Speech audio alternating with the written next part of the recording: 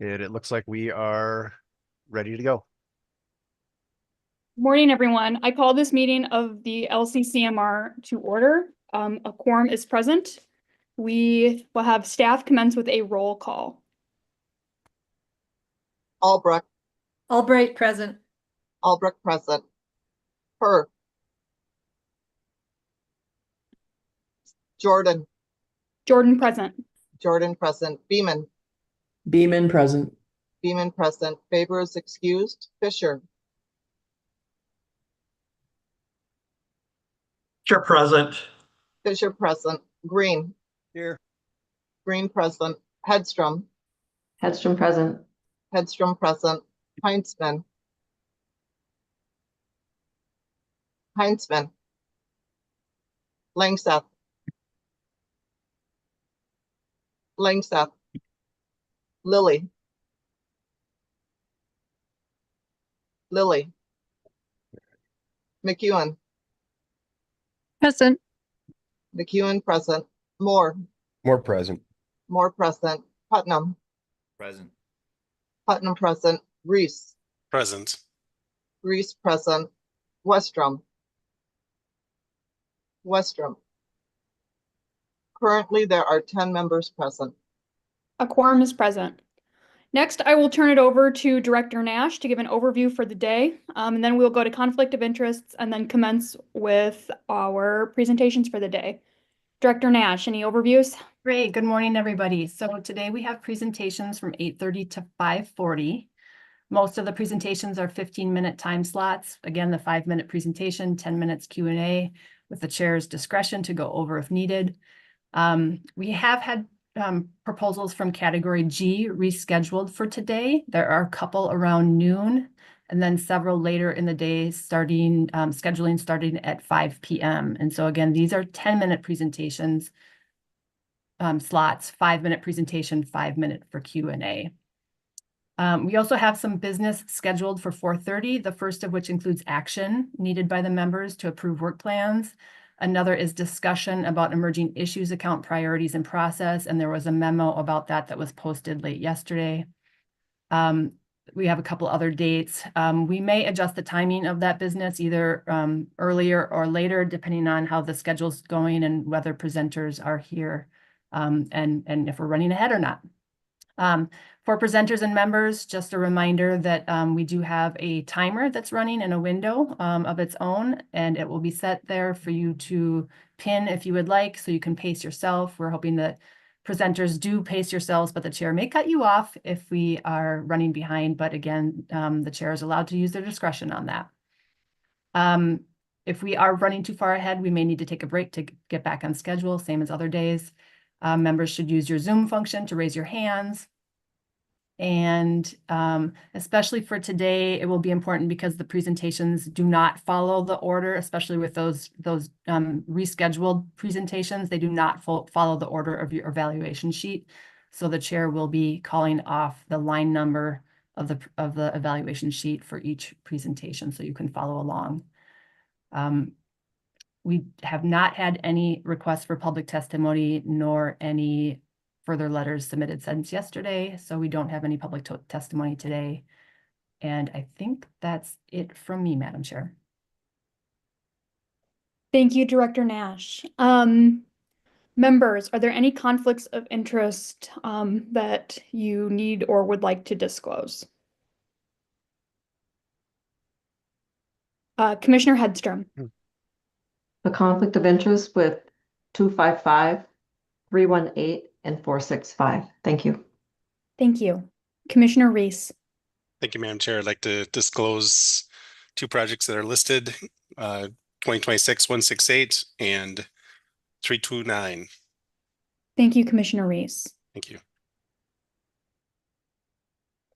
Not seeing any other disclosures. We will get started for the day.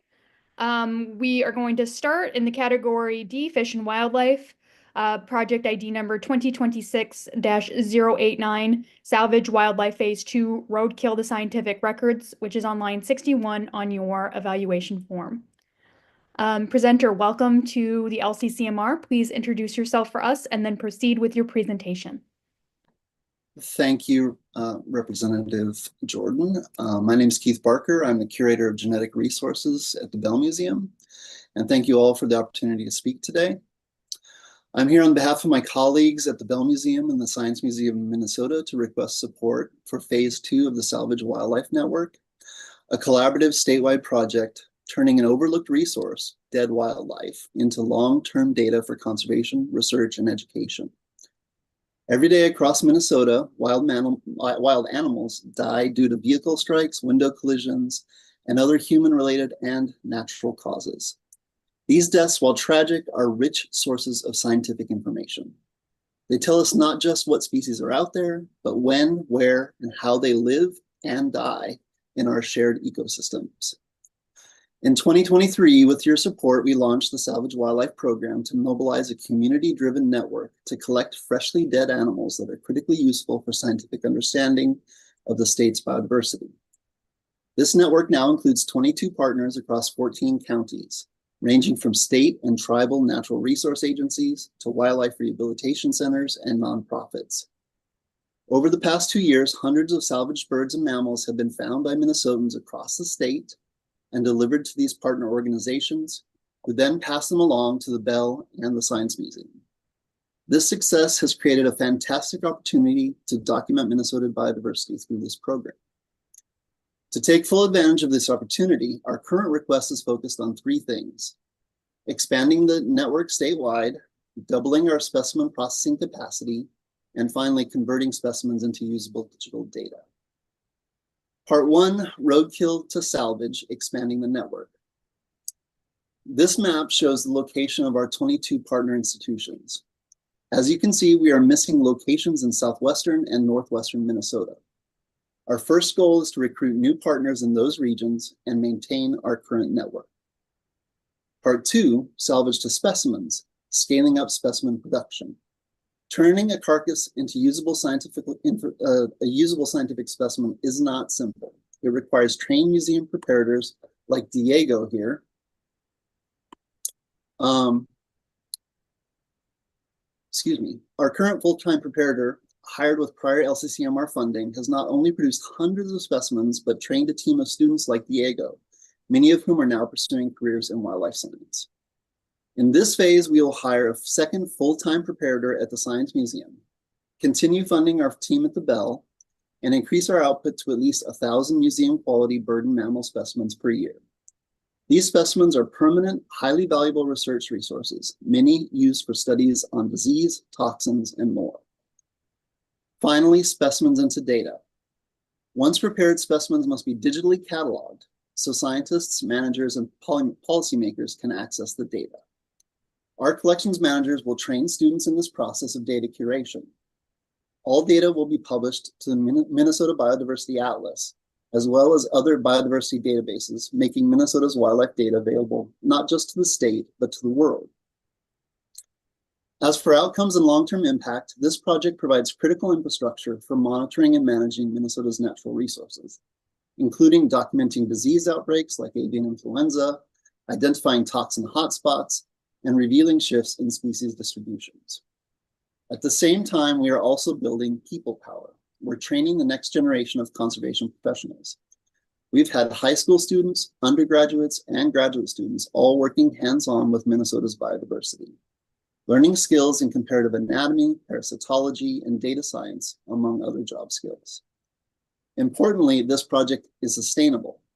Both the Bell and Science Museum have invested in permanent staff to support this work and are committed to sourcing long-term funding to maintain it. In closing, Salvage Wildlife Phase 2 is about transforming roadkill into research, tragedy into training, and death into data. It's a smart investment in understanding Minnesota's wildlife and a model of how we can turn everyday losses into lasting knowledge. We thank you for your past support and ask for your continued partnership to grow our work. I'm happy to answer any questions. Thank you for your presentation. Questions from members? Commissioner Moore. Thank you, Chair Jordan, and thank you for the presentation, Dr. Barker. I'm a fan of this project. I was a fan of the first phase, and I like when we can recycle dead wildlife for disease or contaminants testing. I think there's a project funded by LCCMR with the University of Minnesota to do disease screening on recently dead wildlife as well. Mhm. If I recall correctly, in the first project, there was going to be some contaminants testing on some of the dead wildlife. Has any of that been done yet, and are there plans to do so? Well, for the first project was purely to put together the network and start gathering the specimens for particular scientific applications. So we don't actually have money in that project or actually in the current project to actually start that testing. The first testing that we're going to be doing is in this round, actually since the beginning of 2025, we're saving specimens and we'll be taking swabs to give to Dr. Wunschman over in the Veterinary Diagnostic Laboratory, and he'll be testing all of those animals for HPAI. And then we just had a proposal in this round to start looking for environmental plastic contamination in animals. Unfortunately, that didn't make it to the panel assessment, so we'll be turning that around, I think, for the next panel to see if we can get funding for that. So yeah, we're actively seeking funding to start doing some of these sampling stage, actually using these specimens to make some of these assessments. But at the moment, we do not. Thank Commissioner you. Moore, follow-up? No follow-ups. Thank you. Further questions from members? Okay, seeing none, thank you for your presentation. Thank you all. We are going to move on to line 74 in your proposal, project ID number 2026-113, Partnership for Resilient Landscapes from Pheasants Forever. This is also under the category of fish and wildlife. Welcome to the LCCMR. Please introduce yourself for the committee and proceed with your presentation. Good morning, Madam Chair and committee members. My name is Josh Pommier, and I'm the private lands manager with Pheasants Forever here in Minnesota. And I would like to present to you our proposal, Partnership for Resilient Landscapes. Our proposal is focused on voluntary private lands conservation throughout the agricultural matrix of Minnesota, with the goal of helping landowners with voluntary conservation within already identified areas of Minnesota. For thousands of years, waves of fire crisscrossing across the landscape, followed by herds of bison grazing the fresh green growth, formed the place that we call home in Minnesota. In 2025, we no longer have these disturbances, nor the vast habitat corridors to allow for species migration within the changing habitat and land use changes. The job of terrestrial species migration now falls on our shoulders, so that way they can remain resilient in the face of land use changes and extreme weather events. Minnesota is home to many different plans. We have the Minnesota Prairie Plan, the Pheasant Plan, the Duck Plan, watershed-based implementation plan, and other local plans. Our proposal does not create another plan. Our proposal places to retain and place 36 Pheasants Forever and Soil and Water Conservation District staff within local USDA and Soil and Water Conservation District offices. Many of these, but there to help with technical assistance to benefit our wildlife, our soil health, and our water quality. Many of these plans already incorporate the building of habitat corridors, and then the corridors are key to helping the wildlife expand their home ranges, making them resilient in the face of extreme weather events and land use changes. We're in a unique time right now in Minnesota where the legislature appropriated one-time money for the CREP program. And CREP is a combination of the CRP program, which is the Conservation Reserve Program, which is a 10 to 15-year program, and also the Reinvest in Minnesota program, the RIM program, which is the permanent side. These two programs got married to form CREP. So Bowser and Soil Water Conservation Districts and other nonprofits we're creating a buzz right now in the conservation community for this CREP program. And My first 9 years with Pheasants Forever, I was a farm bill biologist in Meeker County, working with landowners every day on voluntary conservation. So I firsthand seen what happens when there's a buzz created, in that we get, one landowner comes in, we talk about what the CREP program is and other conservation programs as well. And then they're excited, they tell their neighbor, and then it creates a snowball effect. And then we get to create these habitat corridors, which are key to helping, species in the face of changing land use changes and climatic events. I want to acknowledge that our proposal is not the cheapest proposal submitted this year. And I want you to know that this scalable proposal is a very cost effective. When you look at cost per acre, impacting 100,000 acres, our proposal breaks down to $48 per acre. And partnerships is in our title, and it's also shown in the list of supporters. We're asking for 50% of the funding needed to make these positions whole. Technical assistance to private landowners does not happen by one person or one agency, rather numerous groups coming together to form this partnership. And our scalable proposal brings together private companies, public agencies, non-government organizations, as well as federal partners to help form a resilient conservation approach. Madam Chair and committee members, I want to thank you for the opportunity to present to you today, and I'm happy to answer any questions you may have. Thank you for your presentation. Members, questions for the presenter?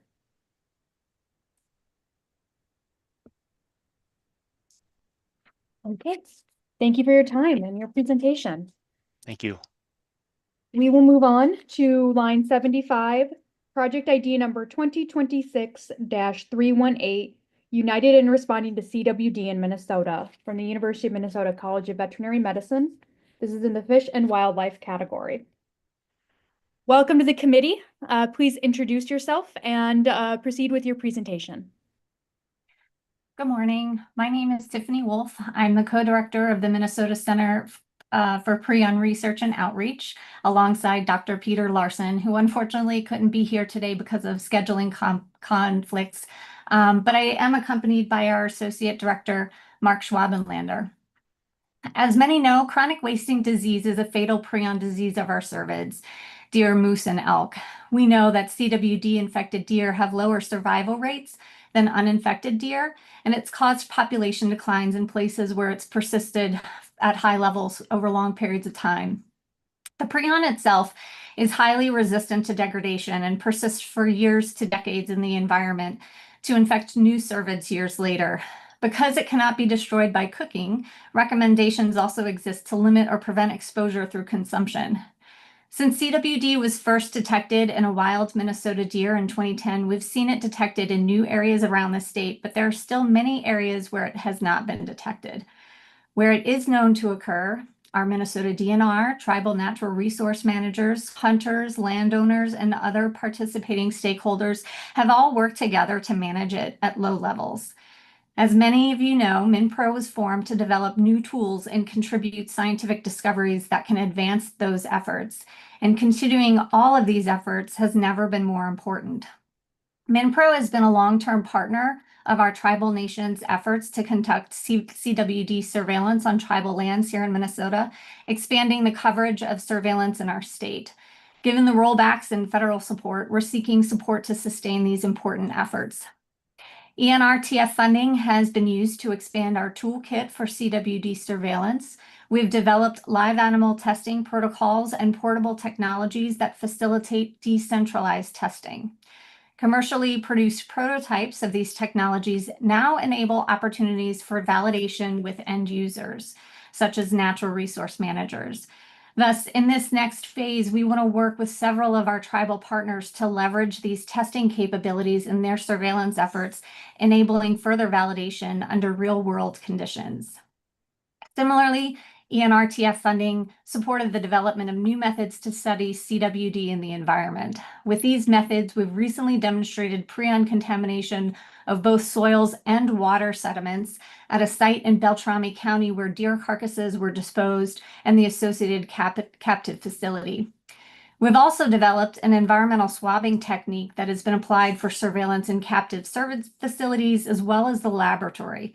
We want to leverage these techniques to further study how prions bind to and are transported through the environment, including dust particles. MinPro now has a 20-year lease to the Beltrami County Deer Carcass Dump Site, which offers the opportunity to pursue lines of long-term environmental study in an area of known prion contamination. Moreover, we've facilitated the launch of several new multidisciplinary scientific teams pursuing promising avenues for prion degradation and remediation. We want to continue their support as they work toward applications in CWD control. Finally, as CWD has continued to emerge in new areas of Minnesota, including the Twin Cities greater metro area, we want to advance our understanding of the ecology of this disease and how it spreads through deer movement and their landscape. We hope to do this in a number of ways. Through the integration of CWD live animal surveillance in partner studies of deer populations and habitat use, by advancing newly developed spatial models that integrate CWD test data and deer population characteristics with new environmental data, and by building MinPro's laboratory capacity to assess prion infection potential following detection. Above all, we want to make sure that our science is accessible to all Minnesotans. It's important to us to continue to actively engage our communities through outreach and education. MinPro was established in 2019 to meet the needs of our state, and we continue to respond to those needs. We've listened to the questions and concerns of our legislators, our tribal partners, and over 180,000 Minnesotans that we've interacted with through our outreach. Everything in this proposal has been informed by those connections with our communities across the state. As ever, we're very grateful for all of the support LCCMR has shown us previously and certainly appreciate your time and consideration today. Thank you. Thank you. Questions from members. We'll start with Commissioner Green. Thank you, Madam Chair. I was looking through the proposal and I for one think that we should be seeing more results for the amount of money that we've stuck into CWD. It's just more and more studies, and I don't see much conclusion. And you talked about expanding your lab. I think you got a new lab at the university with state money just for prions. I also see here that you've got Peter Larson is still involved in this. And I was under the impression that Mr. Larson had started his own, basically his own business with the information that he's learned from the university while he was employed there. Is he still employed with the university, or is this money going into a contract with him that he'll be fueling his own private business? To the presenters. Commissioner Green, to answer your question about the startup company Priogen, Dr. Larson and Mr. Schwabenlander are both involved in the startup company. This is, and Dr. Larson is not leaving the university or his position in MinPro. This is a separate entity, and I appreciate the opportunity to explain how it fits in with MinPro. The university supports spin-off companies like Priogen, the one founded by Drs. Larson and Mr. Schwabenlander, as a mechanism to take our technologies from the place of creation in the laboratory into the hands of end users. And that's exactly what Priogen does. So MinPro has made some really groundbreaking discoveries and advancements in technology for the diagnostic testing of CWD in deer. The way to get that to the hands of end users was through this startup company. And so this is a benefit to the state as well, because royalties from the licensing of those technologies goes back into ENRTF as well. I want to acknowledge that Commissioner Westrom is present. Commissioner Green, follow up. Is the new company a nonprofit or a for-profit company? To the university. Commissioner Green, the new company is a for-profit. Commissioner Madam Chair. Green, follow up. Okay, just another point that we have to really get to the bottom of. because they've changed some numbers, but in the last time we had a meeting within the legislature, the numbers were from 2001 to 2021. They had tested 120,000 deer and 194 of them tested positive. And they've changed their testing, as I understand it, to go into the areas where CWD is more prevalent, and they've started testing there instead of statewide. I hope that's not true, but that's what I've been looking at. And so I would really like, before we stick another $5 million into this, to get to the bottom of where we're at. We had an opportunity early on, which Mr. Larson had agreed with at first, which was to take the deer farms, which are now they're trying to run out of business, to take those deer farms and use them as test laboratories because they were already there and up and running.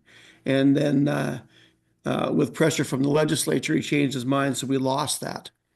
And so there's a lot of unanswered questions before we stick another $5 million into this project. Thank you. I'm going to give the university an opportunity to respond. Thank you, Commissioner Green. I do want to say that participation of captive cervid facilities in research is entirely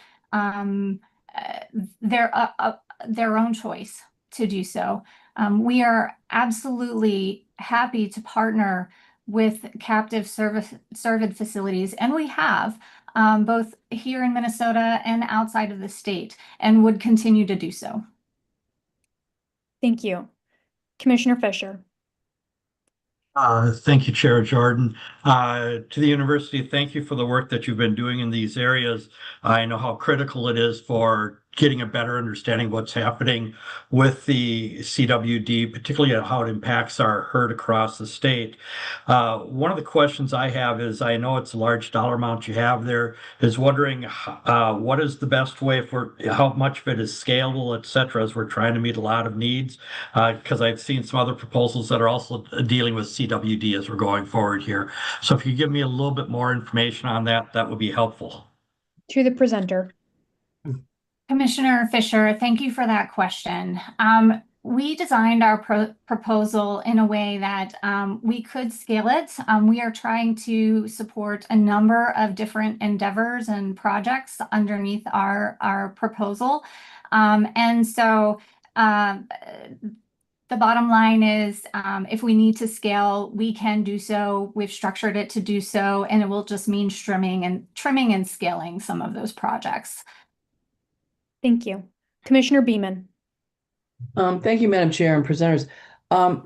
Since I have not heard presentations in the past, being new to the commission, I'm curious from your perspective, what has been the best outcomes or progress that's been made to date from your perspective, particularly with the LCCMR funding? I want to acknowledge that Commissioner Lilly is present. To the university. Thank you, Commissioner Beeman, for that question. We very much appreciate all of the support that LCCMR has given us in the past, and I think many would agree that those investments have yielded high returns. That includes reaching over 180,000 Minnesotans to deliver important information on CWD, directly targeting some of our more diverse hunting groups, including our tribal nations, Amish hunters, and our Hmong hunters as well. We have supported our tribes around Minnesota in various ways, helping them to meet their own priorities and goals related to the management and surveillance of CWD. One of our first tasks was to invent new diagnostic testing platforms. We've done that. Right now, we're one of the largest labs in the country with capabilities for RT-Quick testing. And we've leveraged that technology to create faster, cheaper technologies that can be moved outside of the brick and mortar laboratory, like a research laboratory like ours or the diagnostic lab. And those are the technologies that are now being licensed by Prairie and being used directly by end users. Proceed. I'll stop there. Okay. Thank you. Thank you. Commissioner Reese. Thank you, Madam Chair. So I have a question regarding the deer farms. If they reach out to participate in the program, are there any costs to them? To the university. Thank you, Commissioner Reese. Right now, we try and find ways to creatively conduct the research so that none of it is at cost to the captive cervid facility owners. That's how we've been able to do it in the past. Oftentimes it's writing grants and putting out proposals such as this. But at this point, we've never asked, when it comes to research that MinPro is conducting, we have never asked cervid owners to be burdened with the cost of that research. Thank you. Oh, Commissioner Reese, quick follow-up. Yeah, so does that includes all the diagnostics that might come about as part of that research and feedback to those deer farms? To the presenter. Thank you. Yes, that includes the diagnostics if they're being used for research purposes. And we share all of that data back with the owners. Okay, thank you. Thank you. Commissioner Moore. Thank you, Chair Gordon. Hi, Dr. Wolf and Mr. Schwabenlander. I have struggled with this proposal from the first time I read it for a variety of reasons. First of all, I'm very, very supportive of the tribal surveillance and the CWD network that has been developed by this group. I participated in some of that earlier on in the beginning. I do struggle greatly with the idea that public dollars will be used to validate testing for a for-profit company. I think this has serious implications about perceived and actual conflict of interest. Furthermore, I think this project is extremely expensive. It's literally 5% of the amount of funding that we'll be able to distribute this year. And so I'll follow with a question. In the event that this project is funded at a reduced level, is there a commitment that the tribal CWD surveillance network will be held sacred in that funding cut? To the presenter. Commissioner Moore, thank you for these questions. Where to start? First, yes, we are committed to supporting the tribes and their surveillance efforts. So that unquestionably, we will not be relinquishing that should we have to scale our proposal. Second, CWD, while it's not present yet in all parts of the state, all parts of the state are still at risk. And so I would say this is a statewide issue, and our dollar amount is in line with other proposals that address statewide issues. There was one more point I wanted to make here, and it's just left my my brain. It might have been related to the fact that public dollars are going to validate testing for a for-profit company, which is probably my greatest concern, to be honest. Thank you.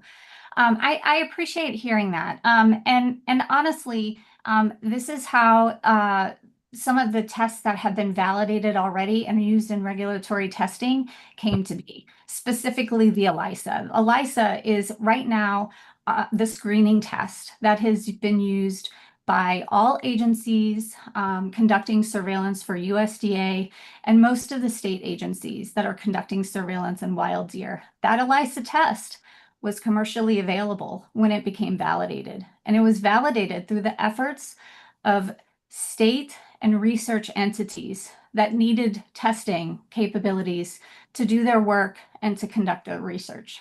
So thank you for that question. Thank you for your presentation, and thank you to members for your thoughtful questions. We need to move on, and we will be moving on to line 76, which is project proposal ID number 2026-332, survival and movement of deer in Minnesota's prairies from the Minnesota DNR. This is in the fish and wildlife category. Welcome to the committee. Please introduce yourself for us and then proceed with your presentation. Hi, thank you. Hello, Madam Chair and members. Thank you very much for the opportunity to discuss this project in more detail. My name is Dr. Tyler Obermiller, and I work for the Minnesota Department of Natural Resources as the Deer and Elk Research Scientist for the Farmland region. I submitted the proposal on survival and movement of deer in Minnesota's prairies. Minnesota is a very diverse landscape, and recently we've seen chronic wasting disease migrate to new areas of the state, most recently to the western border of Minnesota, with little understanding of where they're originating. That's really far away from that source population in southeastern Minnesota, and the Dakota positives are largely in the western parts of those states. Additionally, little is known about deer movement throughout this region of the Red River Valley. The Red River Valley is a river that runs along the Dakotas and Minnesota border, making research-based management decisions difficult. Implementing research in these new areas is imperative to deer health, as previous CWD positive zones have experienced expansion and potential population declines without proper management. Deer survival estimates are outdated in these northern prairies and transition zones, which is the mix of prairie and forest, with no previous study done in these proposed areas. The Minnesota Department of Natural Resources used a harvest-based population model to get density estimates, using these then to set harvest regulations in each one of our deer permit areas across the state. But these models require updated survival estimates, pregnancy rates to develop accurate trends to help set these regulations. Also, there is a variety of predators such as bobcat, bear, coyotes, and wolves, and we receive public concern over predator impacts, particularly canids such as coyotes and wolves. As a deer biologist for the Minnesota DNR, in talking with internal and external stakeholders, we have a huge need to better understand the impact wolves have and how their risk may change depending on age cohort, such as fawns versus adults, or with external factors such as winter severity, and also how they may be impacting our deer population and hunting for Minnesota's residents. Furthermore, little research exists on coyote and wolf movement and habitat use in these regions, with most studies focused in the northern forest. We have a great opportunity to answer several problems within one study, helping manage this important species by better understanding the complex nature of disease movement in large predator-prey relationships. Specifically, we proposed GPS coloring white-tailed deer of all age classes and coyotes and wolves in agricultural and those transition forest ag areas to answer the following.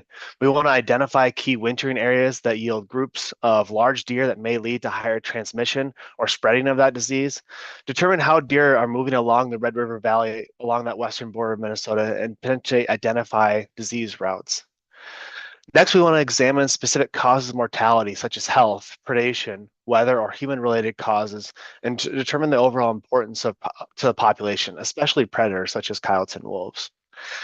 Fourth, we want to determine survival of all those age cohorts of adults and juveniles and fawns during different seasons to input into that deer population model that'll help us set season setting regulations.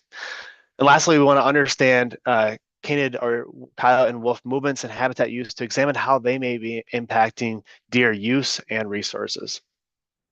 Now, examination of these key objectives will have profound real-world applications. We can first help create research-based management decisions to help reduce CWD transmission by identifying these wintering grounds and movement, and then employ those targeted management techniques such as culling. Second, we can determine accurate survival estimates in these understudied prairie and transition zones of ag and forest, and input into our models and develop density and trend estimates for population estimates, and then use those to set harvest regulations for each one of those permit areas. This being especially important during harsh winters to understand the impact that they may have, and then we can make those regulation changes accordingly. Lastly, we want to understand potential limiting factors and their impact on population dynamics to make management decisions by targeting or solving these limiting factors. Chronic wasting disease and predators, and specifically wolves, have been important and decisive topics in white-tailed deer management in Minnesota. Therefore, this study will help face these challenges to ensure research-based decision-making for management.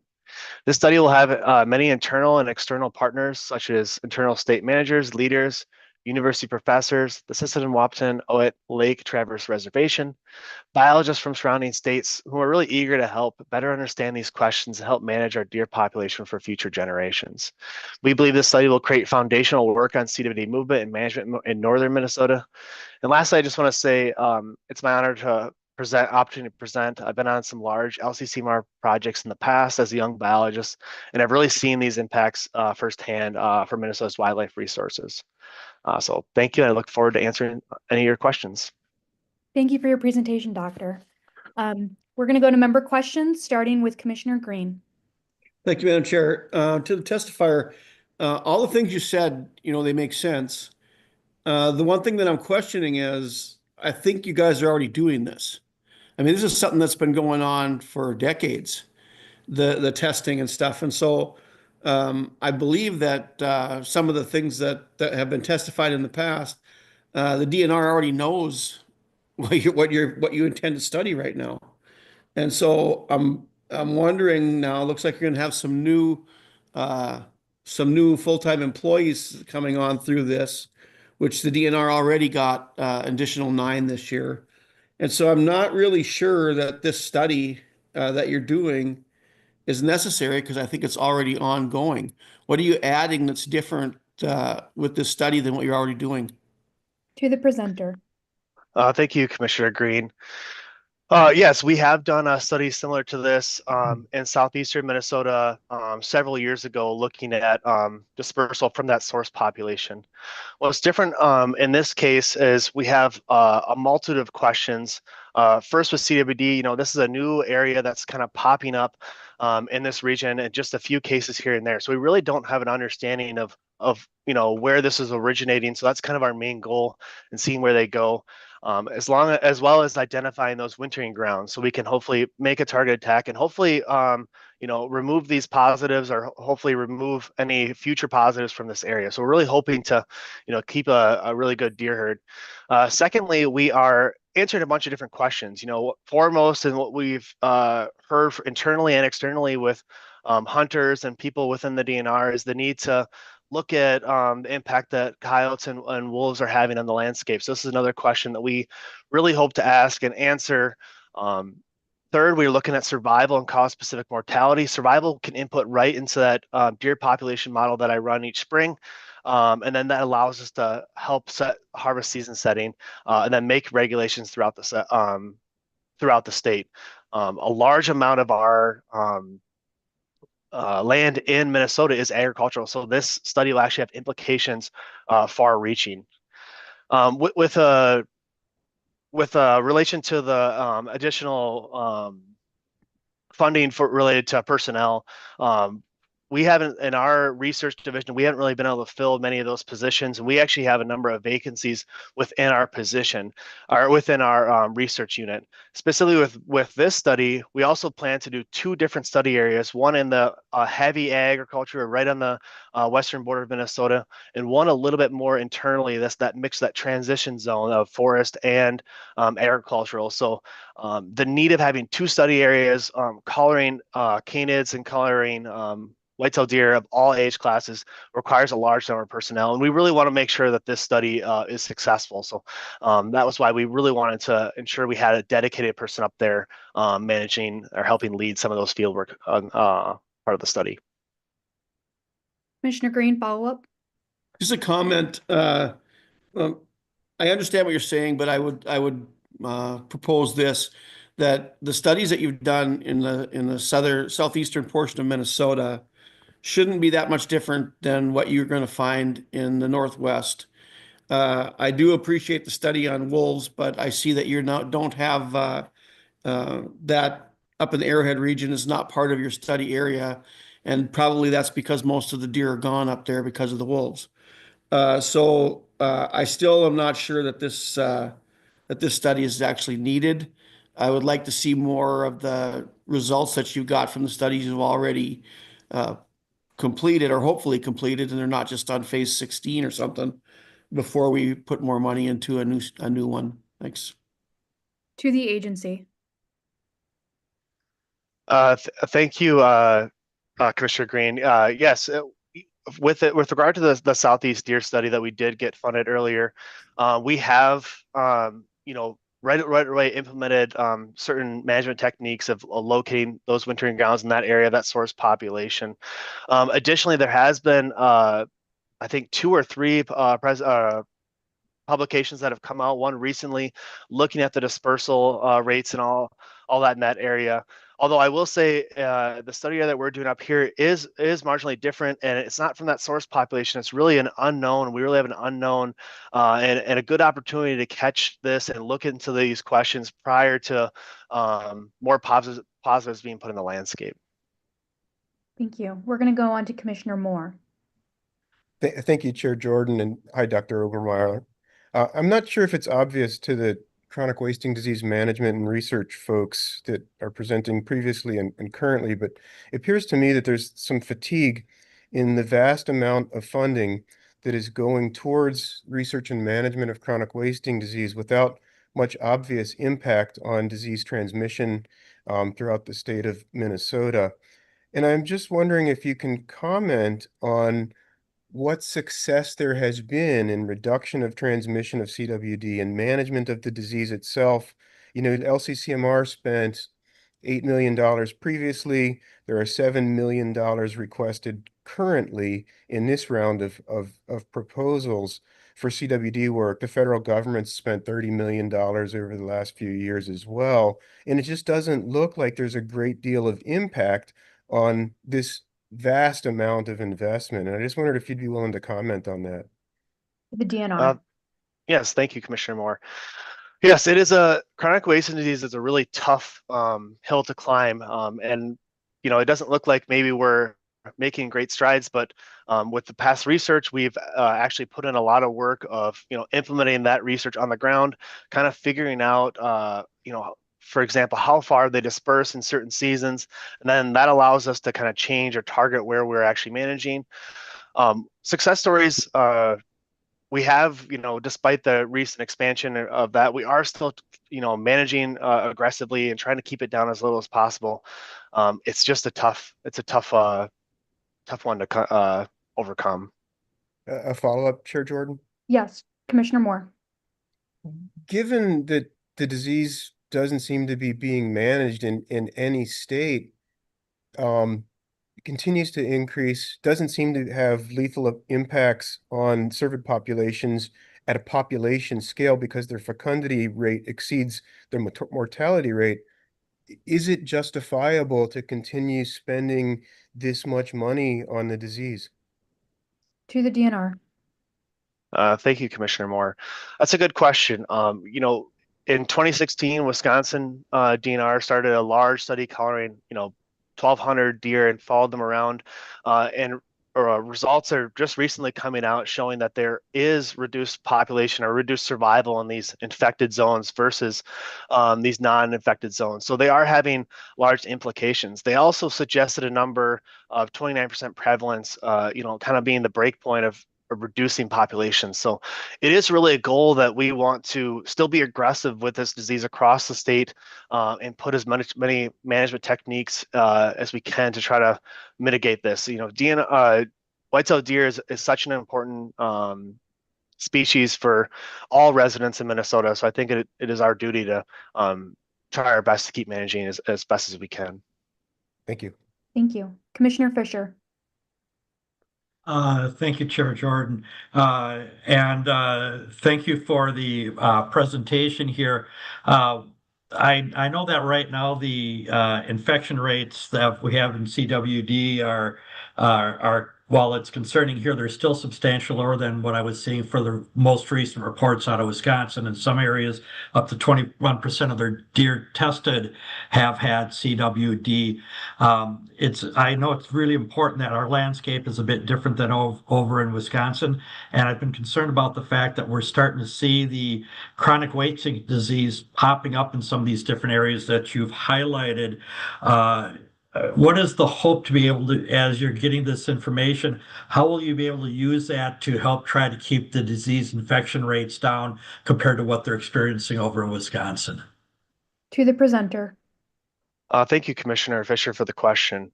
Yeah, for this study, we have really real-time, as I mentioned, application for getting on the ground quickly. Immediately after collaring these animals, we're hoping to, you know, locate these wintering grounds and immediately put in place potentially culling techniques or other management techniques that the wildlife health program will have or they want to employ. And we've seen some success stories in northern Minnesota where we have actually, you know, tested for CWD, done some management, and haven't had any positives. So that's really the goal here, to catch it before we have a large number of positives, before we get the prevalence up. We hope we can make some good management decisions with those. With regard to the source population where it's occurring, that's a big question that I want to ask is, you know, movement throughout this region, the Red River Valley. Are these deer coming into Minnesota from North Dakota? Are they Minnesota deer going, are they crossing the river? So I think if we can answer those questions, we might be able to get a better handle on that. And then we might actually be able to potentially target future testing, maybe across the state, maybe in different areas of Minnesota, and get a better handle on chronic wasting disease in the northern parts of the state. Thank you for your time and your presentation.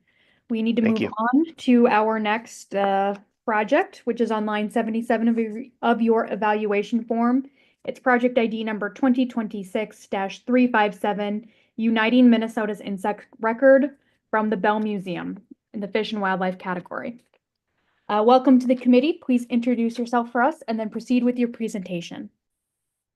Thank you. Thank you, Madam Chair and Commissioners. I am George Weiblin, Science Director of the Bell Museum. For new members, this is by statute Minnesota's official state natural history museum at the University of Minnesota. Now, insects include pests of forests and agriculture, human veterinary diseases, exotic invasive species, rare and threatened species. They shape ecosystems as decomposers, herbivores, parasites, prey for fish, game, non-game wildlife. They include pollinators and indicators of soil and water quality. And you would think, with so much importance, that we'd have a pretty good idea how many inhabit our state. Compared to plants, birds, mammals, fish, we have pretty good idea how many species in those groups, but not for insects, the largest group of living things in Minnesota. There's no comprehensive checklist. So what we aim to do with this project is develop the first comprehensive list of Minnesota's insect species, bring together the state insect collection under the administration of the Bell Museum, and integrate specimen records of insects from statewide natural history collections. There are 4 million specimens in the entomology department at the University of St. Paul campus that are not part of the Bell Museum. And isolating this collection from the official state Natural History Museum, it's an inefficient arrangement that puts these resources at risk. So what we want to do is leverage the prior support we've received from the trust fund in the supporting the development of the Minnesota Biodiversity Atlas, our free online database system to biodiversity records, to achieve these aims related to Minnesota's insect record. First off, we want to develop the first comprehensive checklist by integrating disparate sources of information, species lists that in total will exceed 2,500 species. Second aim, we want to consolidate the insect collection with the Bell Museum while digitizing, capturing digitally the records that exist with these museum specimens at the Science Museum of Minnesota and also U of M Morris collection. This is about 100,000 specimens. And then thirdly, we want to protect some of the 3 of the isolated collections at smaller colleges and universities, including St. Scholastica, Winona State, and St. Mary's University. These small collections actually contain records of disproportionate value because they have material from places that aren't represented in the local collections, helping us to fill gaps in knowledge of historic and current species distributions. Now, the benefits of doing this work, the atlas is already used for species identification, mapping distributions, making checklists, accessing the historic record. With this project, we'll be able to better understand and mitigate insect decline. The access to the info is used in management decision-making, land use, regulatory policy, and training professionals in the natural resource sciences in both the public and private sectors. We're going to expand our network of collections across the state, supporting these smaller collections, and at these campuses, giving students work and career opportunities in natural resource science. And this will position the Bell Museum to preserve for the long term Minnesota's insect record. Very grateful for the prior support of the Minnesota Biodiversity Atlas that has brought us to the point where we can now take on the largest group of living things in Minnesota, the insects, and grateful for the opportunity to present this project to the commission today. Thank you very much. Thank you for your presentation. Next, go to questions from members. Commissioner Albrecht. Thank you, Madam Chair, and thank you for the presentation. I just have a comment. I don't believe Dr. Faber is on, Commission Member Faber, but I know that if he were on here, he would be lifting up the fact that people in the field, and he also as an instructor at Central Lakes College, use this information that is housed in the Bell Museum on a regular basis, and it's really important that we have this historic record, and putting it all together in one place makes a lot of sense. So thank you very much for your project. Commissioner Beeman. Thank you, Madam Chair and Professor Wiglin. As I'm understanding this, this is a compilation of existing databases that's held in all these various locations, and this does not include any new research to fill in any additional gaps, sort of firsthand. And can you, I'm just curious, how much of Minnesota's insect populations do you think in a compilation of all that we have? Are there more insects out there that haven't been studied, that haven't been compiled? Or do you think this will be virtually everything that we have in Minnesota when you're done? To the presenter. Commissioner Beeman, thank you very much for that question.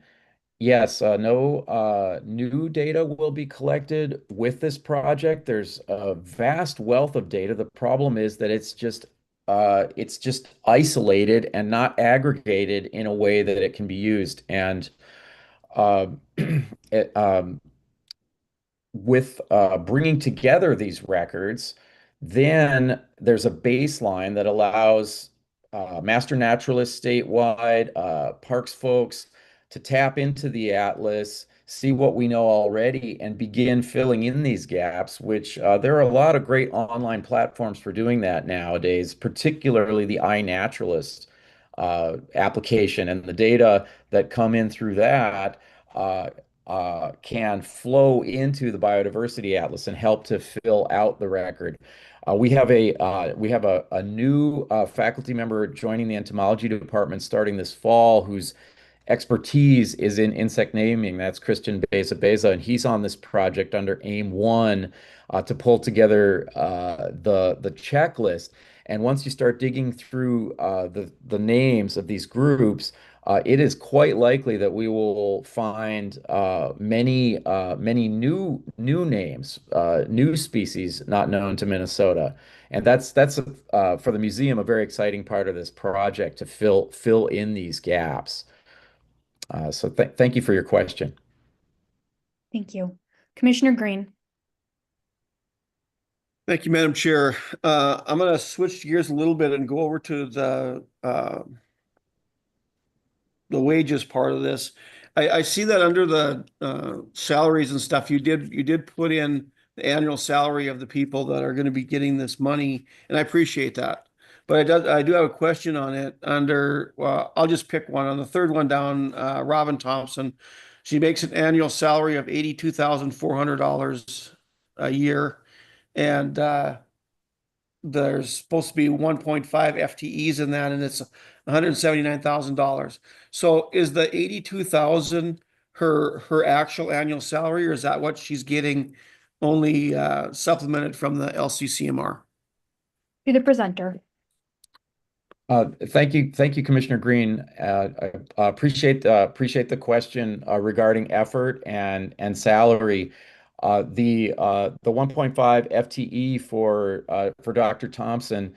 This is a pivotal individual for uniting Minnesota's insect record. It's the only person who's full-time dedicated to maintaining the largest collection in the state.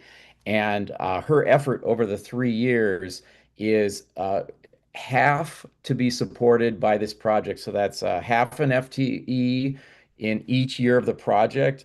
The other half is being matched by the College of Food, Agricultural, and Natural Resource Sciences at the university that will be taking on Robin's new position in the Bell Museum, giving us a 3-year window to bake Dr. Thompson's position into the Bell Museum's operating budget through the revenue that we generate as a museum, through philanthropy, and through the contracts and grants that we pull in. So this is a big step for the museum in being able to take on the management of insects, which formerly has been at risk in the Department of Entomology, that just doesn't have the capacity to support someone like Dr. Thompson. I hope that answers your question. If not, I'd be glad to take a follow-up. Thank you. To Commissioner Green. Thank you, Madam Chair. It was just more of a simple question, okay? And I think I got the answer, but what you're saying is that the 82,000 is the LCCMR funded share of larger salary, correct? I see the university is doing a head nod. Any other clarifying? Yes, That's go good. to the presenter. To the presenter. Yes, thank you, Chair Jordan. Yes, just to clarify, in terms of the dollar amount, that is a base salary. There's also benefits associated with that, healthcare. And so that may be perhaps why the larger figure you quoted doesn't seem to add up. Thank you. Further questions from members? Seeing none, thank you so much, Professor. We are going to move on to line 78, project proposal ID 2026-373, Lake Sturgeon Restoration at Great Lakes Aquarium from the Lake Superior Authority. I see our presenter is here. Welcome to the committee. Please introduce yourself for us. Oh, I should mention that this is also under Fish and Wildlife category. But welcome to the committee. Please introduce yourself and proceed with your presentation. Good morning, Madam Chair and members of the Commission. Thank you so much for the opportunity to speak with you today. My name is Jay Walker. I'm the Executive Director of the Great Lakes Aquarium, which is the business name of Lake Superior Center and Lake Superior Center Authority here in Duluth, Minnesota. I'm here to share an exciting initiative that brings together wildlife conservation, habitat restoration, and community education centered around one of the Great Lakes' most iconic and native species, the lake sturgeon. In partnership with the Fond du Lac Band of Lake Superior Chippewa, the Minnesota Department of Natural Resources, and the U.S. Fish and Wildlife Service, Great Lakes Aquarium will play an active role in restoring lake sturgeon to the St. Louis River. Our project will provide both a sturgeon rearing facility and robust public education, raising juvenile sturgeon for release while engaging hundreds of thousands of visitors with this powerful conservation story. Lake sturgeon were once an abundant species in Lake Superior and in the largest U.S. tributary, the St. Louis River. However, by the mid-1900s, their population had severely depleted due to overfishing, pollution, and habitat loss. River restoration efforts began in the 1970s, leading to improved water quality and habitat conditions. Stocking programs followed in 1983, marking a significant step towards recovery. Yet, despite decades of effort, sturgeon populations in the St. Louis River will still remain below established recovery goals for both population density and natural reproduction. A major ongoing challenge is that current stocking efforts depend on hatcheries located far from the river in states in Wisconsin and Michigan, and transporting juvenile sturgeon over long distances is not only costly and logistically demanding, but also stressful for the fish. In addition, these hatcheries are unable to meet stocking targets consistently. Also, emergent research indicates that rearing sturgeon in their natal waters, especially during the critical early years of life, can improve imprinting on local environment cues, which significantly increase the likelihood that they will return to spawn as adults. That's where Great Lakes Aquarium can make a meaningful impact. Our unique location adjacent to the St. Louis River and our skilled aquatic team make the aquarium an ideal site for a new sturgeon rearing program. Using filtered water directly from the river, we will raise juvenile sturgeon on site through a combination of streamside rearing trailer and a specially designed indoor grow-out system. The grow-out system will serve two important purposes.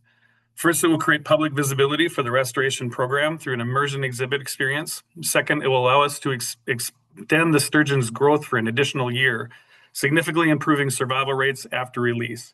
Together, these systems will enable us to contribute up to 3,500 juvenile lake sturgeon annually to the stocking programs led by the Minnesota DNR and the Fond du Lac Band of Lake Superior, Chippewa. But this project is more than a hatchery. It's also a dynamic tool for public engagement. Each year, over 225,000 people visit the aquarium.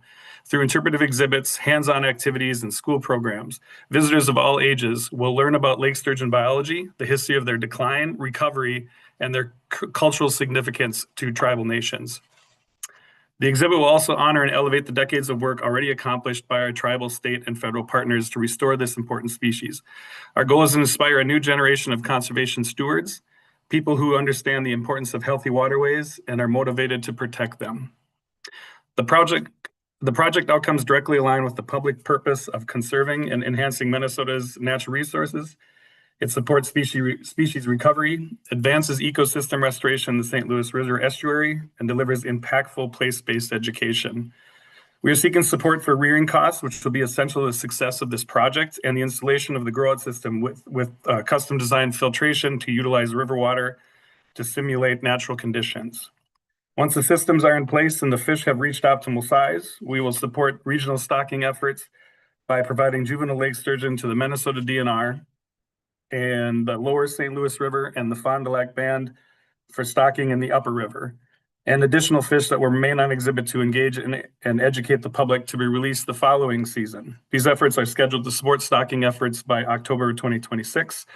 And this is just the beginning. As we complete the first rearing cycle, we will begin again raising the next generation of lake sturgeon for release in 2027 and beyond. This continued effort will strengthen both the restoration of the species and our ability to involve the public in this vital work. Throughout this project, we are transforming Great Lakes Aquarium into a hub of hands-on conservation and learning. Visitors, including thousands of school children, will engage with the science, culture, and environmental stewardship, all through the lens of a single remarkable fish. We're proud to be part of bringing lake sturgeon home, and even prouder to share the journey with the people of Minnesota. Thank you for your time and consideration, and I'd be happy to answer any questions. Thank you for your presentation. Questions from members? Commissioner Moore. Thank you, Chair Jordan. Thank you, Dr. Walker, for your presentation. I love native fish restoration projects, especially those with native communities. My question is, will you be working with Fond du Lac Community College and some of their students, or any of the Fond du Lac Band's educational programs to help to get some tribal students involved in some of this native fish restoration work? To the aquarium. Madam Chair, Commissioner Moore, yes, absolutely. That is a big part of our partnership with the Fond du Lac Band of Resource Management is really to develop that story. We want some support in telling the story, and obviously we would like their history. It's such an important cultural. The sturgeon has such a cultural significance, and we want to make sure that those voices are heard. And it's a big part of this program. Commissioner Moore, follow up? Just a comment. The Ojibwa name for sturgeon means king of fish, and I think that this is a really cool project. Thank you. Commissioner Moore, do you want to share your stat on how many tribal positions are open across the region? Oh, I certainly do. There are 700 tribal science positions in the states of Minnesota, Wisconsin, and Michigan. And we need to fill those with qualified tribal applicants. Thank you, Chair Jordan. You're welcome. I've been thinking about that. Any other questions from members?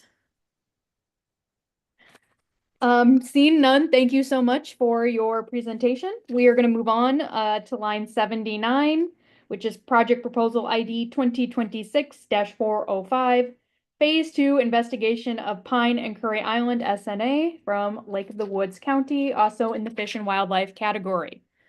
Welcome to the committee. Please introduce yourself and then proceed with your presentation.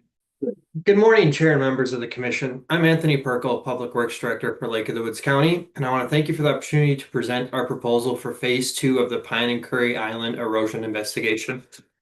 For those unfamiliar with Lake of the Woods, or more specifically the Pine and Curry Island Scientific and Natural Area, I want to extend a formal invitation for you to visit. I'd be glad to take you out on the lake personally.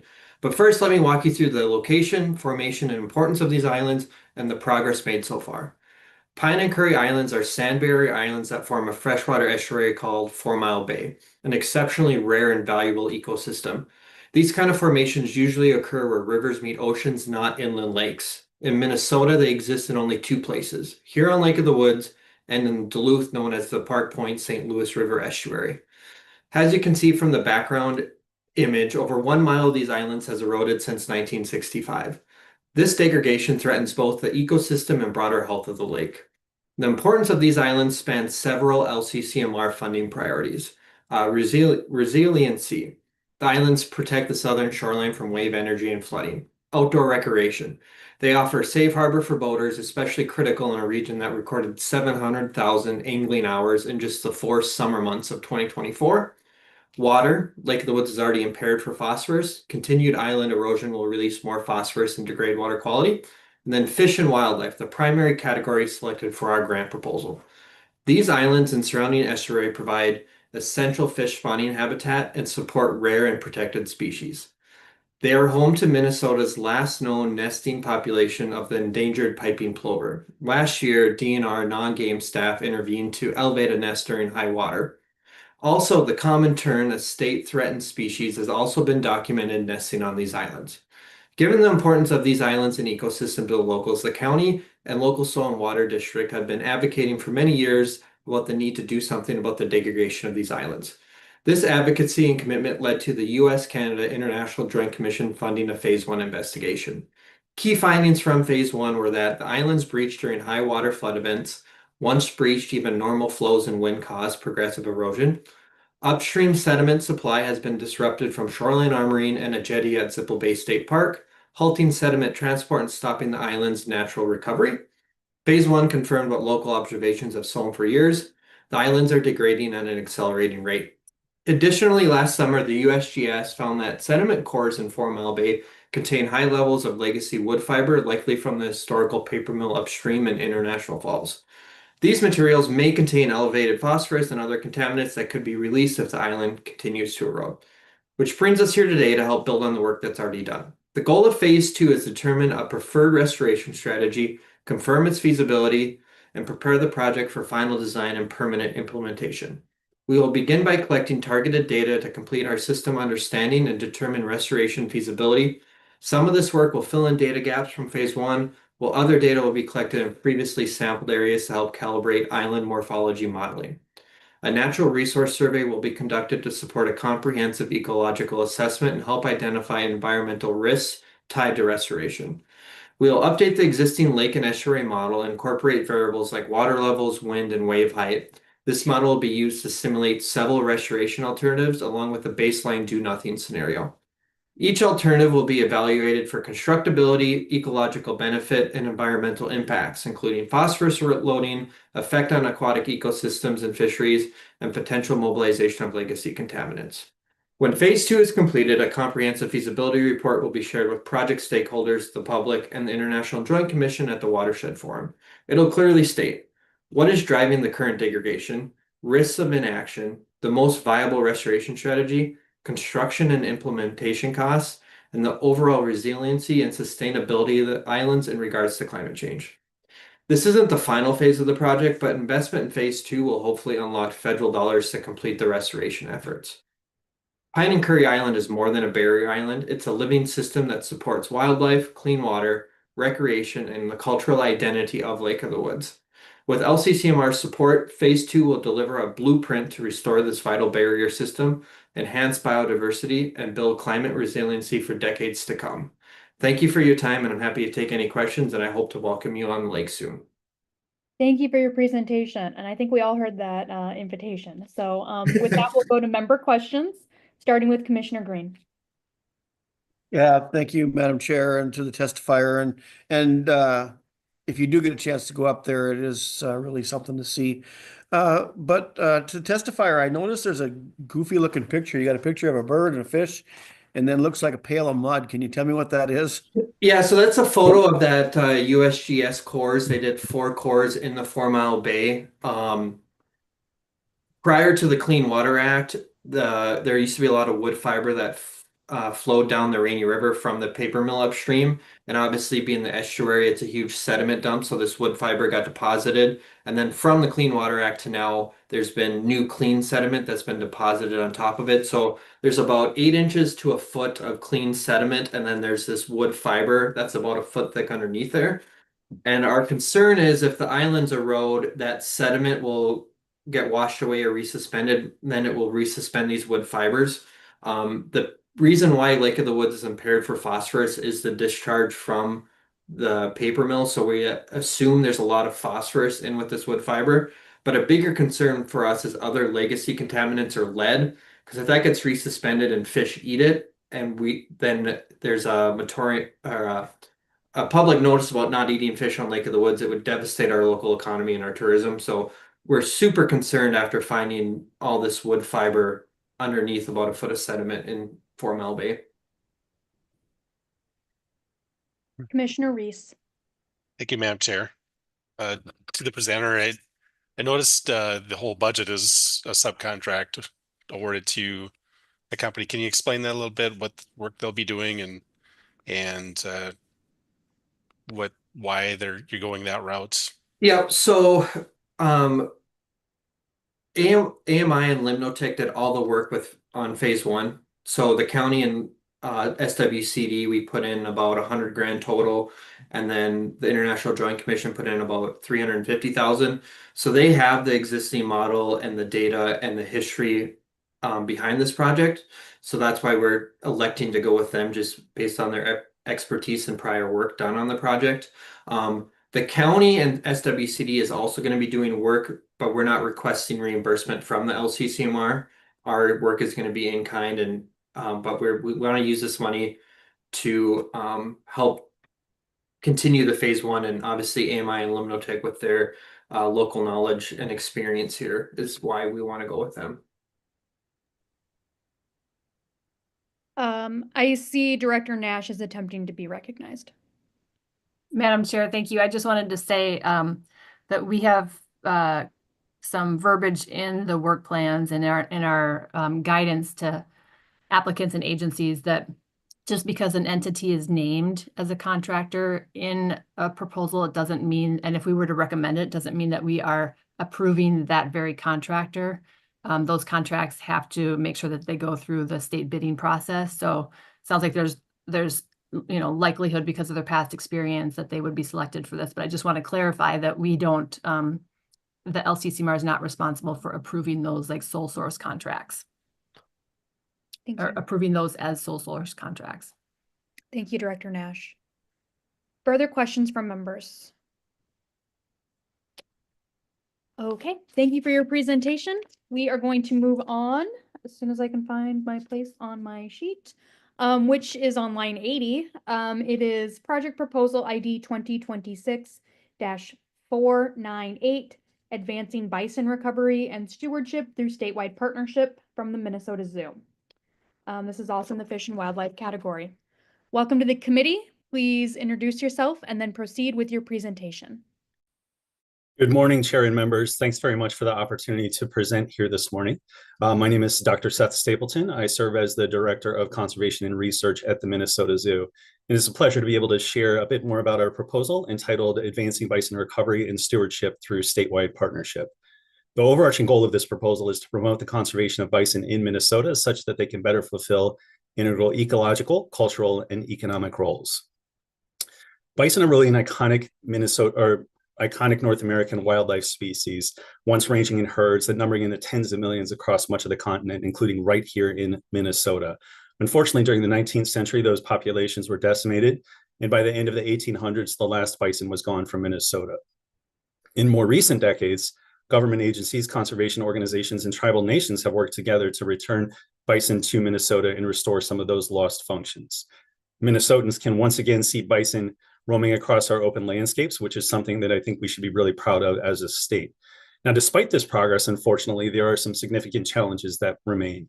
As we look forward to continuing to expand bison populations across Minnesota, those expansion efforts are limited by a lack of suitable habitat and associated infrastructure. There are also threats that persist on the landscape, including disease, and it's challenging to manage these small, isolated satellite herds in terms of genetic management. And although there have been many groups working to advance the recovery of bison within Minnesota, coordination among them was relatively limited until recently. So how are we proposing to address that? The Minnesota Bison Collaborative was created in 2024 to restore sustainable bison populations that support both land and people statewide. This is a diverse group of more than a dozen partner organizations making up the collaborative, again, including government organizations, tribal nations, conservation organizations, and membership-based entities. The collaborative envisions restored sustainable populations of bison on ecologically healthy native habitats throughout Minnesota that support indigenous cultures, food sovereignty and security, and nature-positive economies. And for this proposal, we've really broken our work into 3 activities. The first of which is really focused on implementing the Minnesota Bison Collaborative and conducting conservation activities at existing satellite herds. During our meetings last year, a dedicated coordinator was identified as a priority need to advance the work of the collaborative. This coordinator will facilitate the MBC steering committee and working groups so that it can support information sharing, establish action items, and evaluate progress towards achieving those shared objectives. In addition, we'll support existing bison herds around the state by conducting annual management events. This allows us to ensure that animals are transferred off site such that the land is aligned with the number of bison that it can actually support. There aren't more bison there exceeding the carrying capacity of the land. And it also allows us to conduct annual preventative health checks and disease testing and to collect genetic samples to ensure the genetic integrity of the herd and to inform those transfer recommendations. Our second activity then will chart a course for the continued recovery of bison in Minnesota. The Minnesota Bison Collaborative Coordinator will work with partners, both internal and external, to identify and assess sites suitable for potential bison reintroductions. As part of this activity, we'll hire a temporary natural resources technician and conduct vegetation surveys. This will help us assess the prevalence of invasive species, quantify vegetative diversity, and collect forage samples to really help us get a better understanding of the mineral and nutrient content that may be available on those sites. As part of this effort, then, we'll also coordinate closely with local landowners and land managers to assess the barriers that they might be facing in terms of bringing bison back to their sites, and also help them develop strategies to potentially remove those obstacles. Finally, activity 3 will build awareness of bison as an integral part of Minnesota's landscapes. We'll work closely again with Minnesota Bison Collaborative partners, developing a resource toolkit that will have shared interpretive guidelines and educational materials that are flexible and adaptable for different contexts. We'll also contract with an Indigenous studies expert to develop materials incorporating Indigenous and ecological perspectives on bison conservation and management. And finally, we'll develop a website highlighting the importance of bison and the work of the Bison Collaborative here in Minnesota. Now, our proposal seeks to advance the recovery of bison across the state, which we anticipate will positively impact our natural ecosystems, local cultures, and economies. Specific outcomes we anticipate will include the continued healthy, genetically diverse satellite herds that we have across Minnesota. We'll have prioritized recommendations for the growth of bison herds statewide and how we can address any associated barriers. And finally, we'll have increased awareness of the critical role that bison play as a keystone species on our landscapes. We're excited about this project, and we look forward to working to ensure that Minnesota's bison herd is better positioned to support both the land and the people of our state. Thanks very much for your time and consideration of this proposal, and I'm happy to answer any questions that you might have. Thank you for your presentation. Questions for members? Commissioner Moore. Thanks. You said Commissioner Moore, correct, Chair I Jordan? did say Commissioner Moore. Okay, I hadn't raised my hand yet. But, I saw you unmute yourself, so I had a hunch. Go ahead. Thank you. And thank you, Mr. Stapleton, for your proposal. I appreciate the work that you're doing and the fact that you intend to work with some of the Minnesota tribes with some of their bison herds. I guess I have 2 questions. I know it's hard to remember sometimes 2 questions in a row, but I'll ask them. First of all, have you engaged at all with the Intertribal Bison Council? That's a good group to work with in terms of indigenous bison herds. And then the second part of the question is specifically which Minnesota tribes are you planning to work with? I think there are 4 or 5 now in tribes in Minnesota that have or are growing bison herds. Yes, thank you, presenter. Commissioner Moore. Oh, I'm sorry. Go for it. Thank you, Commissioner Moore, for your question. Yes, historically, we have engaged with the ITBC. More recently, we've been partnering with the Tonka Fund, which is an Indigenous-led organization focused on individual producers that are associated with tribal communities rather than the tribe itself, like the ITBC does. We anticipate there will be future opportunities to engage with both the Tonka Fund and the ITBC. In terms of the specific tribal nations that we've been working with and that are currently committed as members of the Minnesota Bison Collaborative, the organizations that participated last year in that include the Grand Portage Band of Lake Superior Chippewa, the Lower Sioux Indian Community, the Leech Lake Band of Ojibwe, the Shakopee Midwakaton Sioux Community, Prairie Island Indian Community, and the Upper Sioux Community. We have a particularly strong relationship with the Shakopee Midwakaton Sioux Community and helped them to return bison to their lands a few years ago. So it's a really exciting project and work on their lands. Commissioner Moore, any follow-up? Yes, thank you. I'll get this communication protocol right about the time that my sentence expires. Thank you, Mr. Stapleton. My one follow-up question is, or comment, I guess, is that Red Lake Band of Chippewa and White Earth Band of Chippewa both also have existing or growing bison herds. And I do like your idea of disease and health management, in particular in collaboration with tribes that don't necessarily have staff on hand to do some of that work. So I'm very supportive and encourage you to move forward in that direction. Thank you. Thank you. We're going to go to Commissioner Beeman. Thank you, Madam Chair, and thank you, Mr. Stapleton. I'm very familiar with Dakota County's recent addition of the bison to their Spring Lake Park Reserve, and I see they have a letter of support with you as well. But I'm curious, Bellwin also has bison on their property. Are they involved? Would they be involved in this collaborative, or are you working with them? To the zoo. Yes, thank you, Commissioner Beeman, for your question. As yet, Bellwin Conservancy is not involved, but the Minnesota Bison Collaborative is a very new entity. It was just developed last year, and we look forward to growing and engaging new partners along the way. So there will certainly be opportunities for incorporating additional tribal involvement. We look forward to that, as well as additional government agencies and nonprofit members. Further questions from members? Okay, thank you for your presentation. We are going to move on to line 81, project ID number 2026-499, identifying climate resilient fisheries to guide Minnesota lake management in the fish and wildlife category from the University of Minnesota College of Food, Agriculture, and Natural Resources Sciences, or CFANS. Welcome to the committee. Please introduce yourself and proceed with your presentation.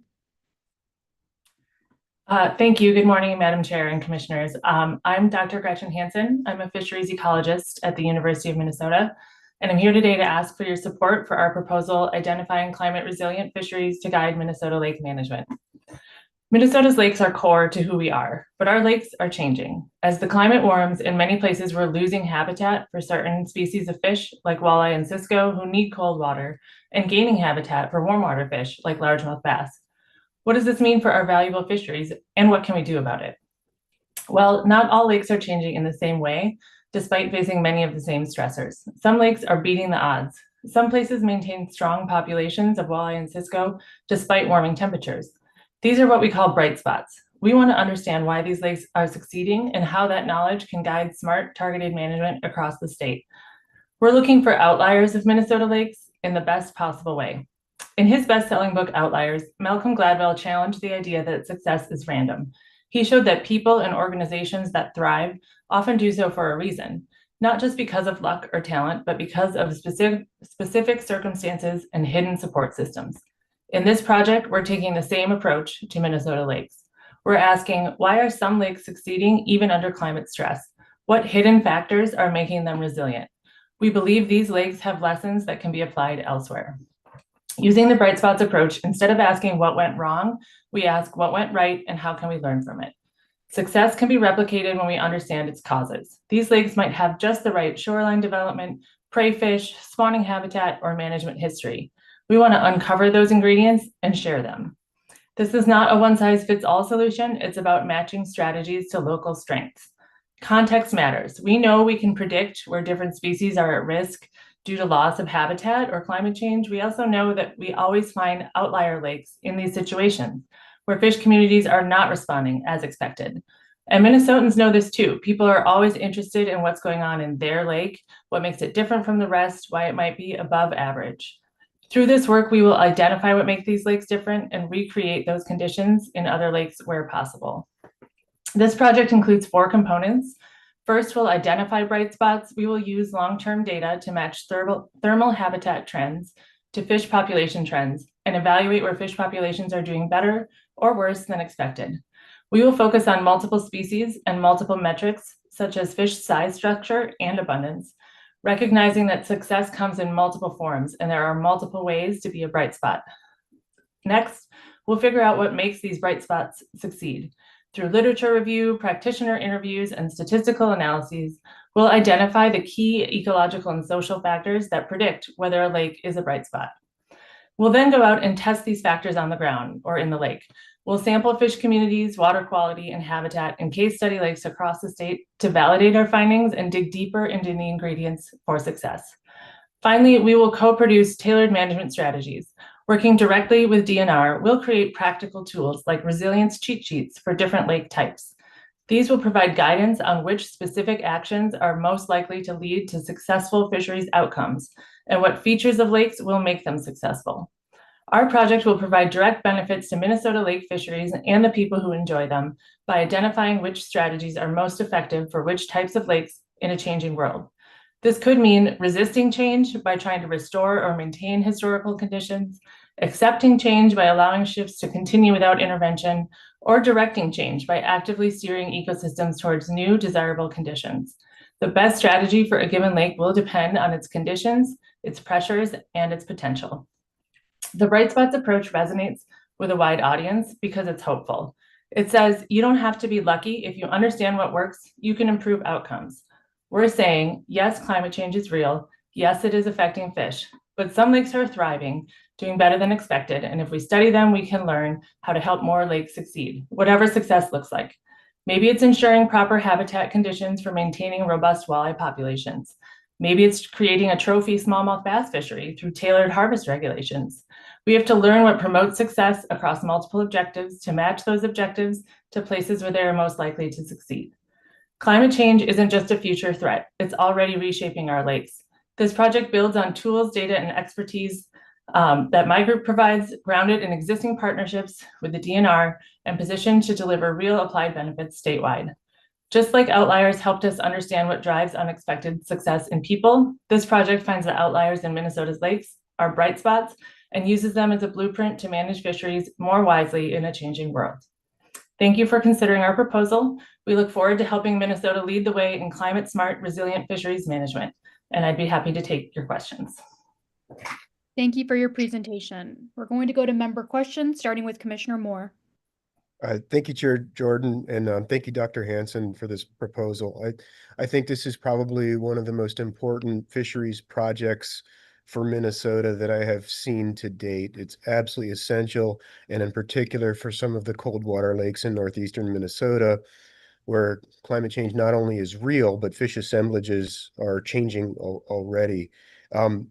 Mostly I have a comment for you. I really like the prescriptive nature of this project, the fact that you're going to develop specific management strategies that can be used as tools by managers.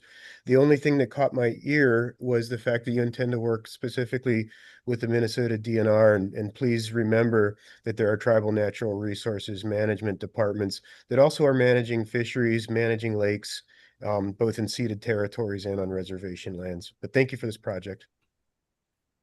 Any response from the presenter?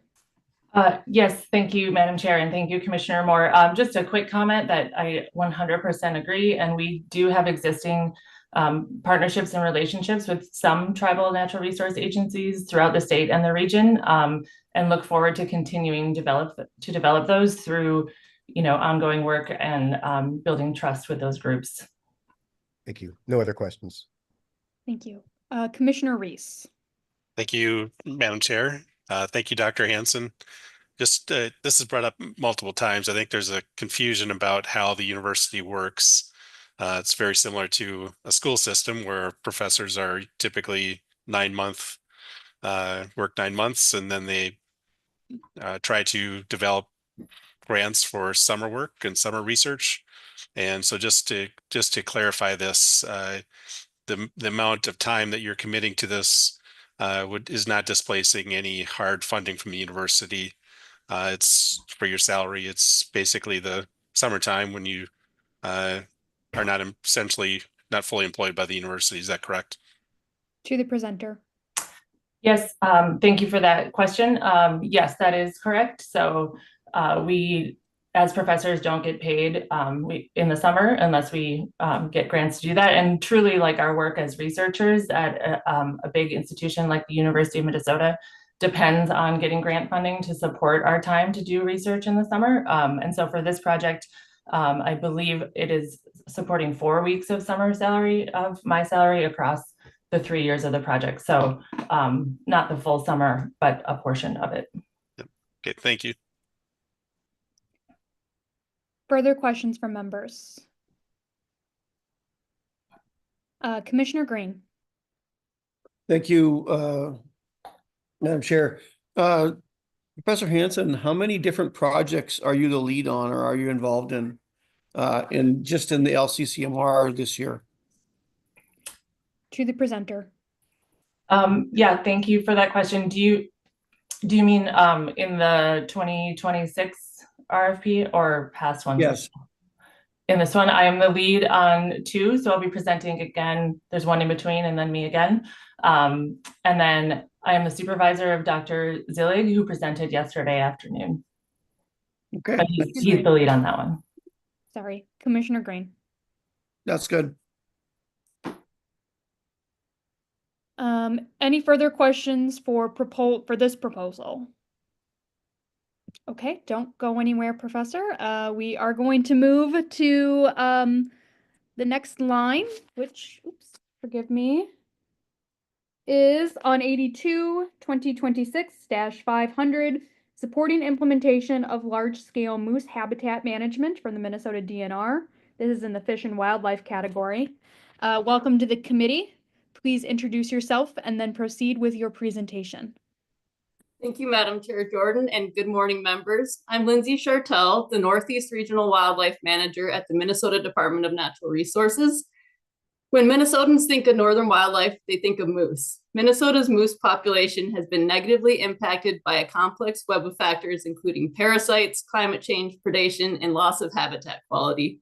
The factor that we can have the greatest influence over is habitat, but managing across multiple ownerships at the large scale needed for moose presents numerous challenges.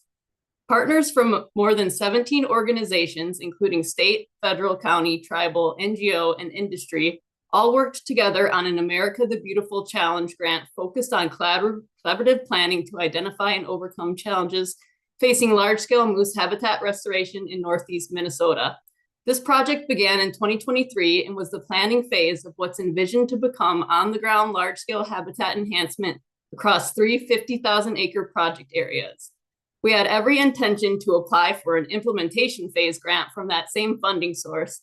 However, that grant opportunity has not opened this year, and it's uncertain if it will be available at all. The planning phase consisted of 5 workshops to identify challenges limiting large-scale moose habitat management and to brainstorm strategies. Partners identified 170 different challenges and grouped those into 5 categories: information, coordination, economics and operations, support, and environmental. Challenges such as unsold timber in need of harvest, fuel buildup, limiting our ability to use prescribed fire, limited number of contractors for habitat work, and conflicting agency policies and priorities.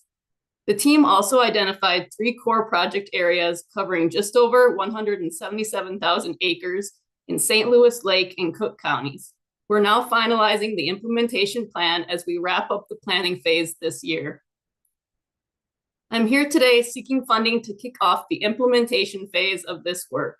Partners strongly agreed that a project coordinator is critical to the success and momentum of this effort. LCCMR funding will provide for a project coordinator housed within the Minnesota DNR, but representing all of the partnering organizations and spearheading this effort.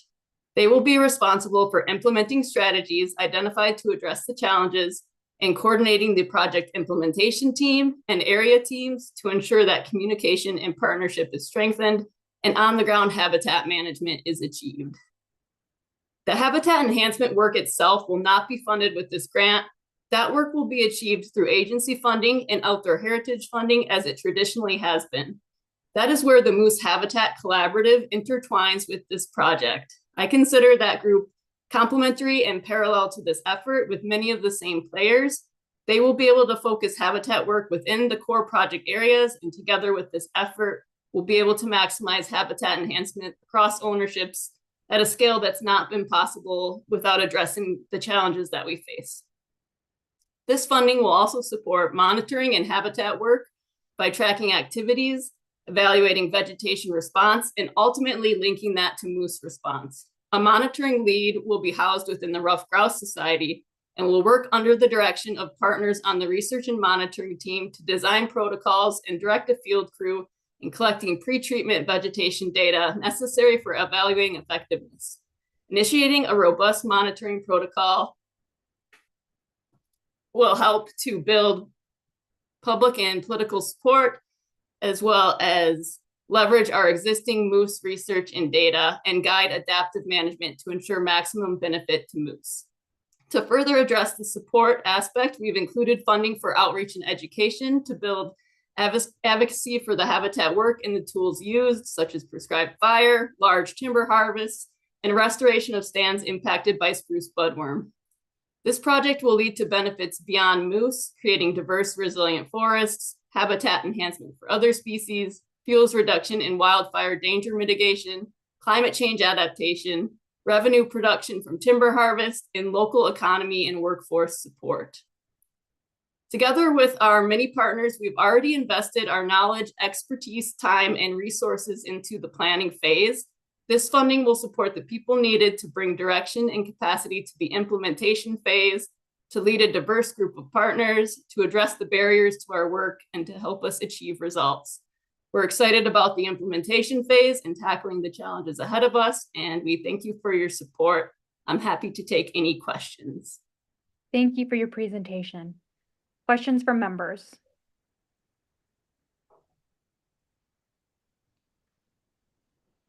Commissioner Moore. Thank you, Chair Jordan, and thank you, Dr. Chartel, for the presentation. I hear some feedback, sorry. First of all, I'm very supportive of this project. It's hard to explain to the commission the sheer number and breadth of project partners in this effort and the amount of work that went into the moose habitat plan over the last 2.5 or 3 years. But just to summarize, it was a group of about 50 people meeting every couple of months to develop a very robust plan. And this is the next stage of that, which is the implementation phase that will be administered by the Minnesota DNR, but led by several other project partners. My question for you, Dr. Chartel, is, one of the metrics that we look at in the commission is the amount of financial leveraging that occurs or the match funding that occurs with projects that we fund. This may be hard for you to estimate off the top of your head, but much of the funding for the actual habitat work is coming from Lessard-Sams or other funding sources. Can you ballpark what that value is monetarily? To the DNR. Yeah, thank you, Commissioner Moore, for that question. And it's definitely a challenging one to answer. We actually had more than 75 different people participating in that planning phase. And so their time, their agency's resources, like you said, the habitat work that the Moose Habitat Collaborative has been doing and will be doing is multi-millions of dollars of match for this project. So it was really challenging for us to think about that component and to include it in the proposal with so many different partners. And a lot of the work that will be done is also things that are part of our typical work, timber harvest, prescribed fire, things that we're doing within our agencies already. So it's really hard to put a dollar value on that, but I would imagine it's quite a large number. Thank you. Further questions from members? Okay. Thank you so much for your time, Doctor. we are going to move on to our next presentation on line 83, project proposal ID 2026-501, evaluating forward-facing sonar impacts on Minnesota fish in the fish and wildlife category, from CFANS again. Welcome back to the committee, Doctor. Please reintroduce yourself for us, though, and then proceed with this project. Thank you, Madam Chair and members. Good morning again. I changed my background, so we know we're doing a different project now. I am Dr. Gretchen Hansen, a fisheries ecologist at the University of Minnesota. I'm here today to ask for your support for a timely proposal evaluating the impacts of forward-facing sonar on Minnesota's fish populations. If you follow fishing news or spend time on our lakes, you've probably heard about forward-facing sonar. It is a new technology that gives anglers a live, real-time view of fish beneath the water surface. You can spot fish, track their movements, and drop your bait right on top of them. It's a game changer, and it's controversial. People have strong opinions and are asking the DNR to weigh in on their pressing questions. Does the advantage that this technology provides translate into impacts on fish populations, or does it just make fishing more fun?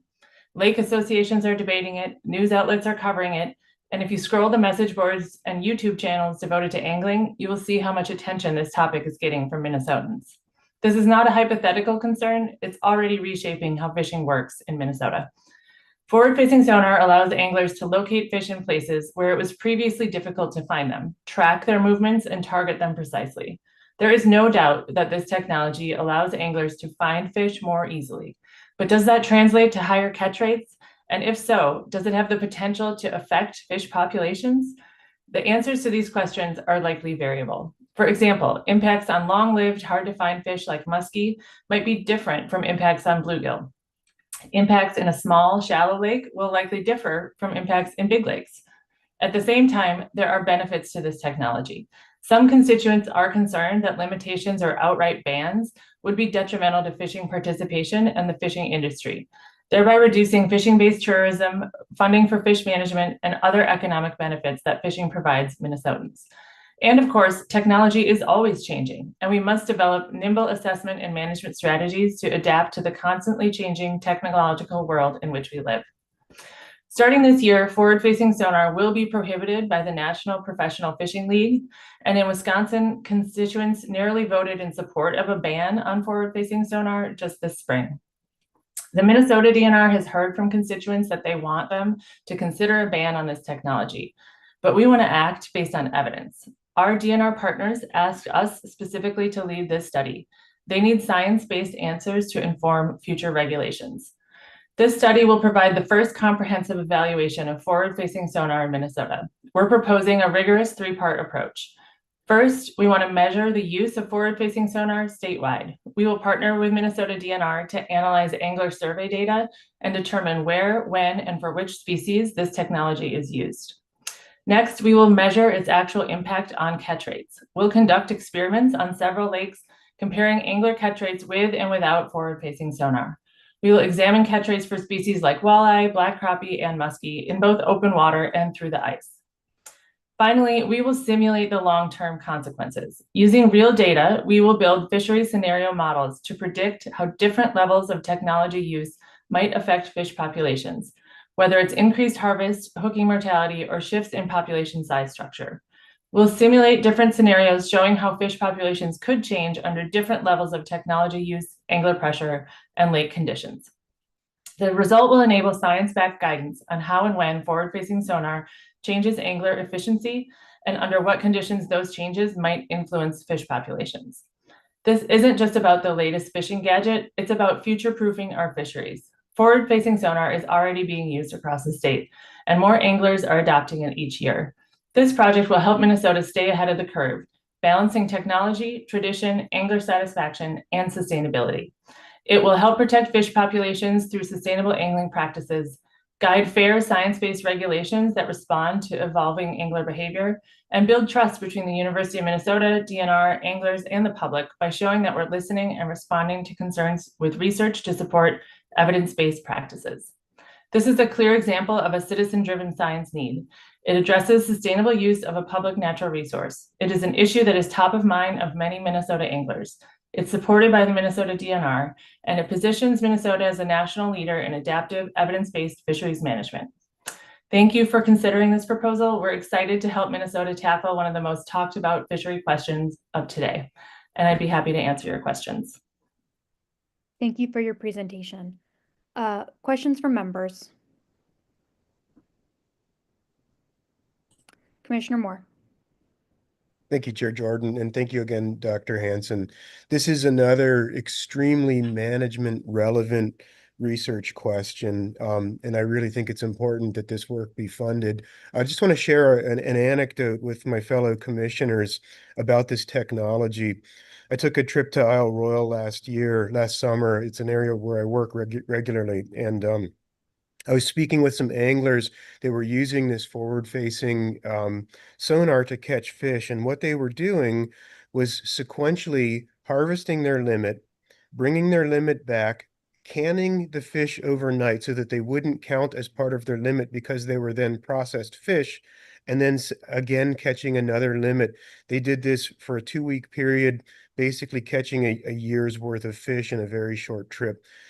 Without this technology, they would not have been able to do that. And so I do think this is a super relevant management applied research question that needs to be addressed. And I'm happy to see that this question could potentially be led and funded by our group. Thank you. Thank you. Commissioner Beeman.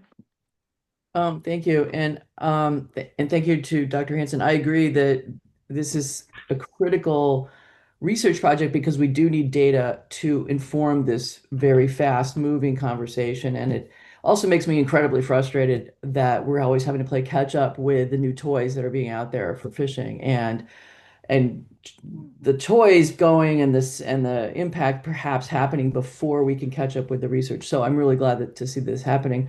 I'm just reflecting back, it almost seems quaint. 20 years ago plus, I was involved with the whole debate over lighted fishing lures and how that was going to be decimating for the fish populations. And this seems just like orders of magnitude bigger in terms of what the potential impact could be.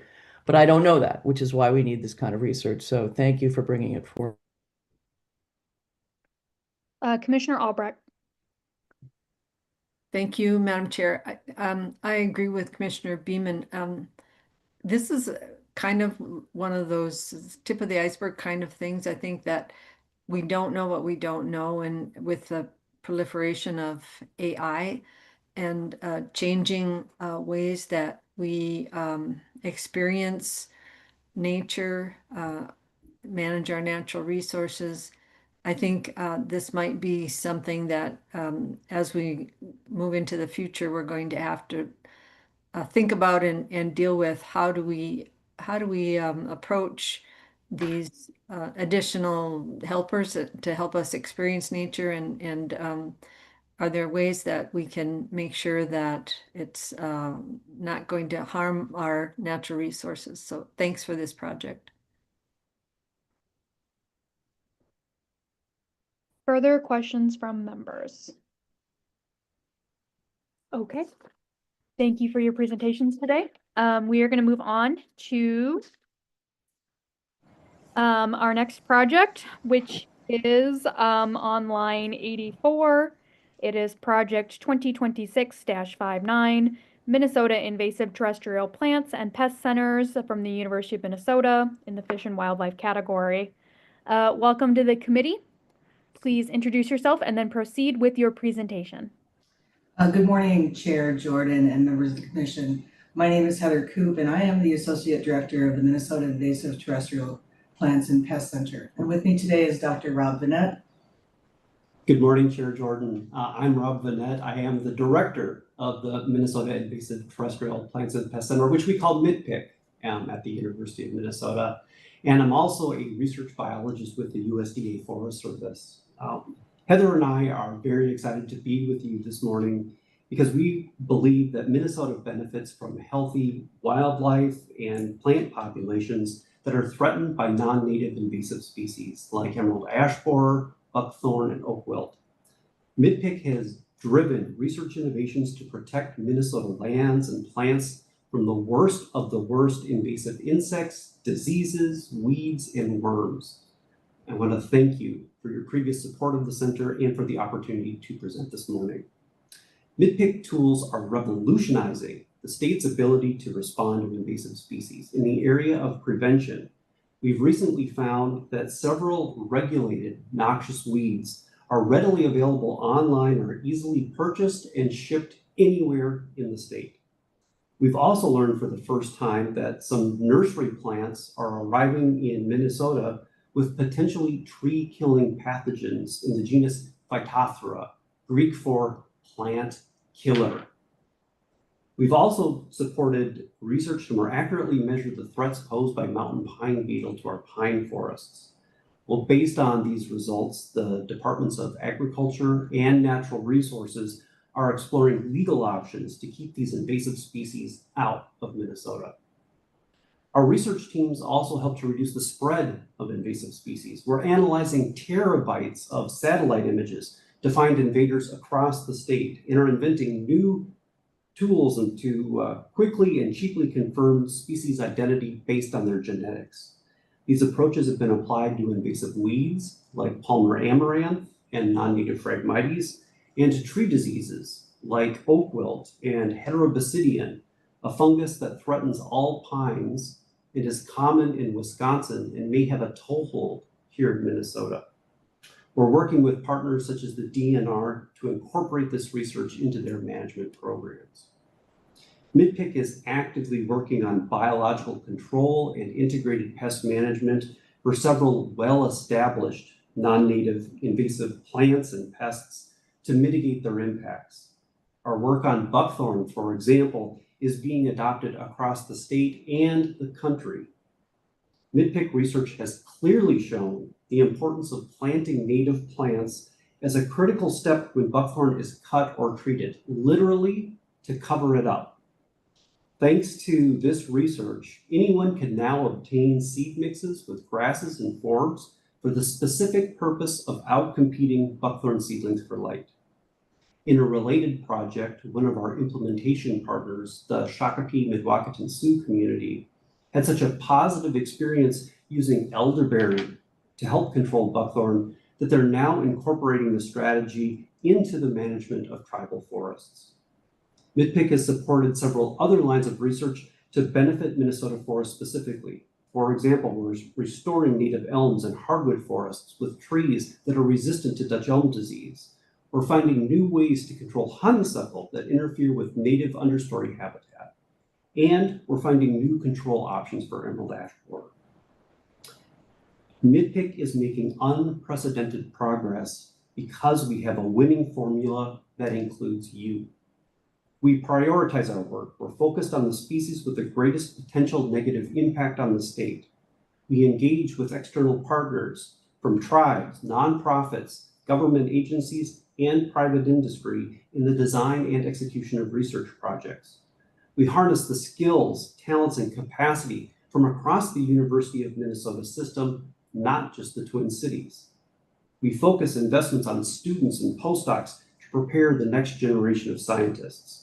And we share our results broadly, in person, in print, and online. In fact, we're honored that our accomplishments are regularly featured in LCCMR's newsletter. Finally, we consider ourselves a full partner with you.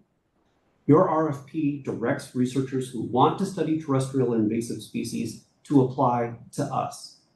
This year, 29 teams applied, requesting more than 3 times the available funding. Our proposal to you will allow us to launch up to 18 new research projects over the next 2 years and continue the development of new techniques and technologies that will protect wildlife and plants from invasive species. Thank you. We'll take your questions. Thank you. We will move to member questions.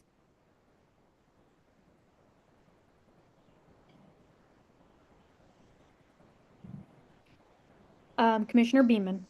Thank you, Madam Chair. And again, this just goes to my being new to the commission.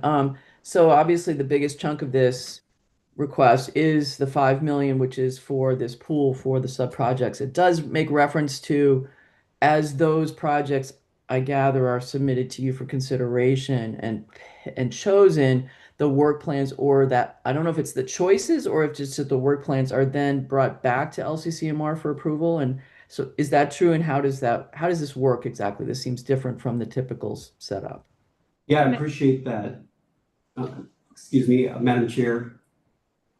And Member Beeman, thank you for the question. Yes, we do have a very unique, we're not a traditional LCCMR project, but it's a very reasonable and successful approach that we've taken. So the funding that you provide funds an open competitive process that we run through the University of Minnesota. We receive pre-proposals that go through a competitive round of review. From there, we invite full proposals, and those also go for further review from national and international experts. So those proposals are very highly scrutinized. In the end, when we identify those projects that we think are worthy of funding, we bring a small version of that project description to LCCMR staff as a component of our work plan to confirm that it complies with all of your requirements. So it is a partnership. Director Nash, would you like to add anything to that? Sure, I was just going to say that thank you. I agree with everything Dr. Vanette said. When we do the work plan approvals, we usually make that a contingency note that members know that they are delegating approval authority for the staff to approve those subsequent sub-projects that are added onto the project. And then those sub-projects are incorporated into the work plan, and we do track those activities, milestones, and budgets as well. Great question, Commissioner Beeman. Any follow-up? Great. We'll move on to Commissioner Reese. Thank you, Madam Chair. Dr. Vanette, thank you for the presentation. Two questions. First, can you discuss your advisory committee and their role and membership on that? And then also just focusing on agriculture, what do you think the impact has been, economic impact has been from your work? To the university. Madam Chair and Commissioner Reese, to your first question, well, I'm going to take your last question first, and that is to say the impact on agriculture, I think, has been highly significant. One of the challenges that we have when we're dealing with invasive species is that producers have a very difficult time having any management responses. And so oftentimes they're required to rely on very general techniques and strategies, specifically pesticides that often have a broader spectrum. And so what we've been able to do through our research is to provide those growers with tools and technologies that allow them to reduce the use of insecticides, fungicides, or herbicides. And we've had a tremendous impact. We've got soybean aphid resistant soybeans so that soybean producers do not need to use as much insecticide. We're finding new targeted ways to use herbicides at the right time of the year to control honeysuckles and other important plants, and working with the Department of Agriculture to control Palmer amaranth, stay on top of that issue. So it's been a tremendous benefit both to agriculture and the environment. And that's the piece I want to emphasize, is that both sides win through this important research. I apologize, I forgot your first question. Advisory board. Oh, the advisory board. Thank you, Heather. The advisory board was particularly active in the initial phases of our organization. They helped us provide some structure in terms of what broad areas of research are most needed. And so that we don't entertain just any research idea, we're very applied in that work. And so they helped us identify 4 themes related to detection and distribution of invasives, new control options, considering what future threats we might be dealing with, and the socioeconomic impacts of invasive species. And it was a broad swath of individuals who contributed to that board. Since that time, we've discontinued their activity, but now I'm very active with the Minnesota Invasive Species Advisory Council, MDA's Noxious Weed Advisory Committee, and I also work with Extension's Invasive Species Community of Practice to provide that feedback. Further questions from members? Okay, thank you so much for your presentation. Members, thank you for your great questions. We are going to be moving on to the energy category.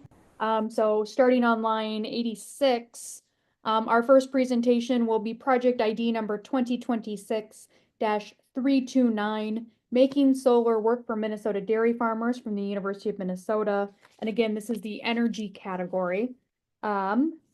Welcome to the committee. I see our presenter is here. Welcome. Please introduce yourself and then proceed with your presentation.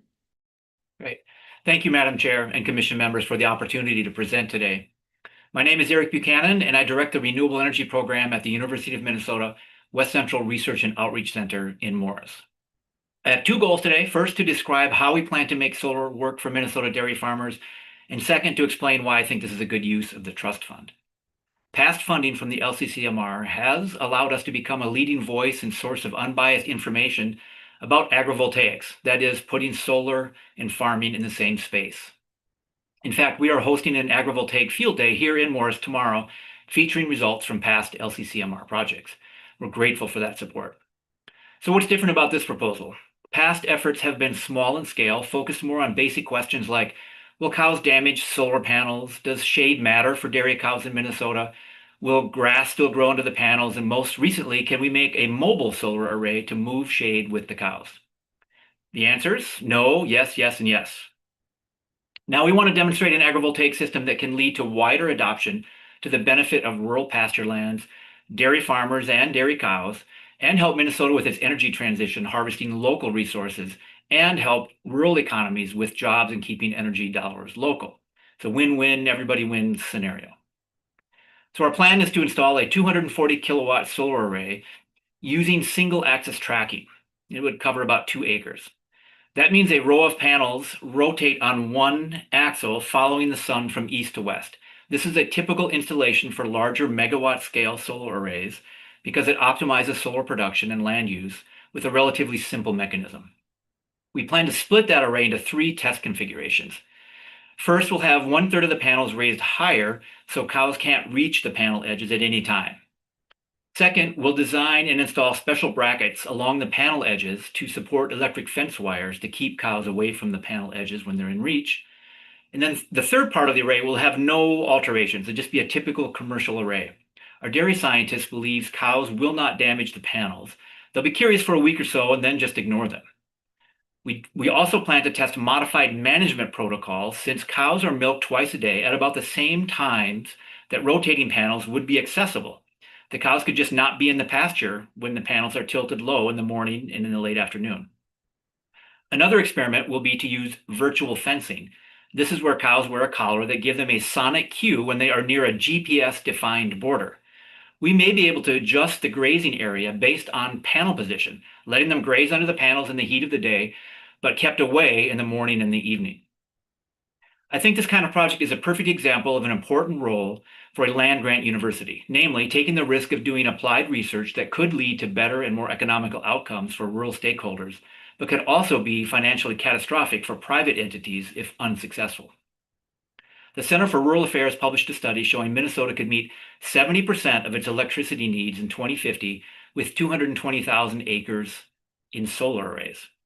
Now, we've seen a lot of rural resistance to prime farmland being taken out of production for solar farms, but there are over 4 million acres of pasture land in Minnesota. Agrivoltaics is a promising way to answer the farming versus energy debate by doing both instead of choosing one over the other. We believe we can demonstrate a way to both meet Minnesota's energy transition needs and address rural landscape concerns while also helping to keep rural communities economically viable. Thank you for your consideration of this project, and I would be happy to answer any questions. Thank you for your presentation. Questions from members? Commissioner Albrecht. Thank you, Madam Chair. Thank you for your presentation. I'm curious if these go in pasture lands, which is kind of a brilliant idea, but what happens to the forage underneath these panels?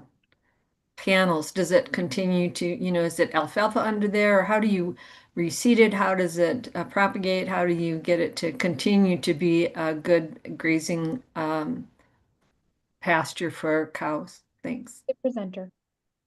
Yeah, thank you, Madam Chair and Commissioner Albrecht. That's a great question. And what we have seen is in our fixed array solar arrays, like the one behind me, the panels are raised high enough that we've seen no effect on grass growth. Now, with a single axis tilting array, the panels traditionally would be a little bit lower, but because they are tilting, that shade is moving. So basically the grass is still getting plenty of sunlight, and we don't see the studies we've done so far on forage, we haven't seen any effect on forage growth of grasses and things that we typically have in our pasture. Commissioner Albrecht. And thank you, Madam Chair. So on maintenance or of the pasture land there, is there anything additional that is generally done to that that needs to be considered for if those panels are there? To the presenter. Thank you for the question. No, we don't do anything different with the area under the solar panels and the arrays that we have now. Now, again, the single axis array, that's a little bit more of it looking like a commercial array. I don't know the answer to that yet. That would be part of this research, is to determine if there would be any impact, but we don't anticipate any. Thank you. Further questions from members? Okay, thank you for your presentation. We are going to move on to our next presentation in the energy category as well. It is on line 87 of your proposal. 2026-50 is the proposal ID number. Novel piezoelectric energy converters for Minnesota waters from the St. Anthony Falls Laboratory at the University of Minnesota.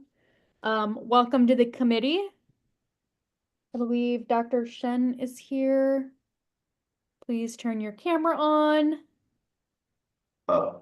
It says it's disabled by a host. Oh. Oh, there it goes. Hi, welcome to the committee. Yeah. Nice to see you. Please introduce yourself and then proceed with your presentation. Thank you. Good morning, Madam Chair and the members of the Commission. My name is Lian Shen. I am a mechanical engineering professor at the University of Minnesota. I also serve as the director of the St. Anthony Falls Laboratory. Together with me are two of my PhD students, Paul Byron and Jamie Brenner, and they will introduce themselves shortly. Thank you for the opportunity to present our proposal. This research is about wave energy. Minnesota has a goal of increasing renewable electricity production. Energy independence will also support the state's economy. We need to look at a variety of energy sources. And in Minnesota, we have untapped wave energy in its lakes, especially Lake Superior. But wave energy has largely been overlooked. Wave energy technologies have been specifically designed for use in oceans. But our lakes are different from oceans. The waves are shorter, and the water in Minnesota freezes in winter. So as a result, ocean wave energy devices do not work well for Minnesota because they are large, they are rigid, and they are mounted at water surfaces. They simply cannot survive lake ice. So our new design utilizes a special material known as piezoelectric polymer. What is interesting about the material is that it generates electricity when it is deformed. So next, I will ask Paul and Jamie to do a show and tell. Madam Chair and members of the commission, I'm Tor Byron. I'm from Grand Marais on Lake Superior, and I'm a PhD student working on wave energy. Piezoelectric materials are widely used in our daily lives. For example, I'm holding an electric lighter, and it uses piezoelectricity. When I press this button, then it causes a piezoelectric crystal to deform, which generates electricity. And the electric current ignites the gas. Next, Jamie will describe how we make piezoelectric materials bend in lake waves. Madam Chair and members of the Commission, I'm Jamie Brenner. I'm from Wauwatosa, Wisconsin, and I'm a PhD student working on coastal waves. So our design is inspired by seagrasses. We plan on using thin, flexible filaments anchored to the lake bed, much like underwater seagrasses. When the filaments or when the waves move the filaments, they bend and generate power. Back to you, Professor Shen. I'm Lian Shen. Thank you, Paul and Jamie. We particularly like this design because this entire system stays underwater. So they are protected from ice and storms. They slow down waves to mitigate shoreline erosion. And also they help sediments and soil settle to provide habitats. Next, I will describe our research plan. My research group develops computer software to simulate water motions. And we analyze our simulation data alongside the data from the scientific community. In this project, we will have 3 research tasks. First, we will select the sites. We will analyze 20 years of NOAA wave data to find the best places along the Lake Superior shoreline. We are looking for strong energy potential, low environmental impact, and local energy demand. Our second research task will be design optimization.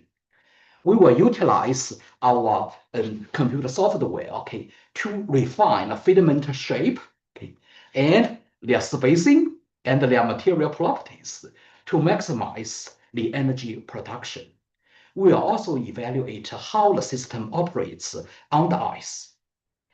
The last research task will be system and economic feasibility. We will conduct a cost-benefit analysis, including an assessment about the potential of manufacturing in Minnesota. And we will also prepare policy briefs and outreach materials to share our results with agencies, communities, and industry stakeholders. To summarize, we will utilize piezoelectric materials to generate electricity when they are bent by waves. Underwater sea glasses inspired our design.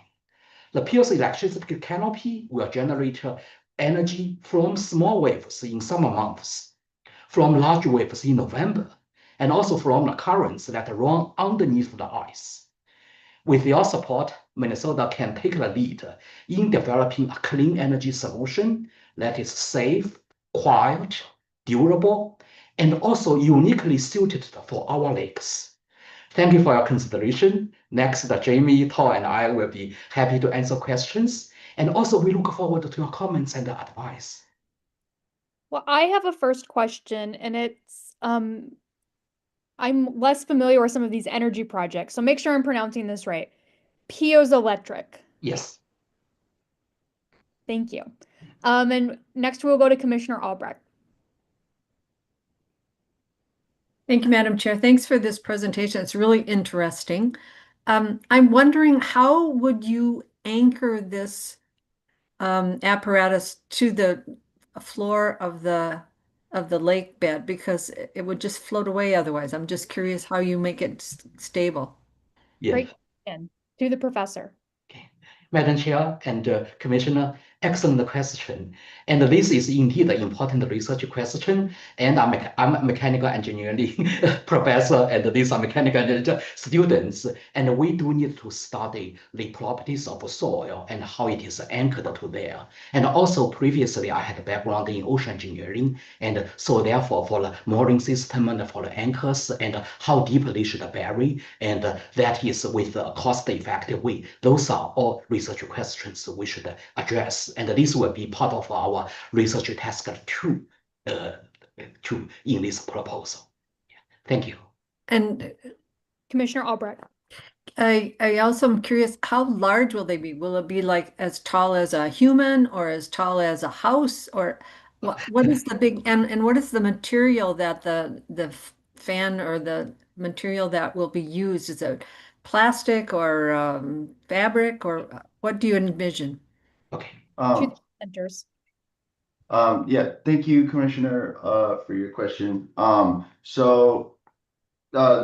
how big they will be a research question for us. But we're thinking they'll be about 1 meter to 2 meters, so a little less tall than a person, or about half. And in terms of the material, again, well, that's to be exactly determined. However, previous piezoelectric filaments that are made to create energy have used thin metal, a flexible metal, or some sort of plastic polymer, and the impacts of those materials will also be studied. Just one follow-up question, or do you have more to say? Commissioner Albrecht. Just one last question, and that is, Lake Superior is a jointly managed lake by a joint commission, and I'm just curious, do you need to get permits or agreements from Army Corps or the Great Lakes Commission? Okay, yeah. I'm Lian Shen, and Madam Chair and members of Commission. And again, this is an excellent question. And the research approach in our proposed research is we are doing computer simulations. So for this project, that is for assessment and design. So we are not going to produce something to deploy in the field. And so, okay, so therefore, but down the road, I'm pretty much sure we will need the permission from agencies and Army Corps and for that. Yeah. But in our proposal, then we focus on the design and to produce a design and to provide the guideline to serve the community. Thank you. We're going to move on to Commissioner Beaman. Thank you, Madam Chair. So sort of following up on Commissioner Albrecht's question. So how is the electricity then captured and where is it stored or where is it moved to in this design? Okay, yeah. Madam Chairman and members of the commission. And again, okay, this is a very important question. And so what we are vision is coastal deployment. So therefore, basically, we really want to learn from Mother Nature, from seagrasses. Okay, and so therefore, they cannot be in the middle of the lake because that will be too deep to feel the wave. Okay, so therefore, that should be shallow enough. So in that regard, the distance to the shoreline is not that far. Okay, yeah. But for any like offshore energy solutions, this energy transportation is part of the cost to be considered. Okay, and so therefore, okay, that is again will be part of our research text number 3. That is for system and economic feasibility study and cost benefit. We do need to consider the transportation for transport line. But for this one, I don't see a severe problem because that is coastal. Thank you. Commissioner Beaman, any follow-up? Great. We'll move on to Commissioner Reese. Thank you, Madam Chair. Thank you for your presentation, Professor. I have a question regarding how much seabed, lake bed is required to produce a megawatt of nameplate capacity. Yeah. To the presenter. Madam Chair, and members of the committee. Okay. Again, this is a very good question. And so the data I have collected is this. For Lake Superior, okay, the energy level varies a lot during the year and from the summer to the winter. So I can give some numbers. So on average, monthly average of energy availability for in the summer, that is where the waves are the smallest, then availability is around 0.6 kilowatt per meter. So therefore, this is not measured by area. This is measured by the length of the shoreline. You know, over this length, how much energy is coming towards you. Okay, yeah. And then, okay, that is the lowest. And in the winter, then that is increased by 10 times. So that is on average, it can be 6 kilowatts per meter of shoreline. Okay. But during the winter storms, then that can further go up. Then the number I have read is 416 kilowatts per meter. So therefore, the variation can differ by 1,000 times. Okay? And this is not necessarily a bad thing. And that actually promotes this research is, let's see, in the winter, okay, cloudy, when there's no solar energy, and then the wave energy can be serving as a very good supplements to other energy sources for that. And especially in remote areas of Minnesota, then I hope they can be helpful. Thank you. Thank you. Further questions? Okay, thank you so much for this presentation. I think commission members learned a lot. But we are going to move on. And so members and the public and presenters, I want to say, bear with me. We're going to move some things around to get some of our smaller projects in before lunch. I also want to express a lot of gratitude to everyone who was very flexible with their time, but we're going to be bouncing around a lot with because of some of the scheduling changes to accommodate the lion and state of Speaker Hortman, Mark Hortman, and Gilbert the Golden Retriever tomorrow. So I want to extend a personal thank you to everyone who's accommodating this. So the first one we are going to start with is on line 135 of your evaluation sheet. It is ID number 2026-292. It is under the small projects category in lands. And it is from the Big Ol' Bike Club on Lake Brophy Park Trail Armoring and Trail Improvements. Welcome to the committee. Thank you again for your flexibility. You have 10 minutes for your presentation and to take member questions. So go ahead and introduce yourself and then proceed with your presentation. We do need you to unmute though.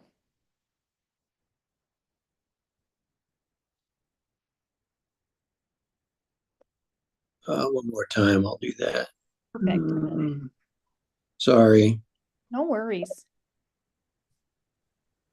We can hear you now. I can hear you now. Oh, okay. Introduce yourself. Great. Thank you. Thanks very much. We're grateful for the opportunity to present our grant. Also want to thank you for your past support. We received a previous grant for Lake Brophy Park in 2020, and we used those funds to build some of the trails that we're talking about today. We do have a middle and a high school mountain bike team that train mostly at Brophy Park. So our project is we have a skills area that has sloped grades that erode quite a bit. We've greatly increased our maintenance efforts, and we have a number more volunteers, and the county does have somebody that partially works on the trails as far as trail maintenance goes. Even with those efforts, there is quite a bit of erosion on these trails, and a solution to this is to use a project called Trail Mat. And this will be professionally installed, and we've talked to a trail builder for this. The second part would be to add some rock features to Lake Brophy. As I said, the team trains there, so it's helpful in building skills to have rock features, as rock features are a part of the trails that they race on. The third part is to rework one of the trails. The features are a little bit out of sequence, and they're a little bit hard to time. So it would be to improve the rideability of that trail. So in summary, our goals would be to decrease the maintenance of these sloped skills areas and to improve the bike skills of our high school and middle school teams, and to improve the rideability of the trails. Any questions about that? Thank you for your presentation. Questions from members?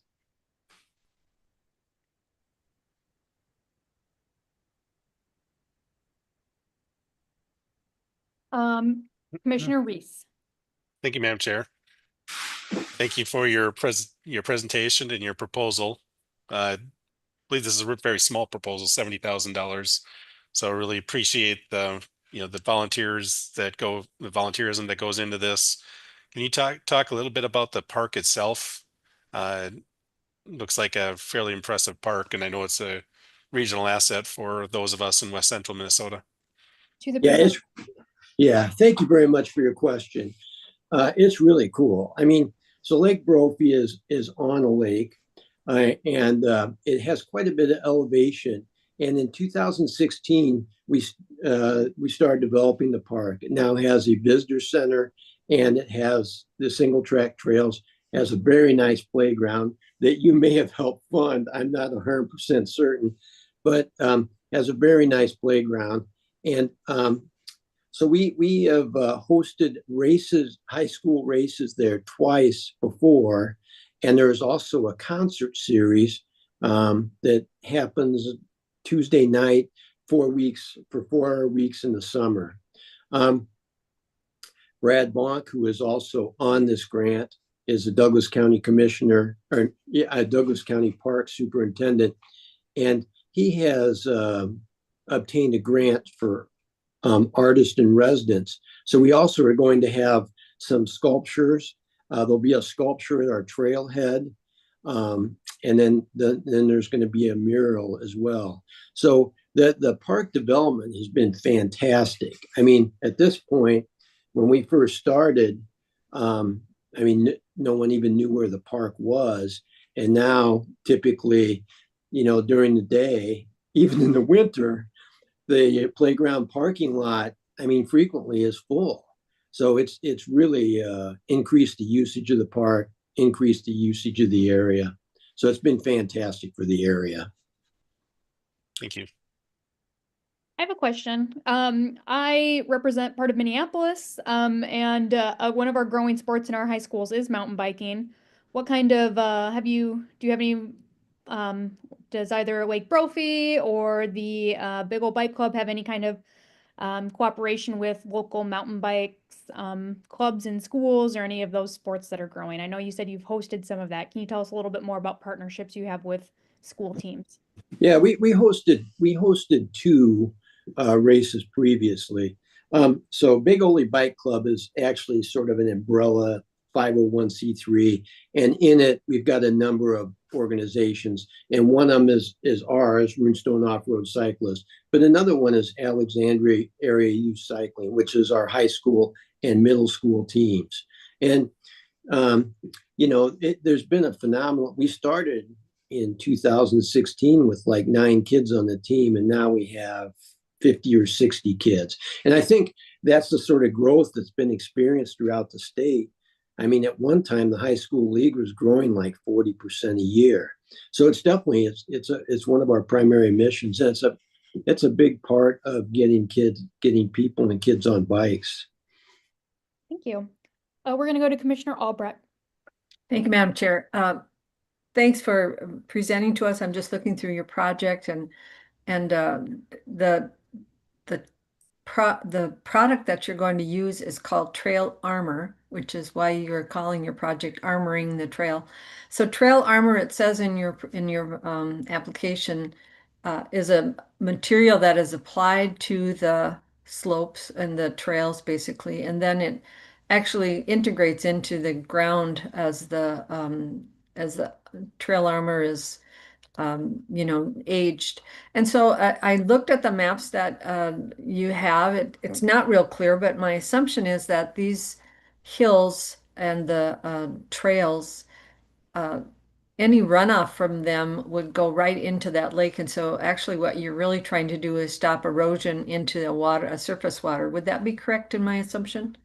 Yeah, we're the area we're going to trail armors in the northwest corner. There's a small wetlands at the base of that, and I am not a water science person, but I'm assuming that does drain into Lake Brophy. But yeah, so we're hoping to reduce erosion, reduce soil into that groundwater area, or that collection area. Thank you. Thank you. Further questions for the presenter? Okay. Thank you for your project, and thank you for presenting. Thank you so much. We greatly appreciate it. Thank you. We are going to move on to line 134. It is project ID number 2026-200. It is also in the small projects category under land. The project title is Evaluating Soil Health Benefits of Controlled Agricultural Drainage from the Minnesota State Colleges and Universities at Mankato State. Welcome to the committee. Please introduce yourself for us and then proceed with your presentation. Hello, Madam Chair and Commission members. I am Dr. Mark Bowen, a professor at Minnesota State University, Mankato, and I appreciate the opportunity to present my proposal on evaluating soil health benefits of controlled agricultural drainage. Due to our hummocky topography and clay-rich soils, about half of all Minnesota soils are classified as hydric, meaning that they are saturated with water for excessive periods each year, particularly during the spring planting season. As you can see from the red areas in the map behind me, nearly all fields in Minnesota have issues with saturated soils and water in fields. This often delays planting and inhibits crop growth. Therefore, tile drainage is a necessity to support agriculture, and it's common throughout Minnesota. Unfortunately, conventional tile drainage, in which soils are constantly being drained year-round, has well-documented impacts to streams and lakes, including increased flooding and degraded water quality. Impacts of conventional tile drainage on soil health are more complicated. Drainage can initially improve soil health by increasing soil aeration and reducing runoff, but over time, this prolonged aeration can increase organic matter decomposition, nutrient leaching, soil compaction, and erosion, and ultimately decrease soil health and reduce productivity. These soil health impacts could potentially be mitigated by a process called controlled tile drainage, which uses gates to store water in soils when it is needed, like during the summer growing season, and it removes excess water only during saturated conditions, such as during spring planting. However, the effectiveness of this approach to protect soil health is not well established. To address this project seeks funding to monitor and compare changes to soil health over time from 2 fields with conventional tile drainage and 2 fields with controlled tile drainage recently installed.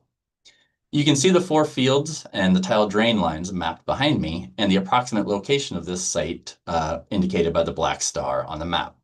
The site's located at Farm America, a research and demonstration farm near Waseca, and all 4 fields have a standard corn-soybean rotation, which is common throughout the region. Water quality and crop productivity are currently being monitored by my project partners at the Minnesota Agricultural Water Resource Center, but they lack the funds and expertise to incorporate soil health analysis into the project.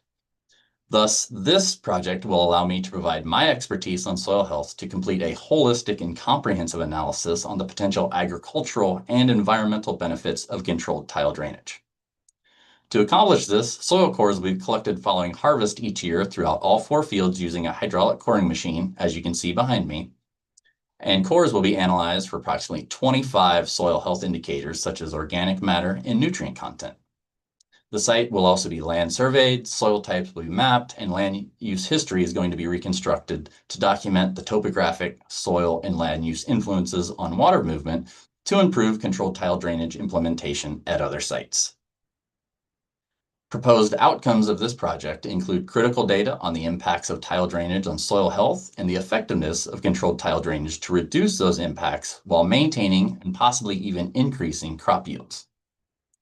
These data are currently lacking for Minnesota, and this lack of information on the benefits and concerns about return on investment are often cited by farmers as barriers to adopting controlled tile drainage. I have been working with project partners to establish a drainage water management site at Farm America to educate farmers, agricultural consultants, conservationists, researchers, and the public about the benefits of controlled tile drainage. We will host field days on site or webinars each year to share data about the soil health, water quality, and economic benefits of controlled tile drainage for Minnesota farms. The ultimate goal of this project is to increase adoption of controlled tile drainage by focusing on research, education, and outreach with the agricultural and environmental communities about the soil health, water quality, and economic benefits of controlled tile drainage. There is a real need for drainage water management evaluation and demonstration specific to southern Minnesota, especially regarding soil health, to provide the necessary information to encourage more farmers to implement controlled tile drainage to enhance soil health and crop productivity. By providing these comprehensive data, we can empower more farmers to adopt controlled tile drainage and adapt it to their specific needs and conditions to allow for even greater success.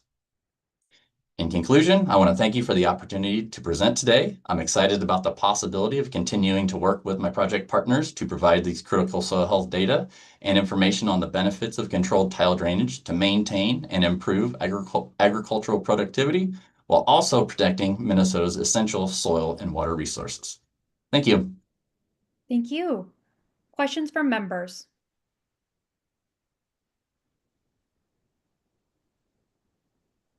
Thank you for your very easy to understand presentation. Thank you. We will move on to our next presentation. And so members, we are going to be moving from the small projects in land to small projects in fish and wildlife. We are going to line 127 of your evaluation sheet, project ID number 2026-271, highly pathogenic avian influenza's impacts on Minnesota's raptors from the U of M Raptor Center. Welcome to the committee. Please introduce yourself and then proceed with your presentation. Thank you, Madam Chair Jordan. I am Dr. Dana Franzen-Klein. I am a clinical wildlife veterinarian and the medical director at the Raptor Center at the University of Minnesota. I am also a faculty member at the University of Minnesota College of Veterinary Medicine. And firstly, I would like to thank the members of the commission for this opportunity to present our proposal on highly pathogenic avian influenza's impacts on Minnesota's raptors. So the Raptor Center has been actively involved in highly pathogenic avian influenza disease surveillance and outbreak response since this disease arrived in our state over 3 years ago in March of 2022. Our facility provides a one-of-a-kind opportunity to conduct extensive disease surveillance on Minnesota's wild raptors. Our hospital admits over 1,000 birds per year from the entire state of Minnesota, and we test every single one of those birds for active infection with high-path avian influenza.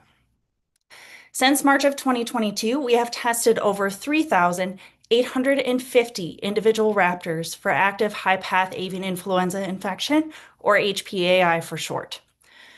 225 raptors admitted to our facility have been confirmed positive for HPAI to date, and 52 of those birds, or 23%, were bald eagles.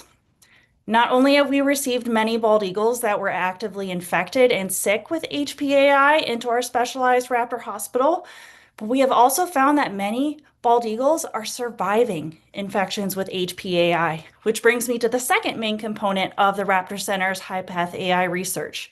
So we're testing for current infection with high-path AI with PCR testing. That's the numbers I just mentioned. And we are also using blood samples to look for antibodies to HPAI, also known as serology testing.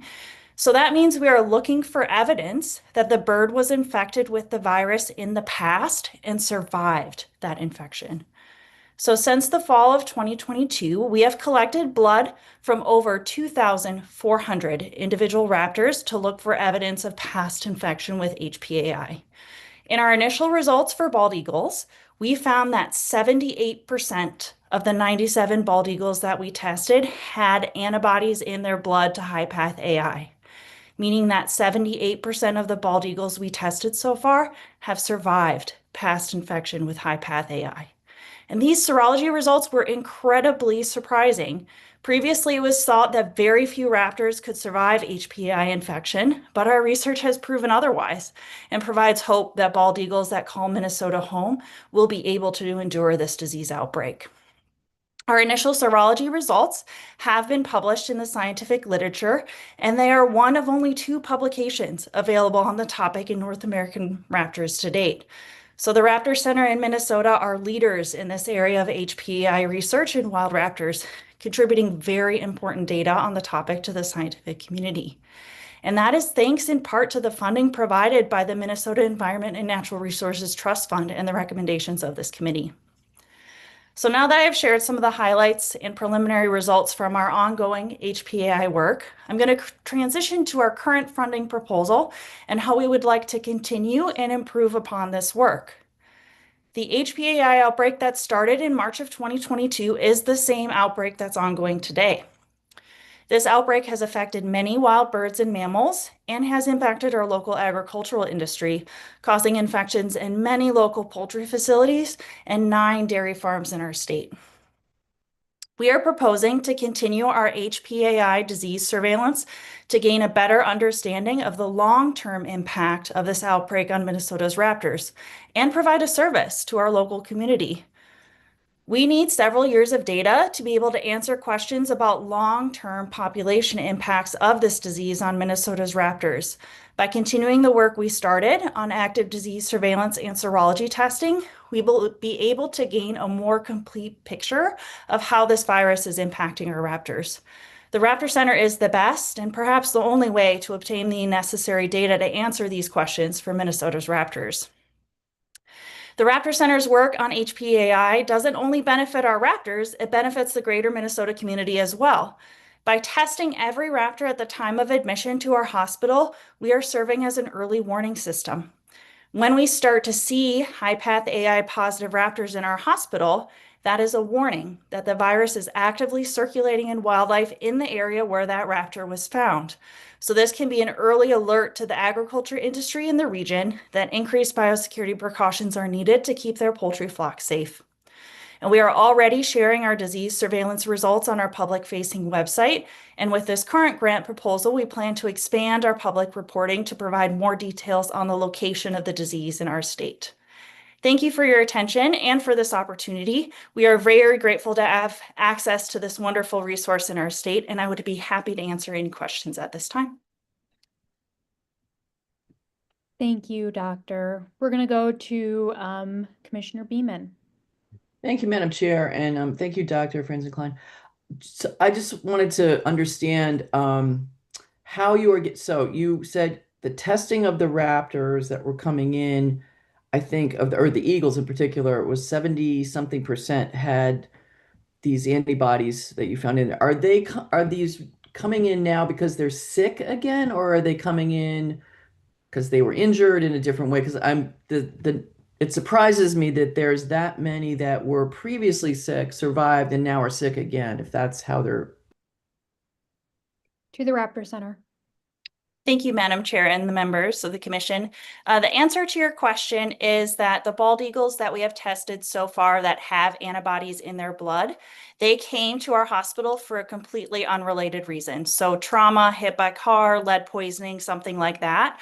We test them both for active infection and test their blood at the same time, and they were not actively sick with flu at the time that we tested them, but they did have antibodies, meaning they were sick at some point in the past. Commissioner Albrecht. Thank you, Madam Chair. I recognize that you are testing raptors, eagles, hawks, owls, whatnot. How can this, or can this be extrapolated to other bird populations? Like wild turkeys seem to be maybe a susceptible bird, and other songbirds and other like grouse, pheasant, those kinds of birds. Can this research be helpful in understanding any contamination within those populations? To the presenter. Madam Chair and members, thank you for the great question. So I'm actually at an international symposium on avian influenza right now, presenting our work and hearing about what everyone else is finding in other wildlife species. And we are finding there's quite a bit of difference in how this disease behaves in different species of wild birds. So by surveying the raptors, that lets us know where it is in the environment, when it arrives with migration, when it leaves, when it's actively circulating. But to get answers for turkeys, songbirds, you really have to test those specific species because they are so different. Thank you. I actually had a question as well. I see that in 2024, you were awarded a ENRTF appropriation with a very similar title, Highly Pathogenic Avian Influenza in Minnesota Raptors. I'm wondering how this project is different. I'm just curious about how this is a different project, what new things you might be studying, and just if you can comment on that and how this is a different project. Thank you, Madam Chair. Great question. So this proposal is a continuation of what we submitted in 2024 because this outbreak is continuing to circulate and because it's behaving so incredibly different from past outbreaks. There's so many different genotypes circulating. There's a lot of different stuff with how the virus is working going on, that in order to get that better understanding of how it's affecting our native wildlife, we need to continue to collect that information. And the other thing that we're planning to do that is different is increase the amount of data we're able to share with our local community.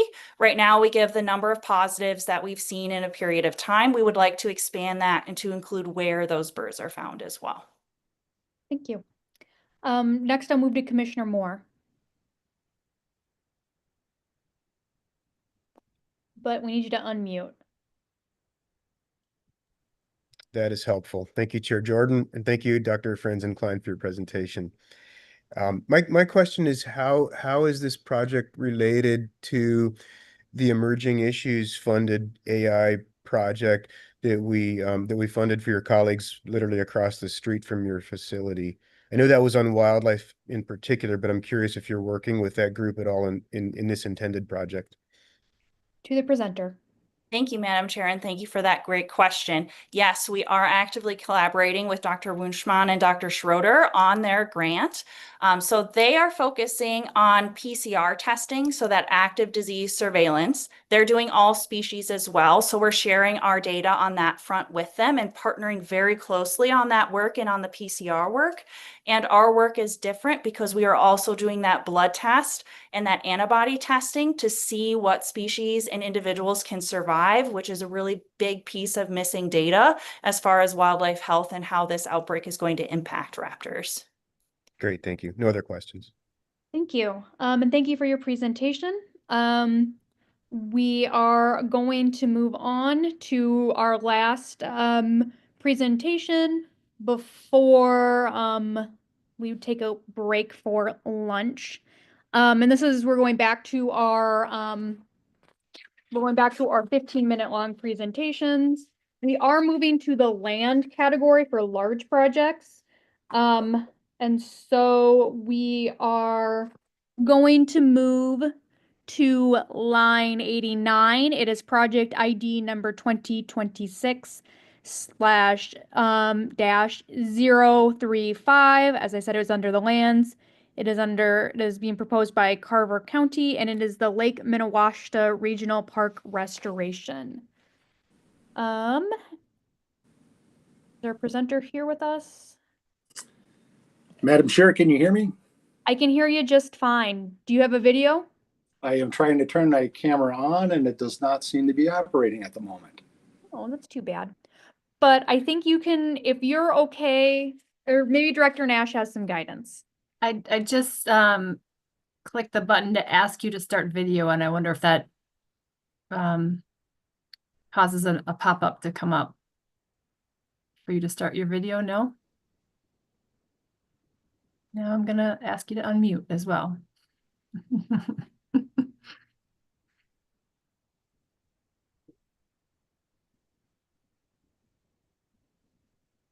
Marty, are you able to unmute?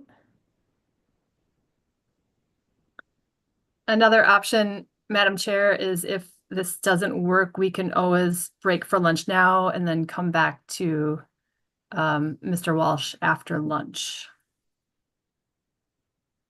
If we could give him just a moment more. It looks like he might have signed out and is going to sign back in. That sometimes does the trick.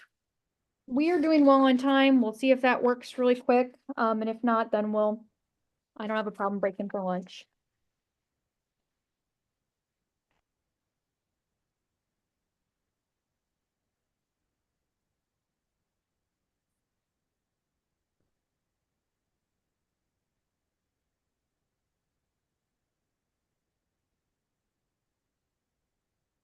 Marty, are you there?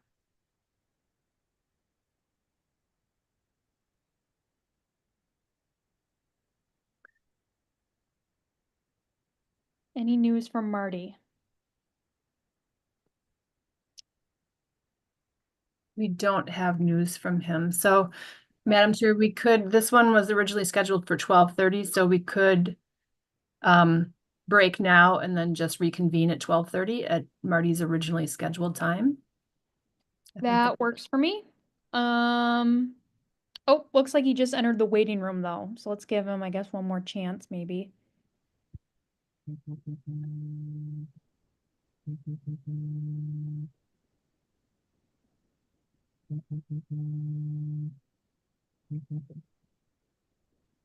Mr. Walsh, are you with us?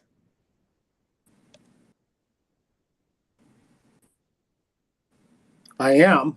You are. But Okay, have a video? But video, we're having some challenges here. Would you like to present without video? Yes, Madam Chair, I will present without video. So I apologize that for whatever reason, my camera function is not working today. It happens. Don't worry about it. Okay. But if you could introduce yourself and then proceed with your presentation. I will. That'd be great. Again, thank you, Madam Chair, and greetings, LCCMR members. My name is Martin Walsh. I am the Carver County Parks and Recreation Director.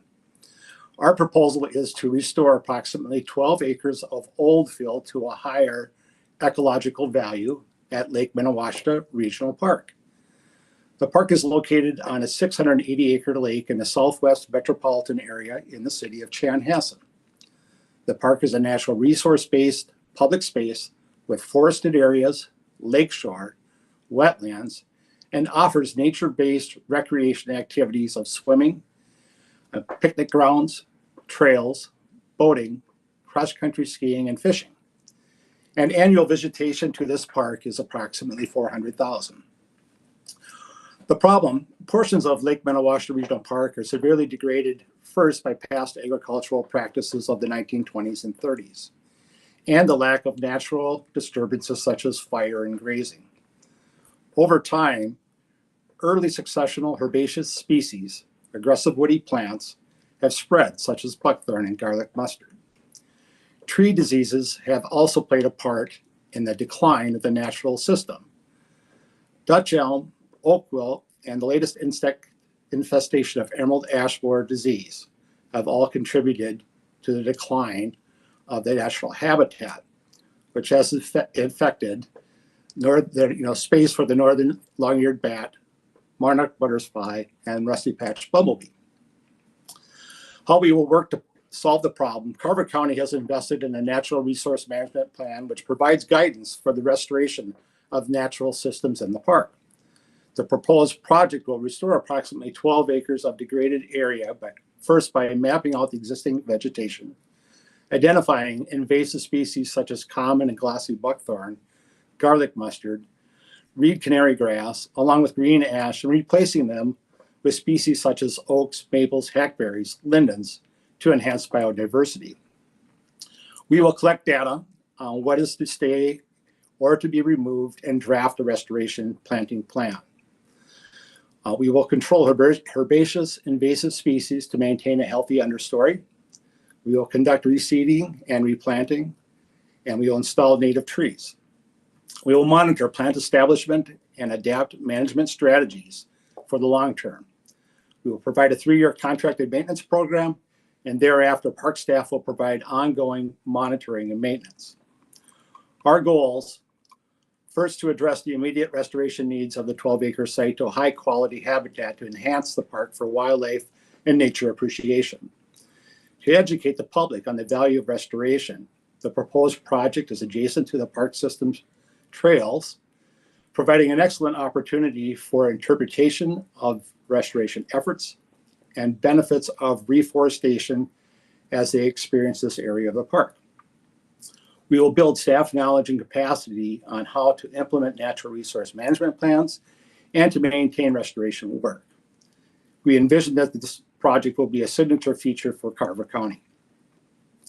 The specific benefits will be 12 acres of degraded old field are returned to a higher ecological value. More habitat is created for species of greatest conservation needs, such as the long-eared bat, tricolored bat, monarch butterfly, rusty patch bumblebee, and other pollinators. It will remove hazardous trees infected with emerald ash borer disease, and makes use and advances the natural resource management plan for Lake Minawashta Regional Park and provides a foothold from which additional habitat restoration work can expand upon. Further, provides the public with a highly visible restoration project from which they can witness how environmental trust funds are put to use, a project funded by the LCCMR and implemented by Carver County. With that, Ms. Chair, I stand for your questions. Thank you. Thank you for your presentation. Questions from members?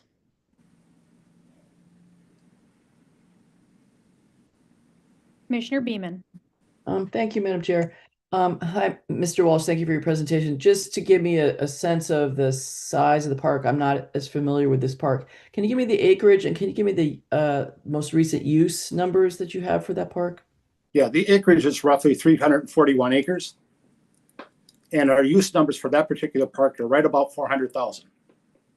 Thank you. Further questions from members?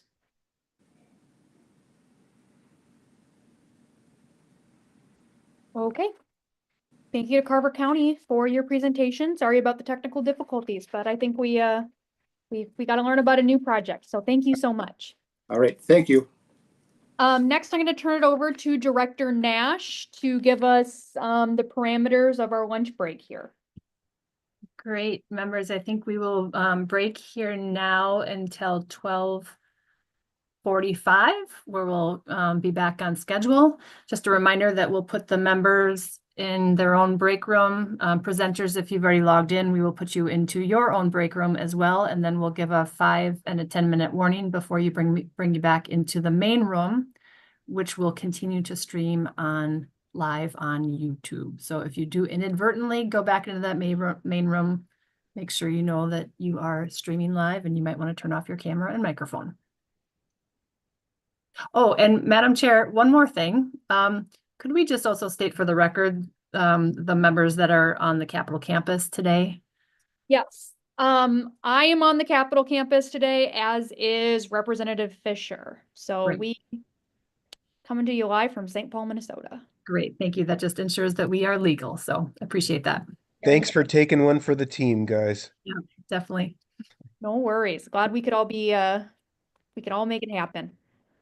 With that, members, we will see you at 12:45. Have a good lunch. And we stand in recess.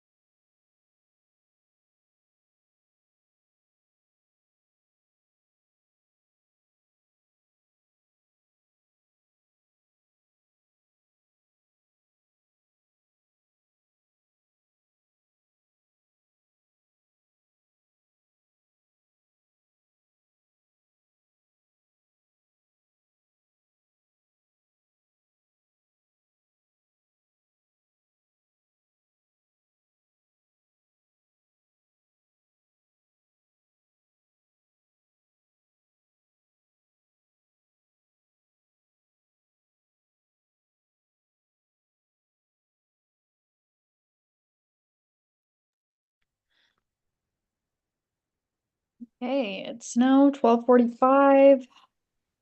Are we live? Yes, I believe we are live, Representative Jordan. Okay, I call this meeting of the LCCMR back to order. Members, I hope you all had a good break. We are going to go back to our presentations. I see your next presenter is here. So we're going to start on line 90 of your evaluation form with proposal ID number 2026-043, adopt a flyway, enhancing Minnesota's migratory bird pit stops from the Audubon Upper Mississippi River. This is under the land category. Welcome to the committee. Please introduce yourself and then proceed with your presentation. Thank you very much. Hi, I'm Sarah Hewitt. I'm the Senior Conservation Manager for Audubon Upper Mississippi River. Thank you so much for the opportunity to present our project, Adopt a Flyway, Enhancing Minnesota's Migratory Bird Pit Stops. Minnesota is part of the Mississippi Flyway, pictured here in the green on this map, one of the 4 North American flyways for migratory birds, and happens to be the largest flyway, supporting 325 species, which is nearly half of all of North America's bird species. Intact and healthy habitats within flyways are critical to support migratory birds as they fly between their southern wintering grounds and into their northern breeding grounds and back during the fall. Their migratory journeys can span thousands of miles, and their survival depends on the availability of connected, high-quality habitat that provides food and rest.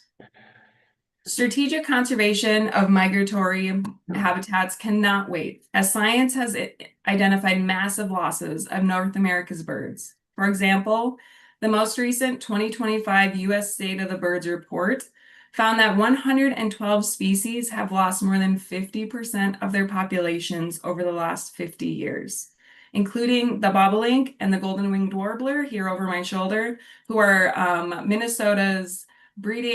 of Minnesota's migratory and breeding species.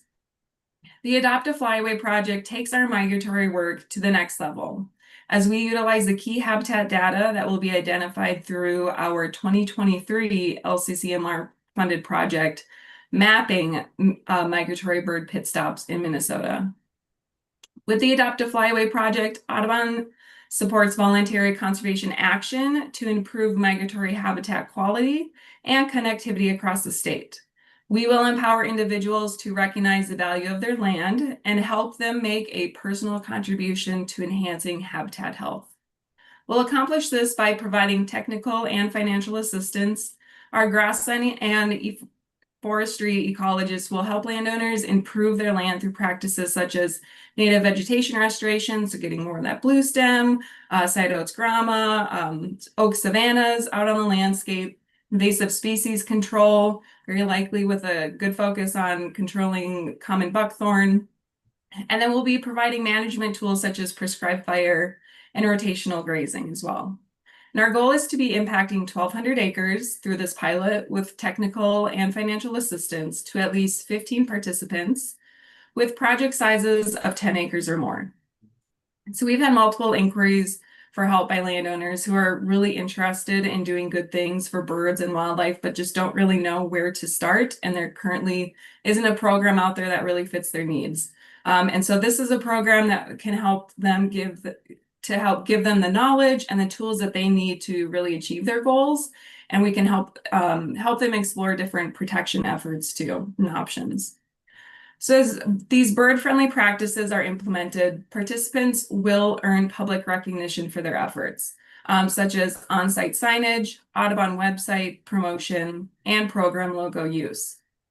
The actual bird impact of the implemented practices will be monitored through the use of autonomous recording units, or ARUs. Now, these are cutting-edge bioacoustic monitoring devices, simply meaning they're recording critter sounds out there in the field. And they're now being used to collect data on bird occupancy, density, and abundance by recording the bird songs. And so we will evaluate before and after results of implementing these bird-friendly practices, and that data will then inform future adaptive management options with the landowner. In this program, We're also really excited to be partnering with the Urban Bird Collective, Minnesota Grazing Lands Conservation Association, and the American Bird Conservancy to offer 12 statewide workshops to promote the adoption of bird-friendly land management practices and promoting the Adopt a Flyway project. So overall, the Adopt a Flyway project is an innovative statewide opportunity for landowners to recognize the importance of their land's role in bird migration and make a true difference for conservation. I just attended Minnesota's first Leopold Conservation Award tour yesterday at Stony Creek Farm. It's such a privilege. This is a regenerative farm in Redwood Falls that we're actively working with, and they're a prime success story of working with nature to achieve production and habitat goals. And when we were setting up those ARUs that I mentioned earlier this past May, we saw nearly 10 breeding bobolinks in like a very small pasture area. So it's a very clear testament of how well their regenerative actions are serving wildlife. And this is something we would really love to recreate through this program. And to kind of wrap up the presentation, I'm going to give you a sample of the bobolink song so you can kind of hear what we heard in that field and see what we're kind of striving for with this project.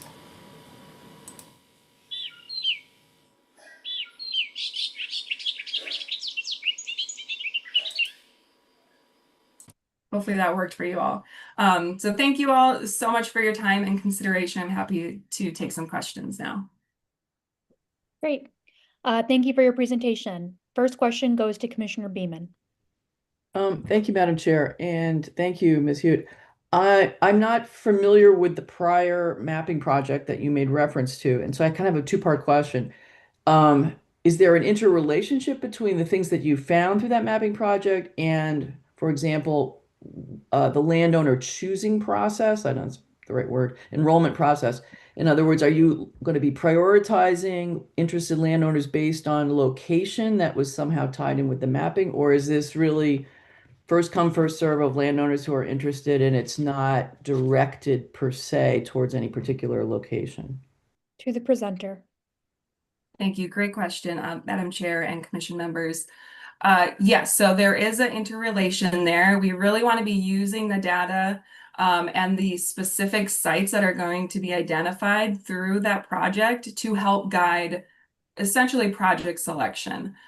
We won't be, we'll be open to all landowners or land managers, public, private, who are interested in participating, but we will be using the data to kind of help guide where we'll prioritize our work.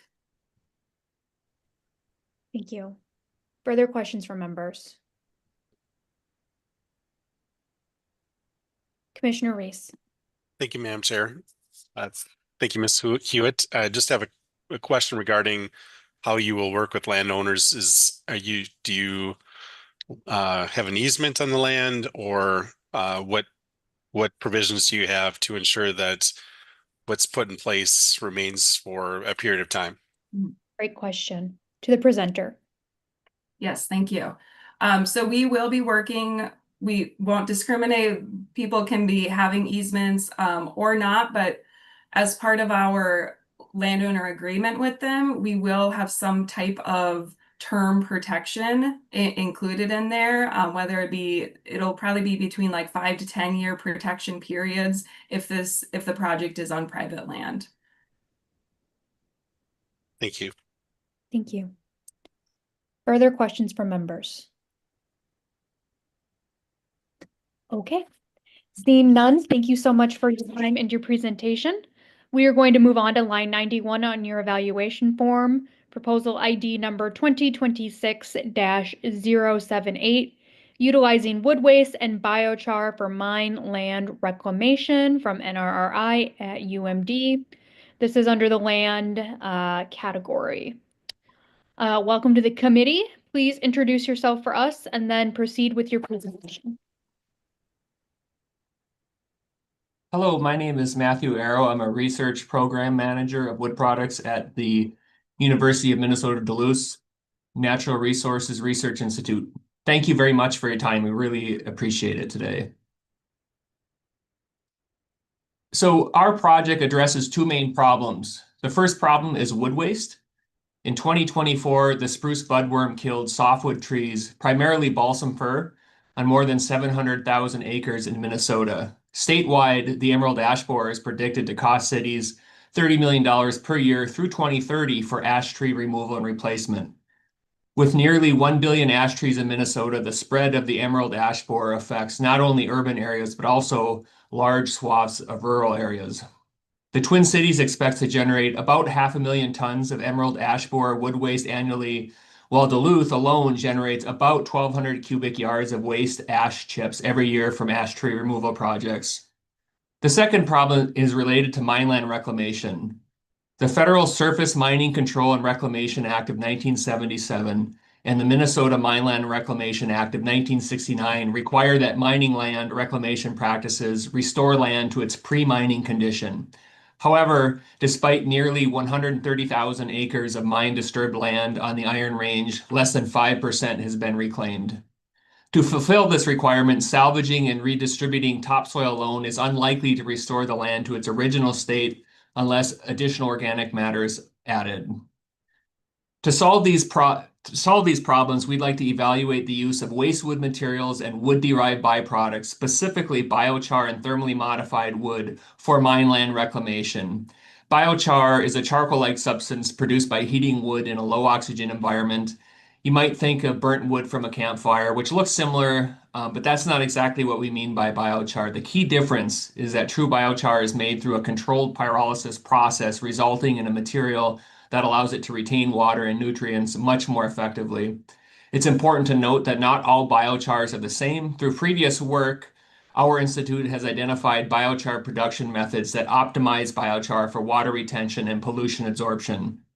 So in this project, we plan to use emerald ash borer and balsam fir wood waste to produce biochar and thermally modified wood, then combine these with raw wood waste as soil amendments for land reclamation.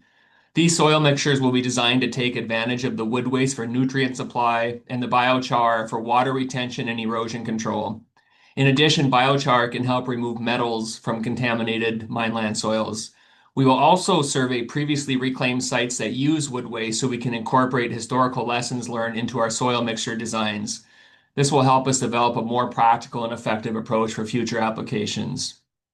The impacts and benefits from Minnesota are reduced disposal of balsam fir and ash wood waste. Also, since biochar itself is a stable form of carbon, its use can enhance carbon sequestration. Therefore, this project would also reduce greenhouse gas emissions and mitigate climate change. Other key benefits are retained water, reduced runoff and erosion, removal of pollutants, and robust growth of plants on mine lands to help restore these lands to their pre-mining condition. And we would also generate best practices for using wood waste as soil amendments in mineland reclamation.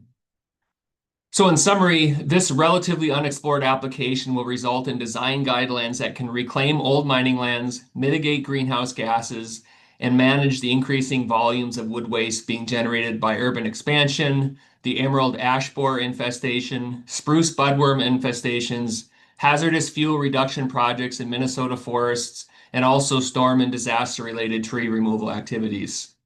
Thank you very much for your time. Be happy to answer any questions. Thank you. Questions from members? Commissioner Albrecht. Thank you, Madam Chair. Thanks for your presentation. It's really interesting to me. We get 1 or 2 biochar applications every year and continue to be very interested in it. Once I see in your project, you're going to collect biochar from Hedstrom's Mill and also from the Duluth Waste Facility, I think. And then you're going to put it through your furnace process to create biochar. And long range, are there commercial applications, and how would you have to scale up the production of biochar in order to have it be an effective commercial application? Should it prove to be effective in in your research? To the presenter. Commissioner Albrecht and members, thank you very much. That's a great question. Right now, there will be a commercial scale biochar reactor that I think should come online in August or September in Minneapolis. It will be the first city-owned commercial scale biochar reactor in the country that I'm aware of. We have a partnership with those folks on other projects for demonstrating biochar production on commercial scale. I am aware of other companies that are interested and have expressed sincere interest in building commercial scale biochar reactors in Minnesota. I'm not at liberty to say who those companies are, but I do know that there is a lot of interest in establishing biochar plants in Minnesota because of some of the performance and technical benefits that biochar provides, and also because of the carbon sequestration and greenhouse gas emission benefits that I mentioned. Hopefully that answers your question. Commissioner Albrecht? I'm still trying to understand what is the practical use of biochar in the environment, or to reduce contamination, or hold water, or what is it exactly that biochar can be used for? I'm still a little bit in the dark on that. Yeah. Great question. Commissioner, Go ahead. Commissioner Albrecht and members, thank you. That's a great question. I apologize if I misunderstood the question before. So biochar has been demonstrated to improve water infiltration capacity and pollutant and metals removal. So things like nitrogen, phosphorus, other heavy metals. Like this has been demonstrated. And so biochar is currently being studied for as a soil amendment, for helping support water, reduced erosion, water retainment, and metals removal on land. Biochar is also being studied for as a functional performance additive in building materials. I'm involved in actually 2 projects where we're looking at the use of biochar as an additive in building materials to reduce greenhouse gas emissions up from the built environment. So there are a lot of applications that are being studied now for biochar. However, there are not too many commercially implemented applications at this point. So one of the challenges is that historically, when people hear the term biochar, they tend to think of charcoal, like, oh, it's just burnt wood. However, biochar can have very specific engineered properties for very specific applications. So one biochar that might work for mineland reclamation, like we're talking about in this project, might not work for another application. So what we're trying to do here is to vet out very specific applications. Thank you. Commissioner Albrecht, any follow-up? Great. We'll move on to Commissioner Moore. Thank you, Chair Jordan, and thank you, Doctor, for your presentation. I too know barely enough about biochar to be dangerous, but one thing that I am struggling with is it seems to me like this could be energetically expensive to produce biochar under the purported interest of trying to do things to help the environment. And I just wondered if you could comment on that. Like, what does it take to produce biochar, energetically speaking, and do its benefits actually outweigh those energetic costs? To NRRI.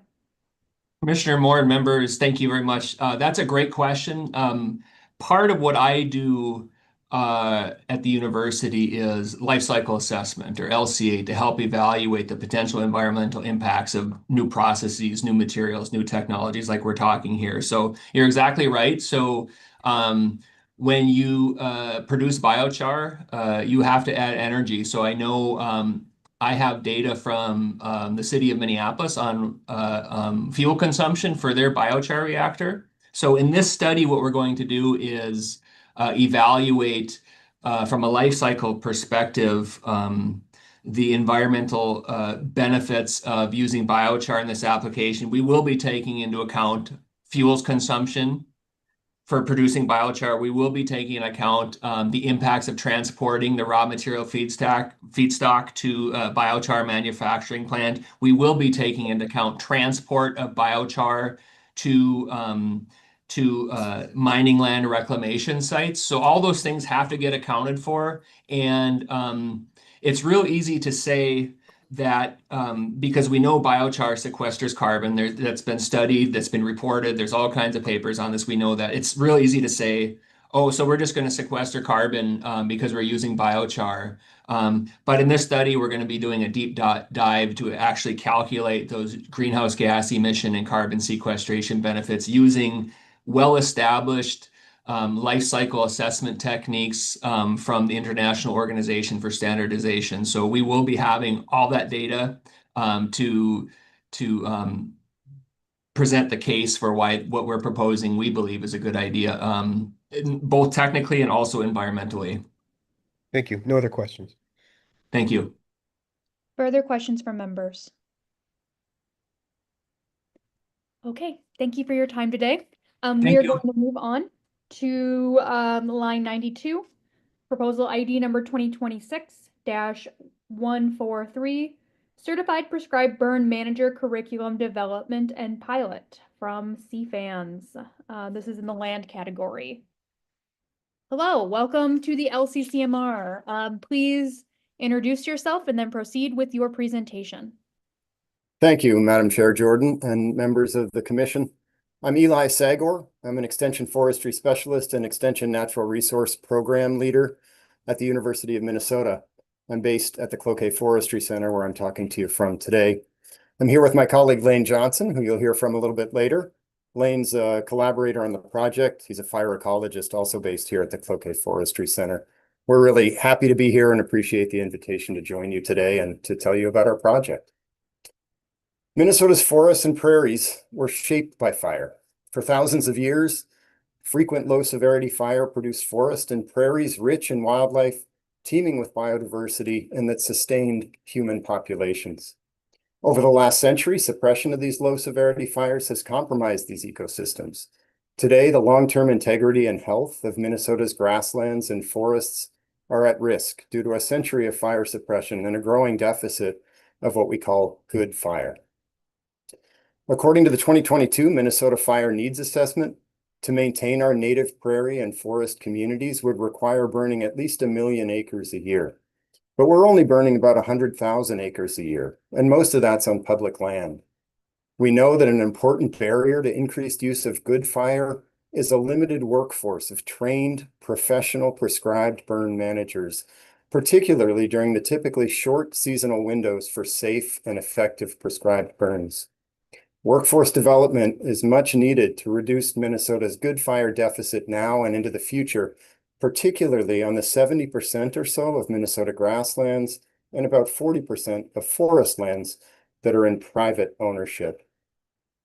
With this project and the proposed Minnesota Certified Prescribed Burn Manager program, we have an opportunity to address the growing Minnesota wildland fire deficit in a way that ensures safe and professional deployment of good fire.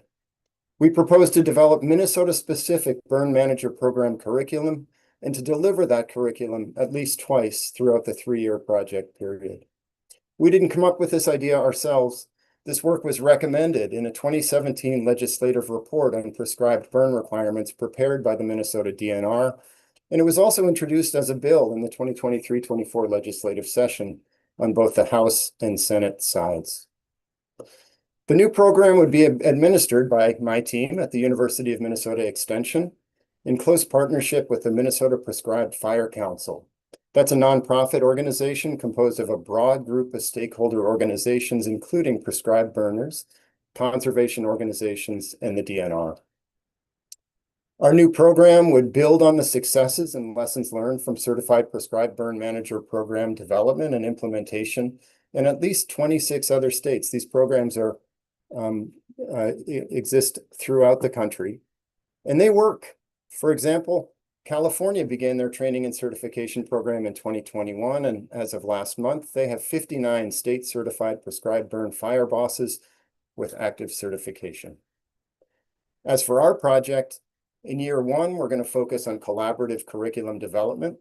Years 2 and 3 will focus on developing a group of qualified instructors and delivering a pilot program with at least 2 cohorts, an estimated 30 to 50 prescribed burn managers.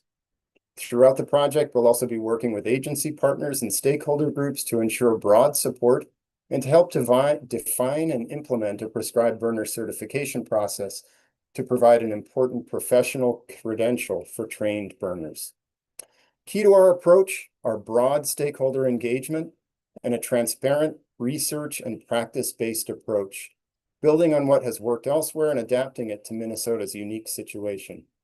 All of this engagement and learning will inform development and delivery of our curriculum, which again focuses on building the prescribed burn workforce for many years to come.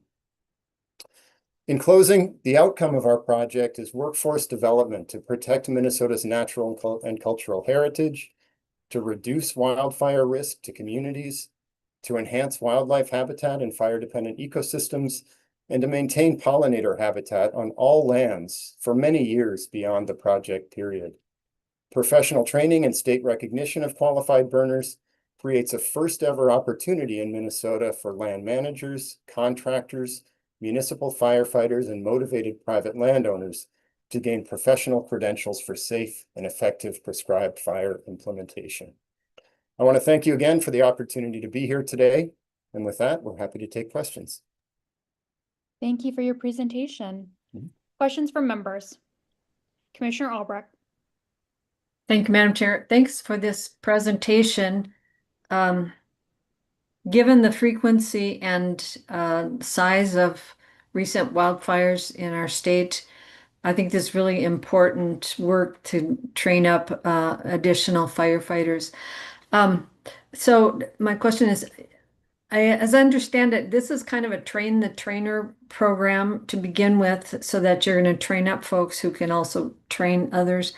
And I just want to make sure that you do not forget about municipal firefighters as part of your strategy, because they support the DNR and the Forest Service in Greater Minnesota whenever there is a wildfire, and often municipalities have large green belts with standing timber or maybe dying timber because of an invasive or something that might also be at risk for wildfire. So just want to say thanks for this project. I look forward to getting more wildfire burners trained up.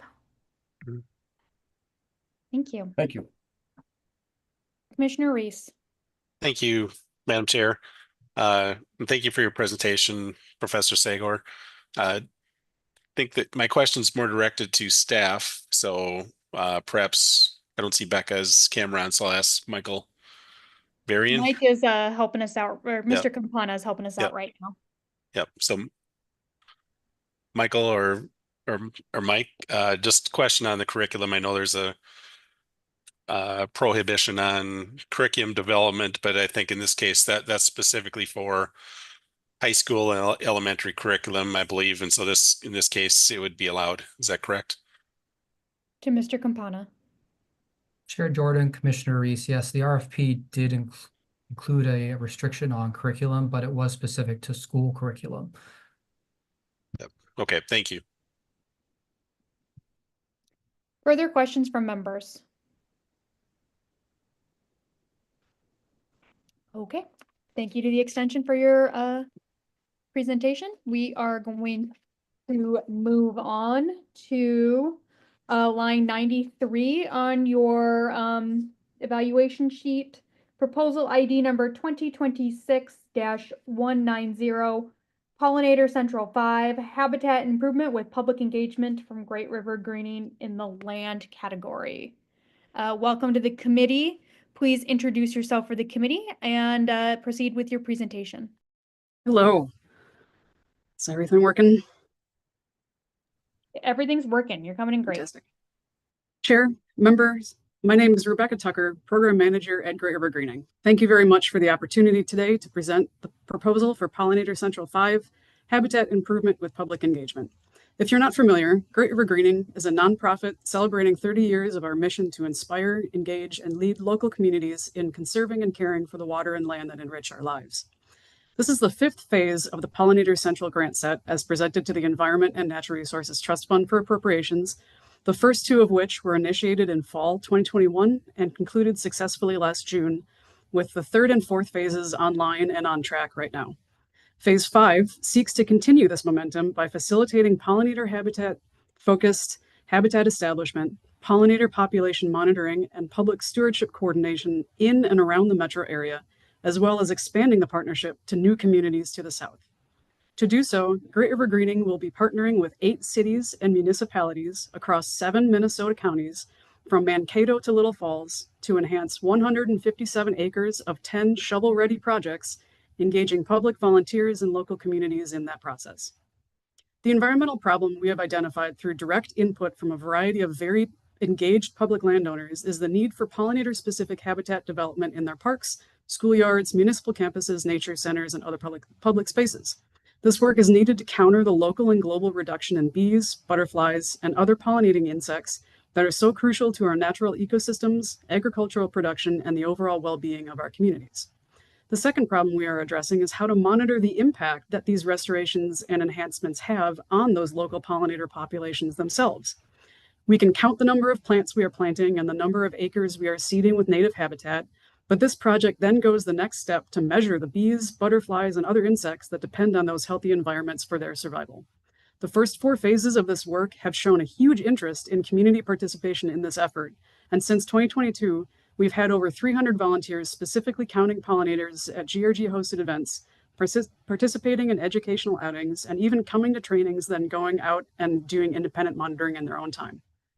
Currently, the 2 online phases of this grant series have 13 active enhancement projects, with pollinator habitat establishment already initiated, with additional classroom plantings targets specifically for youth education currently underway. The projects proposed in this Phase 5 grant request add both to the existing partnerships with new areas in public spaces we've been supporting in previous projects over the years, as well as develops new sites with the same repeat landowners that need assistance on other properties.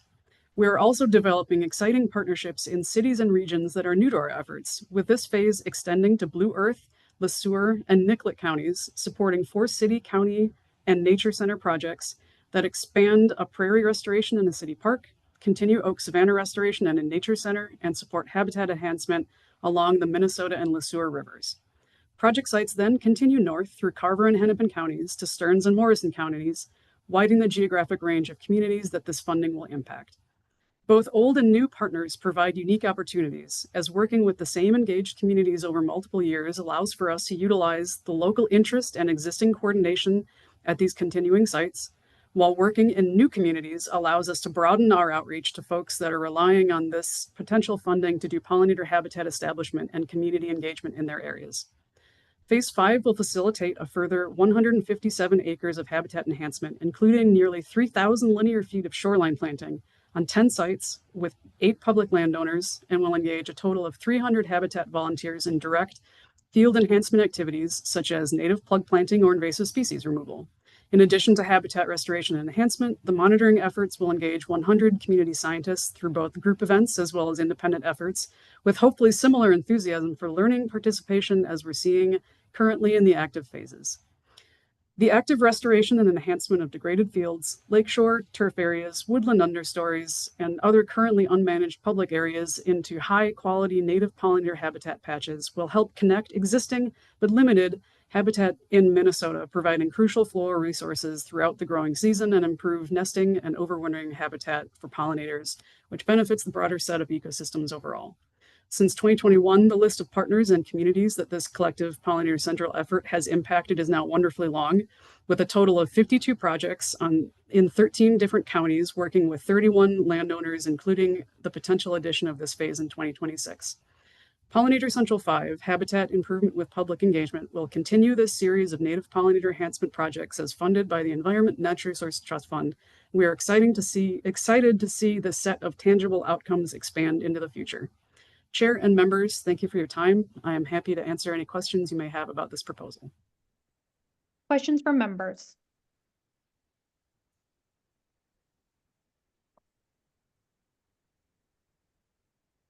I have one. I think it's always a question for me is, when I see something listed as Project 5, this is a organization that is supposed to be, I'm just curious about how this contrasts. I know you talked about expansion to different communities, but I'm curious about how this is different from phases 1 through 4, and what's different about this. and at what point something is supplementing and not supplanting funding. So if you can just help us out here, that'd be helpful to me. Yep, thank you. I appreciate that question. And it is definitely a question that is very topical, both for this type of funding as well as other state funding as well. We are on phase 5 of the types of groups of projects that we have collected into this set of series.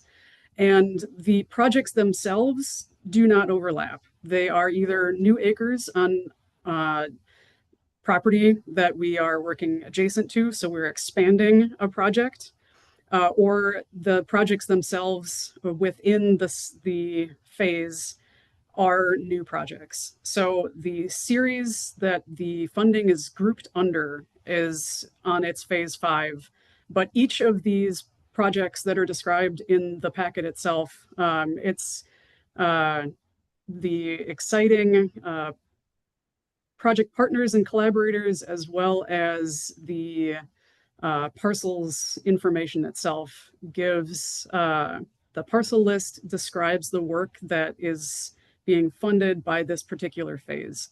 There are some phase 2s on that parcel list itself, but again, they are either expanding projects that we have started previously to other acres. So Nature Center, 5 acres over here, an additional 5 acres, continuing that work on that existing project, or for example, new projects that are completely new to this series itself that have not had this partnership benefit from it before. So it's a bit of a nomenclature thing, a little bit more than supplanting. And it's a great question if it's beneficial to continue calling something phase 5. But on this particular series, it's projects that are of similar goal, and they benefit from the strength of each other's project as well. So that's if that answers your question, I appreciate that question. Great. Further questions from members? Okay, thank you so much for your presentation and your time. We are going to move on to line 94. It is proposal ID 2026-208, enhancing the resiliency of Minnesota's native prairies in the land category from the University of Minnesota and Cedar Creek Ecosystem Science Reserve. Welcome to the, Commissioner Langseth, I acknowledge that you are here, but I will also call on you before we start this presentation. Commissioner Langseth? Thank you, Madam Chair. Can you hear me? We can hear you loud and clear. Great. Yep, just wanting to report a conflict of interest for project number 2026-396. Okay, great. Thank you, Commissioner Langseth. Thank you. Great. Any other announcements? Awesome. Well, we will get started hearing from the University of Minnesota and Cedar Creek. Welcome to the committee. Please introduce yourself and proceed with your presentation. Thank you, Chair. Can you hear us clearly? We can hear you. Thank you. And dear Chair and members, and so thank you for inviting us to share our proposal work. My name is Dr. Mao Liang. I am the research scientist at Cedar Creek Ecosystem Science Reserve at University of Minnesota. I'll be presenting with Dr. Eric C. Bloom, the director of the Cedar Creek, and the associate director, Dr. Kitty Potter, and the caretaker from Anoka Conservation District, and also our Troy Mikey and our prescribed burn program leader. And so the goal of this project is to restore the native prairie habitat, which has been heavily degraded currently, and due to the encroachment by the woody plants and also the invasive species. And the recent studies show that more than 1 million acre land in Minnesota are the abandoned agriculture field, and properly managing and restore those fields can bring the significant ecological and environmental benefits to our local communities. And this work will be conducted at Cedar Creek Ecosystem Science Reserve, a 5,600 acre of the ecological field station at the University of Minnesota. And also you can see shown the map, and the Cedar Creek is spans both Asante and Anoka counties, and The reserve has a rich diversity of the habitats, including the savanna, wetland, the prairie, and forestry, and support a wide area of the Minnesota native insects, birds, and mammal species. And 20% of the Cedar Creek was historically farmed, and those land has been abandoned for 10 to 100 years, and now those land has slowly transitioning to the prairie ecosystem. However, those prairie ecosystem are the most degraded system and on the site, and mostly likely because the spread of the invasive species and the woody encroachment like the Biochar and the pine trees. And also there's an urgent need to restore those prairies to protect the biodiversity and enhance the ecosystem resilience. We propose to restore 236 acres of the prairie and show the map, show in the red on the map, and primarily use the prescribed burning and the spread of the native species. And there are 12 acres that are heavily invaded by the black locust and Biochar and pines, and will require more intensive restoration. And we are thinking about mechanical removal and targeted herbicide treatment. And we have a strong track record of this kind of work. And likely we managed over 900 acres of oak savanna and prairie for the prescribed burning. And so the burning is critical because the fires play a key ecological process. It prevents woody encroachment and spreads the invasive species, and also can increase the native grasses and the prairie biodiversity. And also to ensure the restoration success, we'll conduct a baseline plan and also soil survey before the treatment and monitor afterwards, and to assess our outcomes and guide the adaptive management for the future. And now I will turn it over to Dr. Siglum for share the brief overview of the project outcomes. Thank you. Thank you, Mawei. So this work will yield multiple long-term benefits, including increasing native biodiversity by improving habitat for pollinators, birds, and other wildlife. This restoration will also benefit public groups in greater Minnesota and the metropolitan area through our public initiatives, including our fall lottery deer hunts, bird watching tours, and weekly lunch with the scientist talks. This also includes collaboration with youth programs and statewide organizations like 4-H and the National Archeries in the Schools programs. These programs in total serve about 5,000 community members and 3,500 K-12 students annually, and these restorations will enhance the experiences of these thousands of visitors. Thank you for your time. We're happy to take any questions. Thank you for your presentation. Questions from members? Commissioner Albrecht. Thank you. I'm just curious. I see that you are planning to remove what seems to be an incursion of white pine in this former agriculture old egg field, and I'm curious why white pine wouldn't be a species that you would try to preserve. To the presenters. Yeah, thank you for that question. One of the things that makes Cedar Creek really unique is the mosaic of different habitats. And part of that is historically, these areas were burned regularly. And so we have about a third prairie, about a third savanna, which is sort of open grassland and forest, and a third forest, which is a mix of pine forests and deciduous forests, so maple, etc. If we don't burn these, basically the entire 5,000 acres will become one solid stand of forest. So that would be a big loss in terms of the diversity of animals that live in these habitats. So by kind of doing this continual management, we can keep them open in these grassland systems. The white pine in particular, some of these we just haven't been able to burn for a long time. So they're kind of going up into forest a little bit. So that's why we need to do that removal. We do have a lot of pine forests, which we also manage and preserve. Thank you. Commissioner Westrom. Thanks. Just following up on that, isn't there a point where we just let natural transitions happen? And I mean, if what would stop us from saying we should do this on all the rest of the land across Minnesota? And so to the point is it really, how much value is it? And is there enough money to keep doing this on this land and then, you know, millions of other acres that would have the same type of transitions? To the presenters. Yeah, that's a fantastic question, and this gets into questions of longer term patterns. So a lot of our natural lands now are in smaller sorts of reserves. So we're over 5,000 acres, which seems big, but if you think about the scope of Minnesota or the whole Great Plains, you know, we're talking millions and millions of acres, and a lot of the animals and plants evolved under continuous fire, regular fire. Basically now we've changed the landscape such that that fire is not a regular part of the landscape anymore. And so if we stop burning, which would be, you know, then at that point everything's going to go into one consistent habitat, and that leaves a lot of plants and animals that are not going to be able to persist.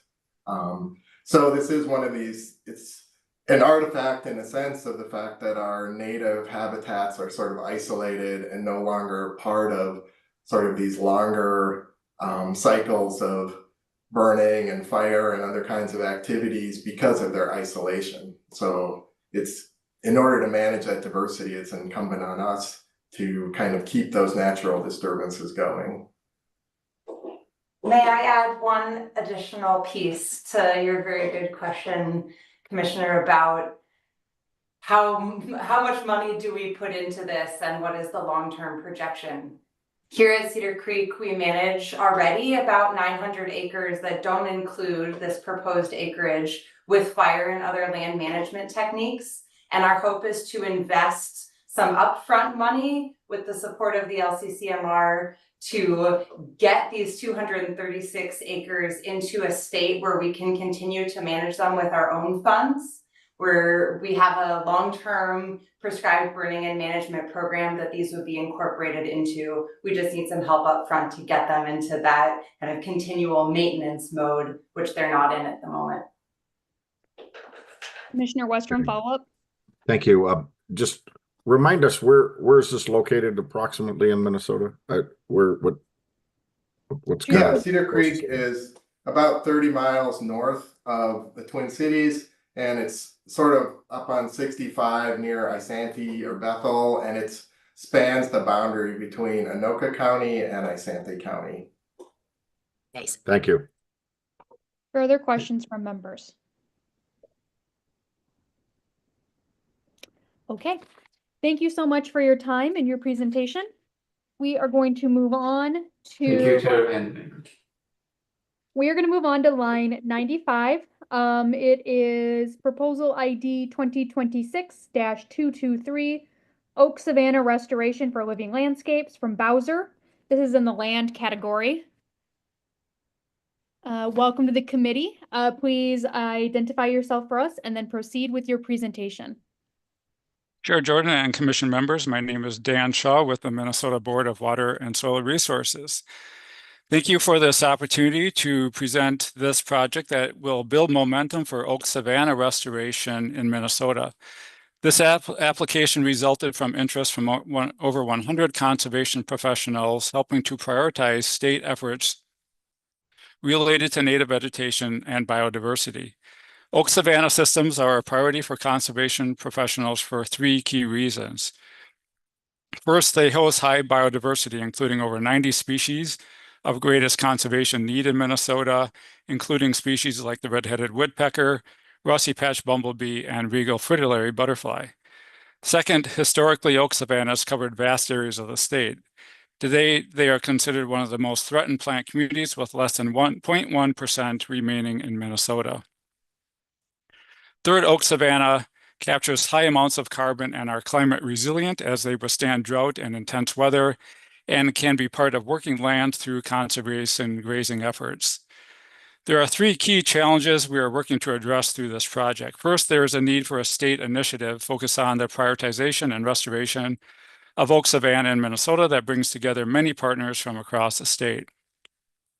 Second, there is a need to collaborate with conservation partners to develop a new technical resources, including mapping of high priority areas for restoration and new state seed mix specific to oak savannas, and new technical guidance. Third, we need to increase the acres of strategically located oak savanna restoration within Minnesota. We will address these challenges through 4 steps. First, in support of the Living Landscapes Initiative through Bowser, we will build a new pilot program guided by our Living Landscapes Advisory Committee, made up of staff from several organizations. Second, we will work with our advisory committee to develop new oak savanna restoration technical resources to support a broad group of partners, including public land managers, farmers, forest and grazing land managers, tribes, conservation agency staff, and the public. And third, we will restore 1,000 acres of oak savanna and supporting woodlands, prairie, and other grasslands on permanently protected land strategically located in the eastern broadleaf province of Minnesota. A ranking process will be used for the site selection, and project placement and planning will address the habitat needs of a wide diversity of wildlife. Each project will have a customized conservation plan developed in partnership with Xerxes Society. And fourth, monitoring and evaluation of project success will be conducted at each project site, and this information will help us refine technical guidance for oak savanna restoration and management methods. This project will have 9 key outcomes, which I'll go through briefly. First, a new Bowser pilot project focused on oak savanna restoration. Second, development of an oak savanna prioritization map.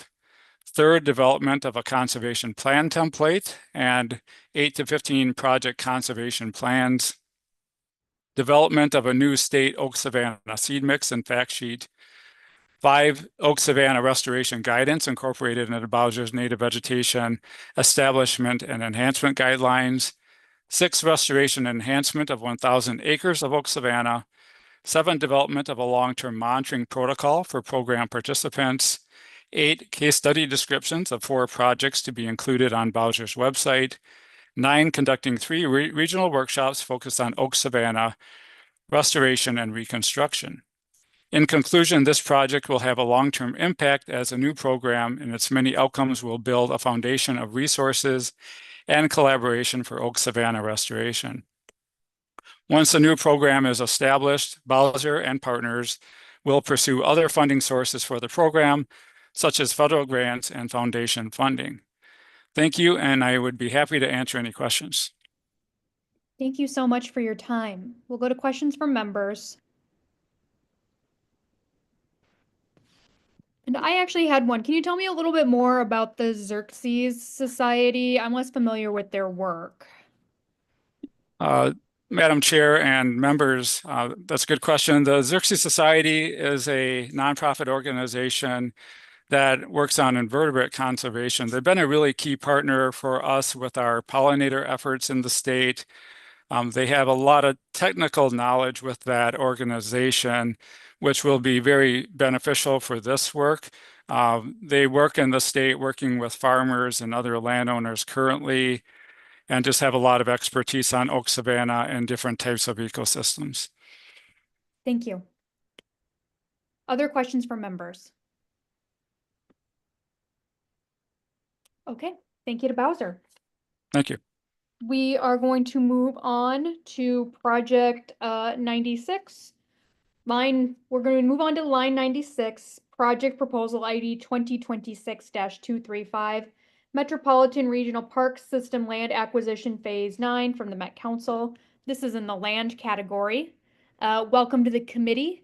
Please introduce yourself and then proceed with your presentation. Thank you, and good afternoon, Chair and members. My name is Jessica Lee, and I'm a planning analyst for the Metropolitan Council. On behalf of the Council and the 10 regional park implementing agencies, I want to thank you for your opportunity today to present our Regional Parks and Trail System Land Acquisition Phase 9 proposal. As a parks planner and grant program administrator, one of my roles at the Council is managing the Park Acquisition Grant Program, which funds critical and urgent land acquisitions for the Regional Parks and Trail System. We work with the 10 designated regional park implementing agencies, which are Anoka, Carver, Dakota, Ramsey, Scott, and Washington counties, the cities of Bloomington and St. Paul, the Minneapolis Park and Recreation Board, and the Three Rivers Park District. These 10 agencies own and operate our 66 regional parks, park reserves, and special recreation features, and nearly 500 miles of interconnected regional trails. The Regional Parks and Trail System is a nature-based system that conserves and protects 65,000 acres of land, provides significant habitat, and connects to our region's lakes, rivers, and streams. Recent acquisitions using ENRTF include protecting 320 acres of land for the Big Marine Park Reserve, 20 acres along Rush Creek for the Rush Creek Regional Trail, 5 acres on the Mississippi River for the West Mississippi River Regional Trail, and 23 acres on French Lake for the Diamond Lake Regional Trail. Our proposal continues to prioritize lands that have high natural resource value, like these recent acquisitions, and often protect critical shoreline. With the park agency's help, I've compiled a list of 61 potential parcels to be acquired. This list reflects only a small portion of the lands that need to be protected and acquired to complete the regional system. Because many of our 10 regional park agencies have very long parcel lists of their own, we've identified only priority parcels that might become available in the next couple of years or are currently in negotiation stages. The Park Acquisition Grant Program operates on a first-come, first-served basis.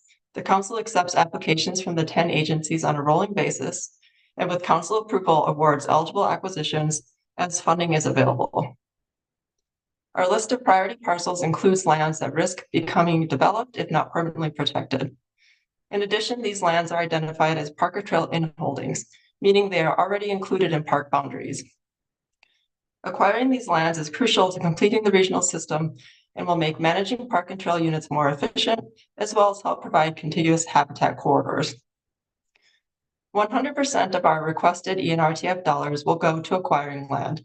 The Metropolitan Council will provide $2 million in match, and the park agencies will provide a 25% local match, an additional $1.7 million.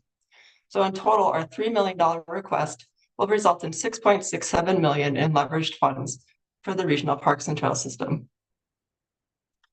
We all know the importance of parks and outdoor public spaces for people and wildlife. Our regional park system sees continued growth, and we must continue to support visitor demand and protection of our natural systems. Acquiring designated park and trail land helps work towards completing the system and helps meet increasing use demands as more and more people are rediscovering nature and the many benefits of parks and trails. Our request to you today is to continue to support our park acquisition program to protect our critical natural resources and provide recreational opportunities for our nearly 70 million annual park visitors from the 7-county metro area and beyond. Thank you for your time today, and thank you for your past support in funding our Parks and Trails Acquisition Program. I'm happy to take questions. Thank you for your presentation. We'll go to questions from members. Commissioner Beeman. Thank you, Madam Chair, and thank you, Ms. Lee. You said that the acquisition funds would be available on a first come, first served basis. Do you keep a sort of rolling list from the agencies already of interest that they have, or would it be, or are you truly starting from sort of zero in terms of the incoming? To the Met Council.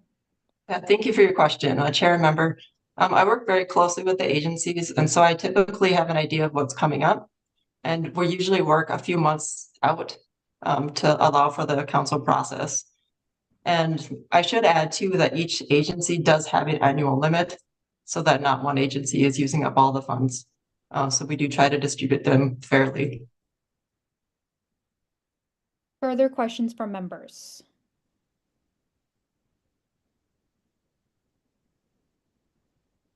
Okay, thank you so much. We are going to move on to our next presentation. On line 97, it is proposal ID 2026-256, education on land management to protect beneficial insects from sea fans. This is in the land category. Welcome to the committee, Doctor. Please introduce yourself and then proceed with your presentation. Thank you very much for inviting me, commissioners and staff. My name is Vera Krishek. I'm a professor in the Department of Entomology at the University of Minnesota. I work on the effects of pesticides used for managing things on land and the effect on beneficial insects. This proposal is of great interest to me to provide information to consumers and professionals on how to manage their pesticide issues by choosing the right pesticide.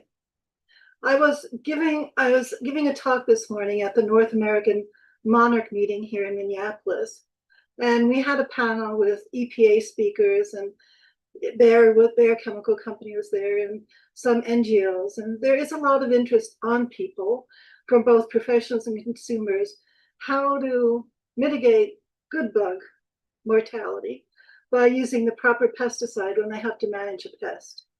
So from professionals to consumers, the information is needed, and it's very difficult to find. So I have a website that was LCCMR sponsored, and I maintain it. And it has both my research information, other people's research, and educational materials on pesticide use for both consumers in their backyard all the way up to professionals. This is very important nowadays because with the U.S. Fish and Wildlife Service re-looking at monarchs as a threatened endangered species, we already have rusty patch bumblebee in urban areas. We have to come up with land management information so if people identify that they have monarchs as a flyby in fall or the spring, or rusty patch bumblebee queens in the summer, they have to know what pesticides they can and can't use. And that information is very difficult to get on the web that is correct and talks about scientific information on what pesticides, whether they're herbicides or insecticides, will actually manage pests. This website has been up and running for about 5 years. It gets about 1,200 in the summer hits a day for people for information. It has American Society of Horticulture award for its publication on butterflies. Butterfly identification has the Minnesota shortlist for butterflies, their life history, and how to butterfly garden. It also has an extensive section that has been edited by Heather Holmes, who's written a number of books on pollinators. And it identifies pollinators and wasps, so when people in their backyard can know how to manage themselves. On this website, there are 3 courses that I myself have been working on for years. And these courses need to be finished and then offered through a portal the university now has for consumers and professionals to take online courses.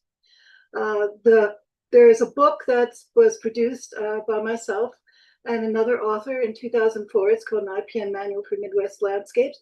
That's online. All of this is free access, and that needs to be updated. I work with a USDA committee, and I've talked to them about it at the last 3 annual meetings, and they're very eager to work with me on creating these online courses and updating this IPM manual so people can download a page.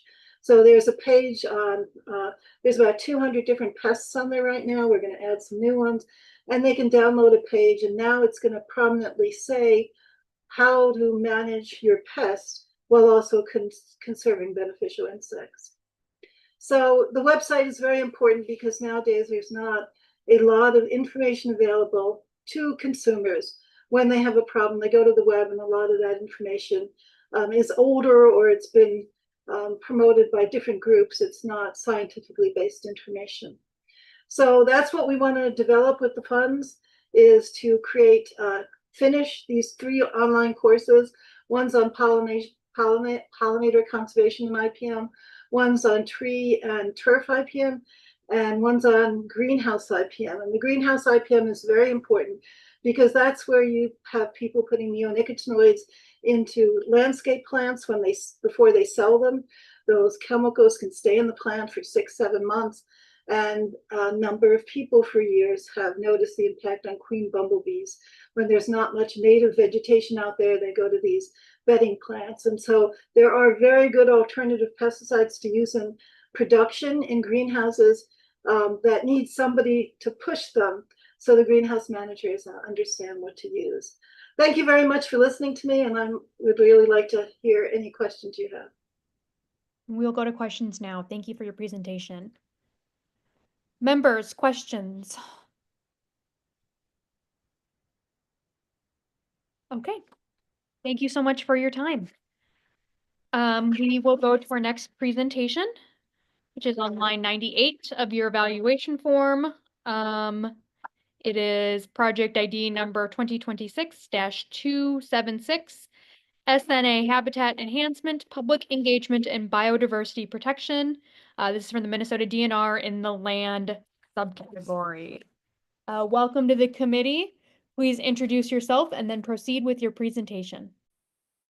Thanks. Good afternoon. My name is Judy Albert. I am the Minnesota DNR Scientific and Natural Areas Unit Supervisor, and I'm here today to talk to you about proposal 2026-276, SNA habitat enhancement, public engagement, and biodiversity protection. Since it's after lunch, and I know you have listened to many presentations, I thought I would add some videos to my background of SNAs that ENRTF has helped acquire over the years. This includes additions to Blanket Flower SNA, Crystal Springs SNA, and most recently, Quarry Park SNA. I also included the Lost 40 SNA, though ENRTF did not help acquire the Lost 40, it did recently help us enhance it by adding new interpretive panels. So to jump right in, we're all aware of the many pressures the world and Minnesota face to do more with less, to provide multiple uses and to evolve to meet demands. But we also need to make sure we are leaving behind some of the amazing natural features that have always made Minnesota a phenomenal place to live. As most of you know, that is the role of the scientific and natural areas, or as we call them, SNAs. SNAs are part of the state outdoor recreation system, and they have a really unique and indispensable role. Our primary goal is to ensure the state's natural heritage is not lost from any ecological region in Minnesota. Our secondary goal is to provide Minnesotans with opportunities for compatible nature-based recreation, education, and scientific opportunities. SNAs protect significant populations of rare plants and animals, sites of greatest biodiversity significance, high-quality native plant communities, and geologic features of state or national importance. Many of these SNA features are extremely rare or do not exist anywhere else. Some examples include old-growth forest, Lake Superior Cobble Beach, extremely rare coastal fens, world-class peatlands, large undisturbed blocks of native prairie, rare waterbird nesting sites, unique estuaries, granite outcrops, tamarack bogs, sand dunes. I could go on and list the many special concern species, threatened and endangered plants and animal species that are associated to these sites, but I would need more than the 5 minutes I have today. And I wanted to take the rest of the time today to discuss this specific proposal that's in front of you. This proposal will advance the unique and vital roles of SNA by supporting habitat enhancement, public engagement, and strategic SNA acquisition. Here's a quick overview of the milestones included in each of these activities. Restoration, enhancement, and site improvement activities will be able to take place on about 2,400 acres of high-quality native plant communities. Ecological monitoring will improve management and track rare species populations, vulnerable native plant communities, and other important protected features. This monitoring creates a partnership between land managers and the state's leading rare species experts to answer the important questions needed to manage these rare resources. And it's not just on SNAs, we share this information with other land managers across the state. For public engagement, science-based information and the chance to get involved in nature will drive Minnesotans' engagement in volunteer events, community science, monitoring, and education activities related to SNAs. We'll sustain and grow our network of SNA volunteer site stewards initiated through previous ENRTF appropriations. We'll organize and execute over 70 events across the state focusing on community involvement in monitoring, bio blitzes, volunteer work days, and recreation educational events like guided nature hikes. New this year, Chronolog will be added as a new citizen science-based photo monitoring initiative that will share citizen-taken time-lapse photos of various SNAs statewide with the public. Other outreach products and social communications will be developed and disseminated, including continuation of the SNA newsletter, which was initiated in the ML11 ENRTF appropriation. The newsletter now has 15,400 subscribers. As for strategic acquisition, our goal will be to acquire and designate an additional 170 acres as state SNAs, which will protect and buffer additional sites of biodiversity and natural heritage significance. In closing, I want to thank each of you for your time and ask for your support of this proposal and scientific and natural areas in general, so we can continue to preserve Minnesota's finest natural features and rare species for future generations. Thanks. Thank you. And with that, members, we will go to questions, starting with Commissioner Albrecht. Thank you, Madam Chair. Thanks for bringing this forward. I just want to highlight a couple of things about your proposal. In particular, the acquisition side of things. I know you're going to do like, about almost $4 million worth of, or $3 million worth of restoration and removal of invasive species and whatnot like that on existing SNAs. But I noticed that you have strategic acquisition, and I looked at your map. I see one's in Roseau County, and I think 3 are in Clay County over just east of Moorhead, as I recall. So I do want to just lift up that these sites, maybe you just want to share how you select the sites and the criteria that were used, and also the fact that it's willing sellers that you are approaching on these acquisition sites. To the Yeah. Thank you. Thank you, Commissioner. Thank you. We have a really thorough, in-depth evaluation process for anything that comes into SNA. We require them to meet a high quality standard. They have to be majority native plant communities or have a natural feature. We have set goals we're trying to reach of having representative samples of each natural heritage element in the ecoregion. So it has to meet our programmatic goals. And then on top of that, yes, it's definitely willing sellers. It's done, a lot of these are years of communication that we have, and we're working with them, a lot of times for many years before they even decide to sell to us, because they do have these rare features on them. And pretty high standards, I guess, higher than most probably all programs you're working with. And then can I ask one more? Follow up, Commissioner Albrecht. Thank you. And I noticed that a lot of these habitats have rare, endangered, and threatened species, and also SIGINs, or species of greatest conservation need. Can you just share for us what are those SIGINs? To the DNR. Yes, the species of greatest conservation need are species that are essentially being watched, right? And if we continue to see decline in those species in the state, they will become listed. And we want to avoid uplisting, right? Because the minute a SIGIN becomes uplisted and then is listed as threatened or endangered, then there's a lot more state laws that kick in for everybody involved. So the more of these species that we can protect and manage, especially on state lands, the better those populations do and keeps them from being uplisted. Thank you. Commissioner Green. Chair, can you tell to the testifier, can you tell me how much you're paying per acre on average for this? And also, who does the evaluation of the land to determine the cost per acre? To the DNR. Yes, Senator Green. We internally do like the evaluation as far as deciding what meets quality. Everything is appraised, and it goes through a formal appraisal process. As far as average, it really varies across the state. We've had things come in very high near the metro and come in fairly, as low as sometimes $800 an acre as you get away from the metro, right? We probably average $5,000 to $6,000 an acre across the board on all the SNAs we've acquired in maybe the last 10 years. But it really depends on the location. Commissioner Green, follow up. But just for clarification then, can you tell me what entity does the evaluations on the land? Because I hear this all the time with a willing buyer, willing seller, and the question becomes, how much does the state really need? And so we're assuming that we continue to need more and more and more when we're already about a third publicly owned in the state.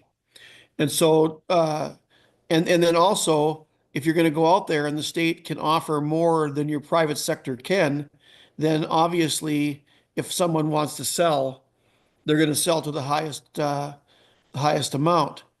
And so the willing buyer, willing seller is the big question as far as should the state be buying? I mean, I could work for a company and wish to buy, well, pick your acreage, doesn't matter. And if the company says we don't need any more, then that should be the end of it. And so, it's just simply unfair when the state has money that they take from taxpayers and then outbids those same taxpayers on the property that's out there. So the question is then, who is doing this evaluations? The DNR have their own assessors out there that are evaluating this land? To the DNR. No, the appraisals are contracted out. So the DNR is not doing the appraisals. It's usually contracted out to a local appraiser. Okay, one more thing then to the testifier. If you could get me a list of the appraisers that you'll use and email that to me. I will contact our Lands and Minerals Division and get what I can from you. I don't know if they maintain a full list, but yeah. All right, thank you. Thank you. To Commissioner Westrom. Madam Chair, so it talks about public engagement and Commissioner Westrom, I think you accidentally muted yourself. yeah. It talks about public engagement and enhancing the SNAs. What is it you're specifically doing? Are you putting trails in them so the public can actually engage and benefit from the SNAs, or are we just putting money into sloughs that are going to just stay sloughs and off limits for the public? What do you mean by public engagement and enhancements? A little more specifically, if you could, and compared to like parks and trails and other outdoor areas that we buy that people can use day in and day out. To the DNR. So to compare us to parks and trails, scientific and naturals are really designed to protect the rarest features in Minnesota. So our recreational interface is different than parks and trails. We do have trails on some of our sites, but we're not readily installing trails on a regular basis. Most of the recreation is bird watching and light on the land recreation. There's a lot of hiking and usage that happens, but it's more off trail than on trail on SNAs. A lot of our events are focused on that. So we engage many volunteers, thousands of volunteer hours, doing, actual management on the ground, helping manage these rare resources. It might be, collecting seed or harvesting seed for prairie restoration, or woody removal projects, doing buckthorn cutting. And we have really good turnout. We've done things like kayak trips where they can view islands from the water and things like that. So we do a lot of engagement, but it's not to the level that parks and trails are. It's lighter on the land because we protect a lot more rare species. Follow up. Commissioner Westrom, follow up. Are all of them open to the public if they want to launch a kayak in the water or walk around the grounds? And if they're not open to the public, how many are not open to the public versus open to the public? To the presenter. Senator Westrom, the majority are open to the public. There's only a handful, maybe 3-4 that are technically closed, and generally only during times of the year. It might be during like the nesting season of a rare species. Or it could be, we have SNAs that are actually conservation easements and they're still privately owned. But yeah, like 99% of them are open to the public. Last question, Madam Chair. So how would the public, or how would we know what's the difference between an SNA and just hunting duck sloughs all over the state that people can hunt and traverse. What is the difference? Because they're both quite similar, aren't they? Or are they the same basically? To the DNR. So the uses are different. The SNAs, the uses are a little different on almost all the sites. And not all of them are open to hunting. Some of them, over half the acres are, but a lot of them are not open to hunting. So we see actually a lot of use by the public, especially if they don't want to be worried about hunters during hunting seasons being out on the SNAs. It gives them an alternative in those cases. Thank you so much for your time. Members, we're out of time. And so we are going to move on. Our next project is on line 99. It is proposal ID number 2026-300, sustainable land use on small farms through collaborative robots, from the University of Minnesota College of Design. This is in the land category. Welcome to the committee. Please introduce yourself and then proceed with your presentation. Thank you, Chair Jordan. So, hi everyone. My name is Ji-Yeon Shin from the College of Design at the University of Minnesota. And I'm Rajamani from Mechanical Engineering at the University of Minnesota. In this project, we are working in close collaboration with the Hmong American Farmers Association, HAFA, a Minnesota-based nonprofit that provides training and market support to small-scale farmers. So thank you for the opportunity to share our proposed project with you today. So together, we aim to develop and evaluate an affordable robot that will assist farmers on small-scale farms by helping them perform labor-intensive tasks more easily, thereby supporting the sustainable use of natural resources in the state. So Minnesota's agricultural crop production plays a vital role in the state's economy. So it ranks 5th in the nation, generating nearly $12.9 billion in agricultural profits, and is a leading producer of some crops such as sweet corns and green peas. But this agricultural success is facing growing challenges. Over the past century, Minnesota has warmed by nearly 3 degrees Fahrenheit, and yearly rainfall has gone up by more than 3 inches. So this excessive precipitation is disrupting farming by delaying planting, causing soil erosion, and damaging farmland. So these disruptions pose some challenges to the long-term sustainability of agriculture in the state. Small farms, including those run by local communities, are important for promoting sustainable agriculture and achieving long-term environmental benefits. Many already use smart methods like rotating crops, growing different plants together, and adjusting planting schedule to deal with changing weather and protect the soil. So these approaches reflect the deep practical knowledge that experienced farmers have, but they can be very labor-intensive and time-consuming to carry out. As a result, there is increasing interest in the use of smart farming tools, especially on assistance from robots. However, the real-world adoption of robotic technologies remain very limited. This is due to factors such as high equipment cost, limited access to training, and the complexity of integrating automation into diverse planting systems. Additional challenges include fears of job displacement and doubt about whether robots can operate effectively on uneven terrain or in waterlogged soil. We feel that these barriers can be effectively addressed through appropriate innovation and thoughtful customization of robots. If we can customize a robot so that it could work in different types of landscape and handle the specific tasks farmers need the most help with, we can better support small farms by honoring the practical expertise and values passed down through generations of hands-on experiences. Our project is organized into 3 main phases. Phase 1 focuses on understanding farmers' needs by conducting in-depth interviews, identifying the specific task they want help with, examining technology gaps in existing robots, and determining what customization are necessary to make a robot truly useful in their day-to-day farming work. Phase 2 involves the development of customized robots.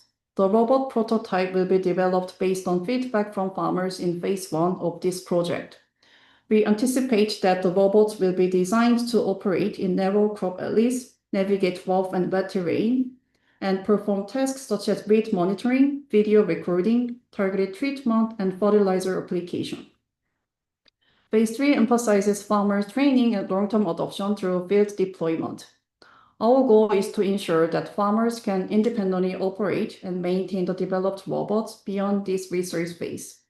We will also explore how automation can support and complement traditional practices such as crop rotation and soil conservation.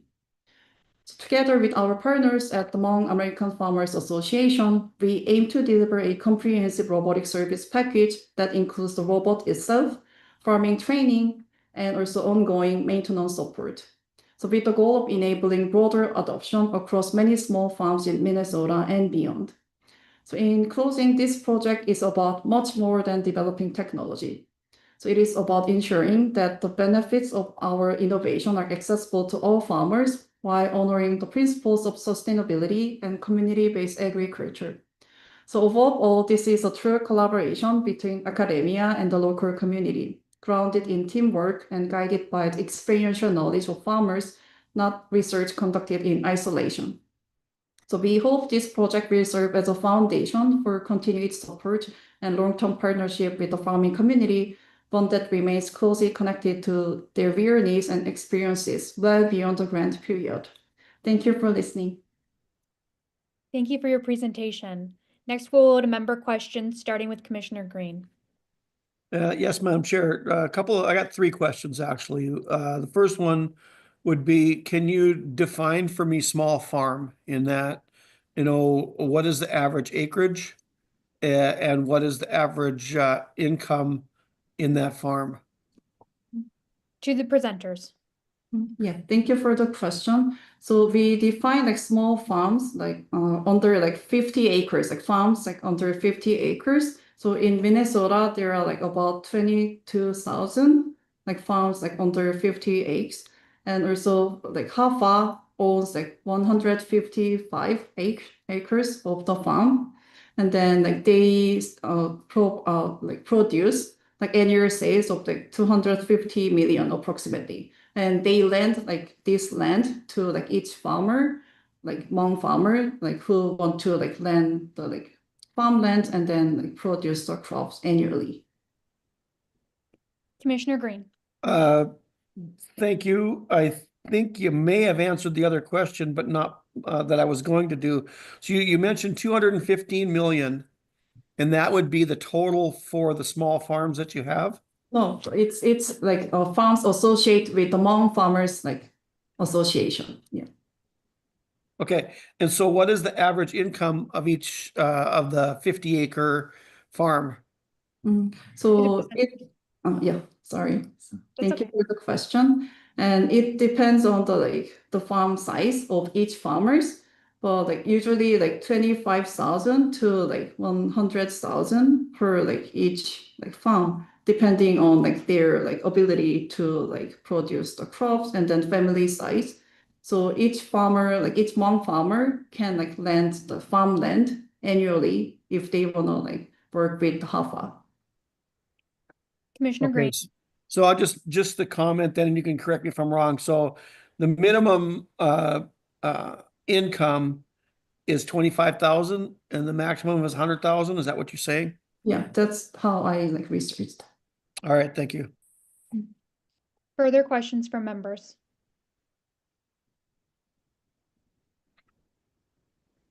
Okay, thank you so much. Thank you. We are going to move on then to project online 100. It is proposal ID 2026-307, managing Minnesota's forest for carbon, trade-offs and synergies. It is from CFANS and is in the land category. Welcome to the committee. Please identify yourself and then proceed with your presentation. Thank you, Chair, members. I would like to thank the Commission for the opportunity to share our project today. We are very excited. My name is Irene de Pellegrin, and I'm a faculty member at the University of Minnesota. So increasing carbon sequestration in our forest and forest carbon credits markets are a great solution for our environment and an additional economic option for landowners in Minnesota. However, the impact it might have on the production of other goods and services, such as timber or wildlife habitat, is not well understood yet. So our project aims to bridge that gap, providing the necessary information for landowners and managers to make informed decisions about how to manage their forest in the long term. So we know that forests are increasingly being targeted as nature-based solutions to address global environmental challenges. In the last few decades, several programs have been developed to incentivize landowners to manage their forest in a way that increases carbon storage. And how do they achieve this? Well, there are specific forest management practices, such as reducing the harvest volumes or extending the time between harvesting events that are central to a particular type of forest carbon projects. The goal of this project overall is to change forest management and logging practices to increase carbon stocks over time, sequestering more carbon compared to a business as usual scenario.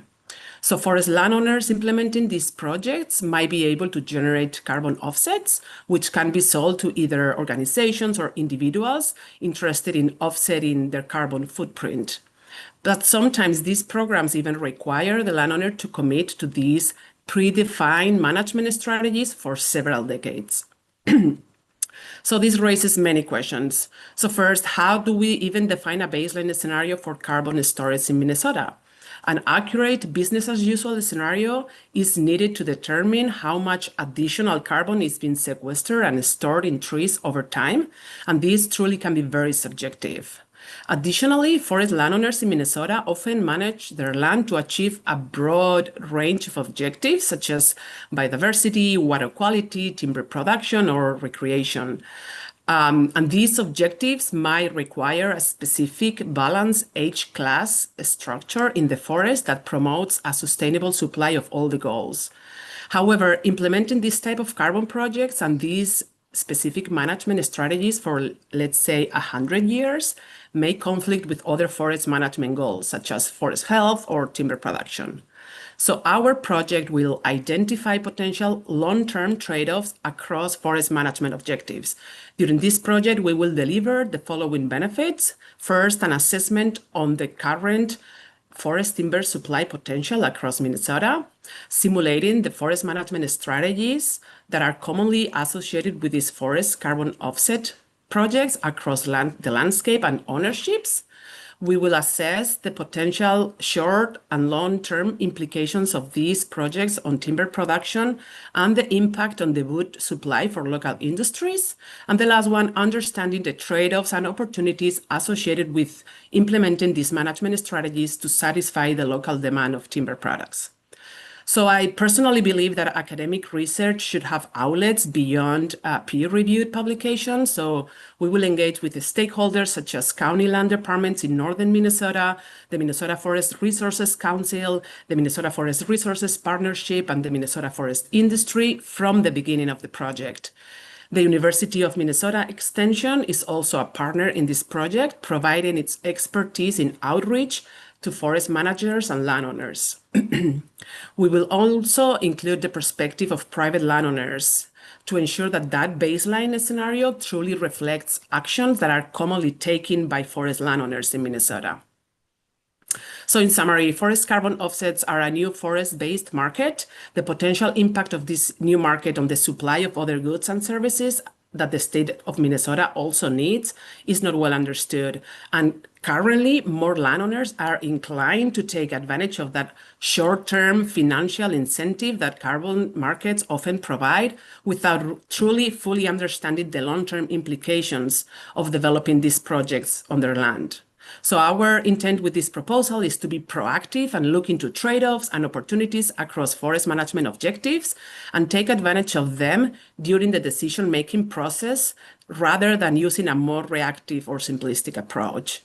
With that, thank you so much, everyone, for listening, and I'll be happy to answer any questions. Thank you for your presentation. Questions from members?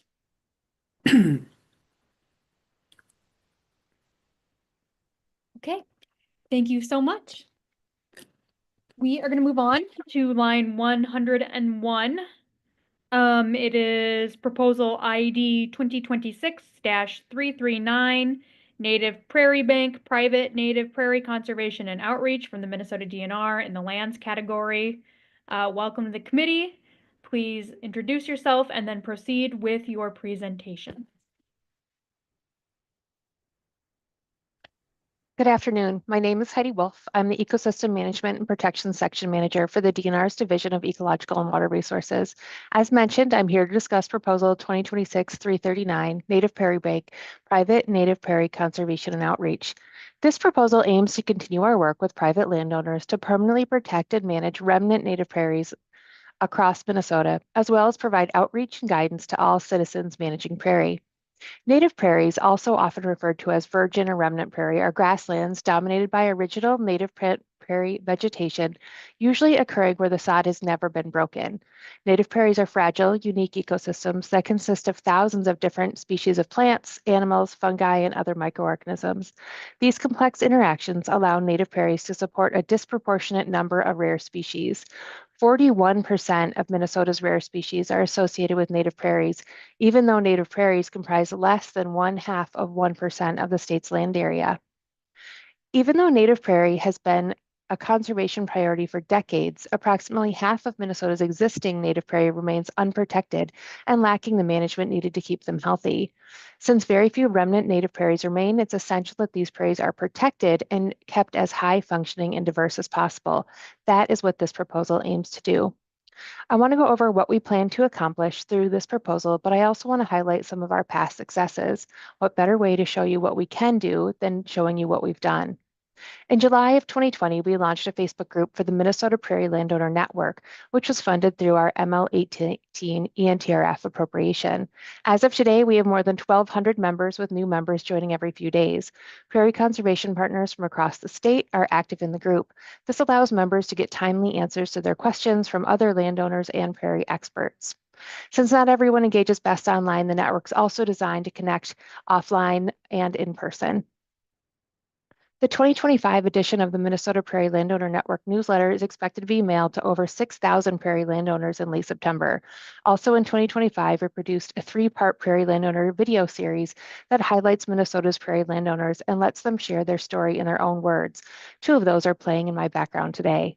In 2021, we published the Prairies of Minnesota's Landowner Handbook that was funded through our ML17 ENTRF appropriation. The book was written specifically for Minnesota prairie landowners and provides prairie history, management information, resources, and a lot more. To date, we've given away more than 4,500 landowner handbooks and will be ordering more soon. This book is currently available in hard copy or accessible PDF, with special thanks given to ENTRF. Other recent and current outreach activities include the following. We created a prairie-themed coloring book and have given away nearly 10,000 copies to children across the state. We developed a Build a Prairie interactive display that's been shared with more than 1,000 youth since its development in 2023. We're currently developing prairie-themed display materials for use by staff and partners at in-person events. Our staff have also served as instructors or speakers at numerous outreach events each year. This proposal builds and delivers even more on all the outreach activities I've mentioned today, plus many other landowner assistance activities. Since 2010, we've installed 245 miles of fire breaks and executed 10,617 acres of prescribed burns through some of Minnesota's toughest landscapes, controlled 6,427 acres of invasive and woody species, improved management of over 6,000 acres of grazed and hayed prairie annually, and restored 174 acres of prairie. This proposal aims to implement another 600 plus acres of restoration and enhancement activities like those I just noted on permanently protected native prairie banks through a teamwork approach with landowners. This also includes ecological monitoring aimed at answering the questions our on-the-ground field managers and landowners are asking every day. Native Prairie Bank is Minnesota's leading conservation easement program for the protection of high-quality remnant native prairie, with 15,543 acres protected since 1987. The Native Prairie Bank program prides itself on being highly selective and prioritizes enrollment of lands that contain high-quality native prairie in the most strategic locations. Landowners enrolling land into Native Prairie Bank have the option to retain haying or grazing rights. This option allows the easement to remain part of working farms.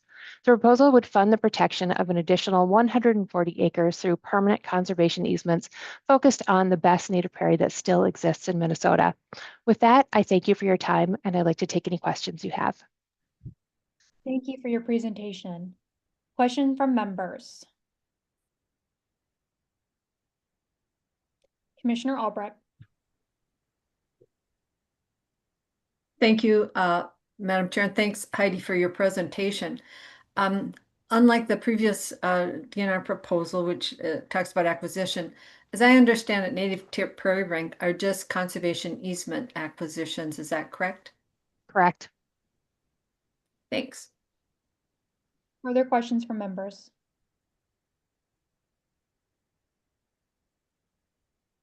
Okay.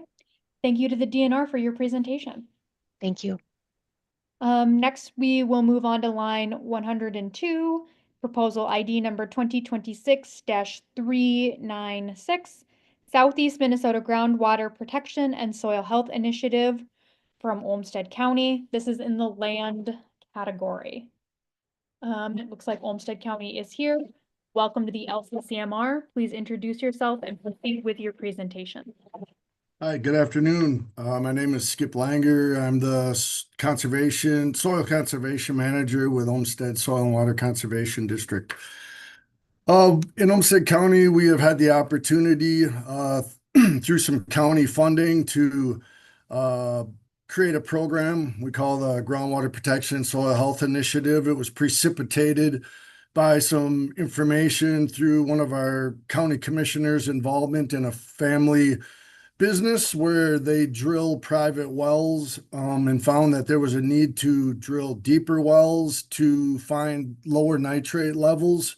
And this, the cost of this was burdened by the landowners. And so the commissioner said, you know, is there something that we can be doing in order to reduce this impact? And we came together as a team of our leadership here in Olmsted County and staff to discuss the potential for implementing conservation practices to reduce nitrate. And so, you know, in Southeast Minnesota, we have a vulnerable landscape.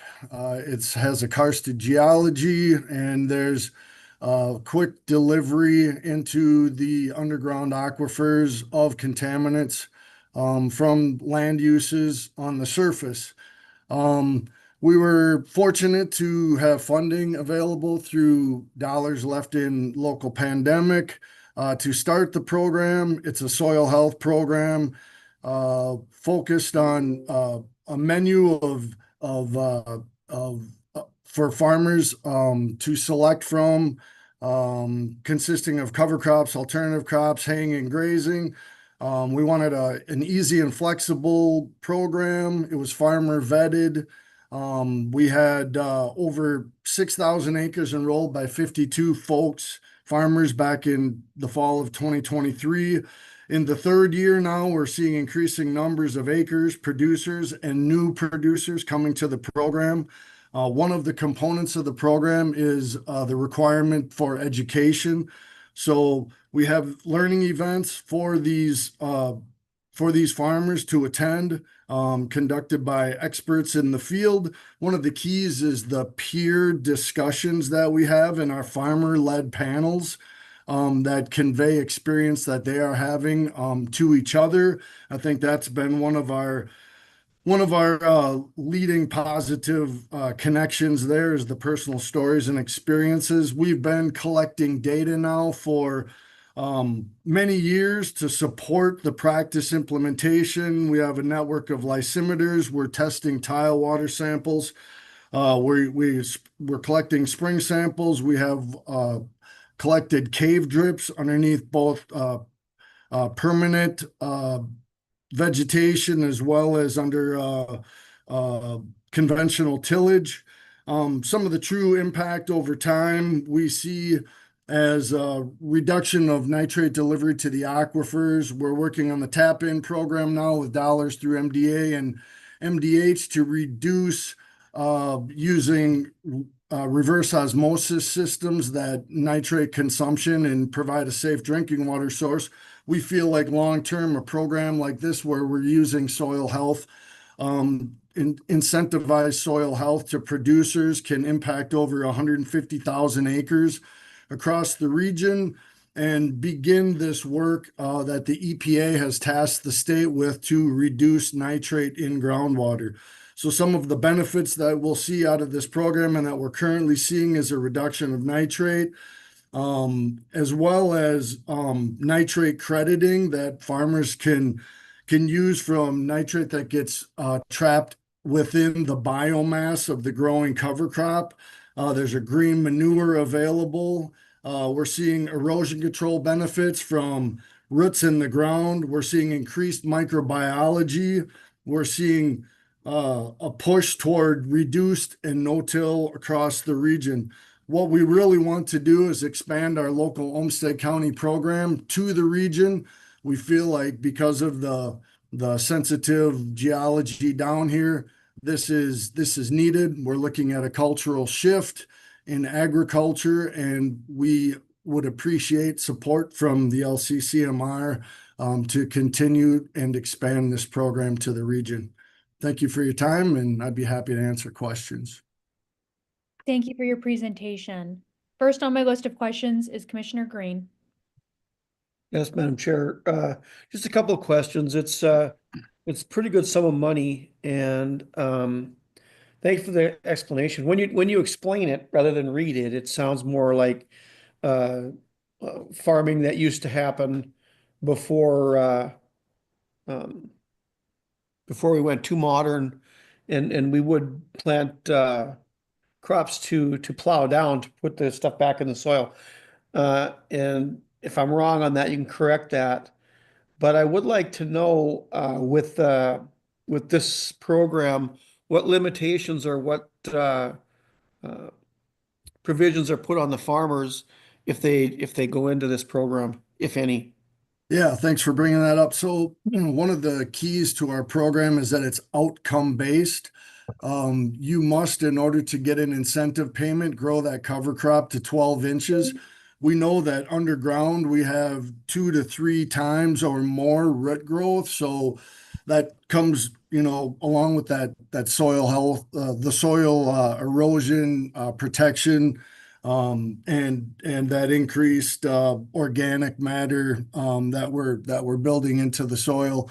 So it being an outcome-based program, I think that's where the control comes from, the funding dissemination out to producers. They certify a crop and then we pay them for the certification. All right, thank you. You're welcome. Beeman.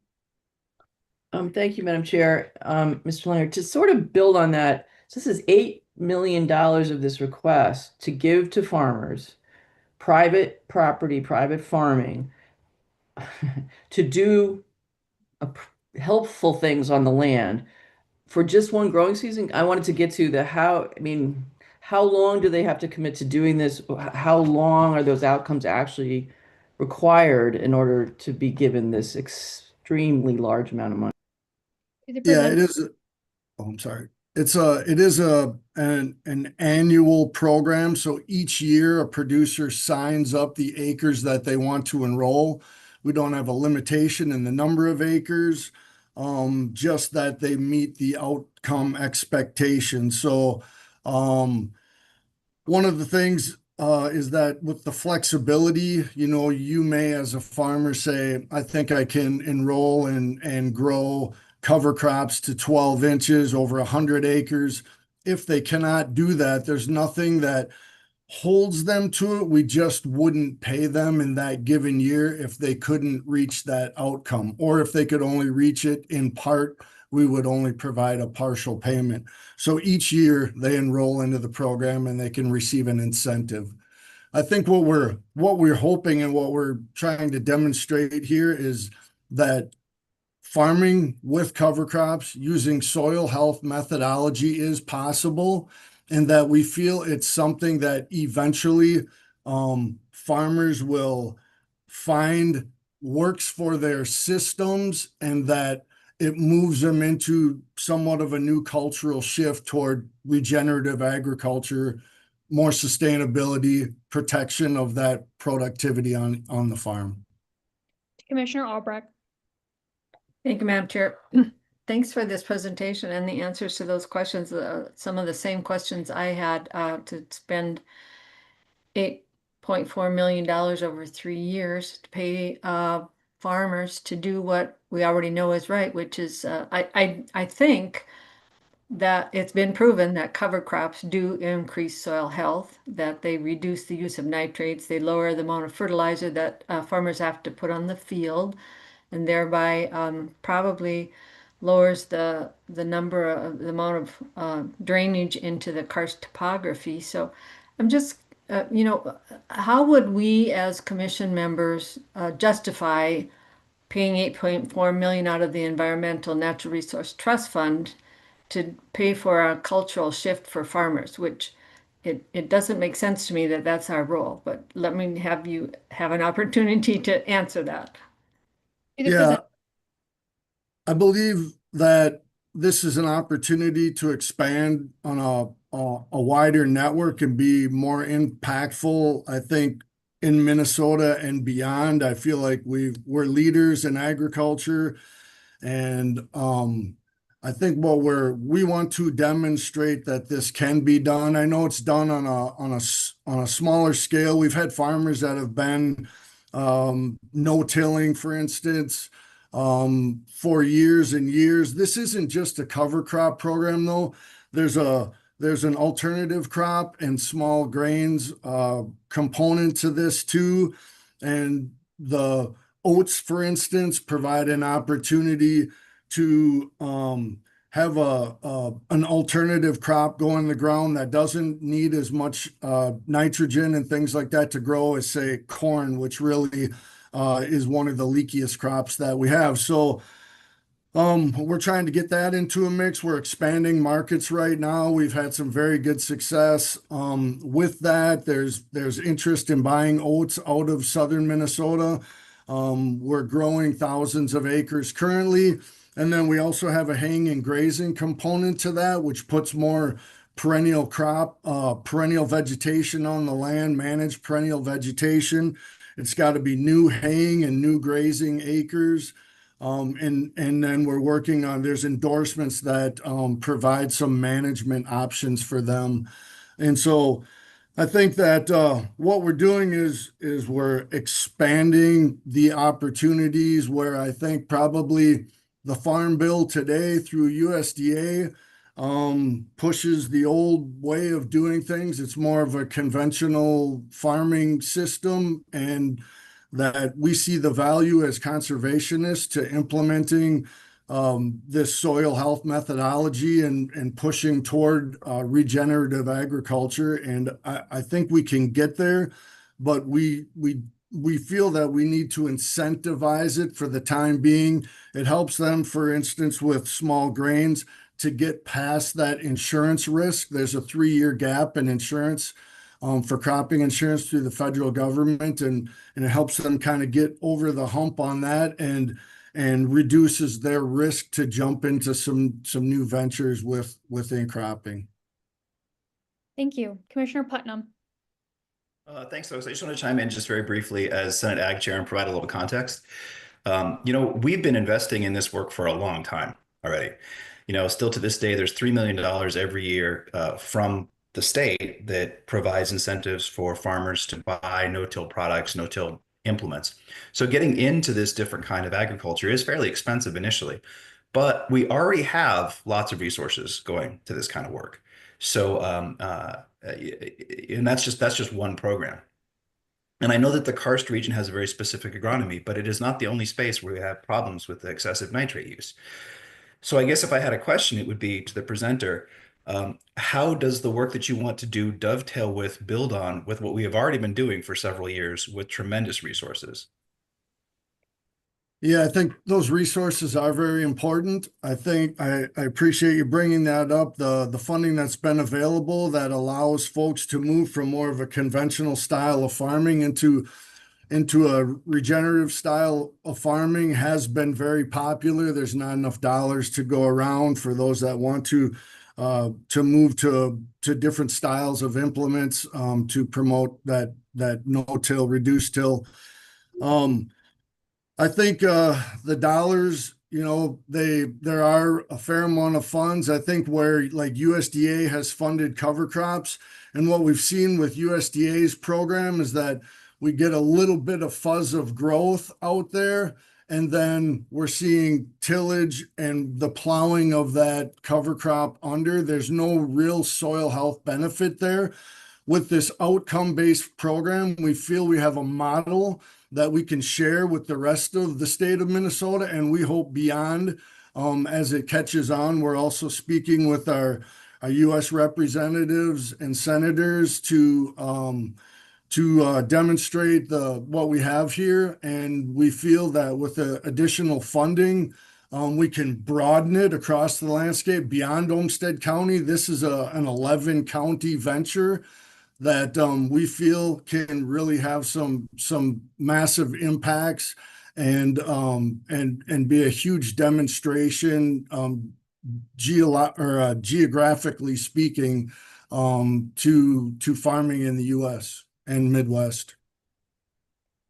Thank you so much for your time.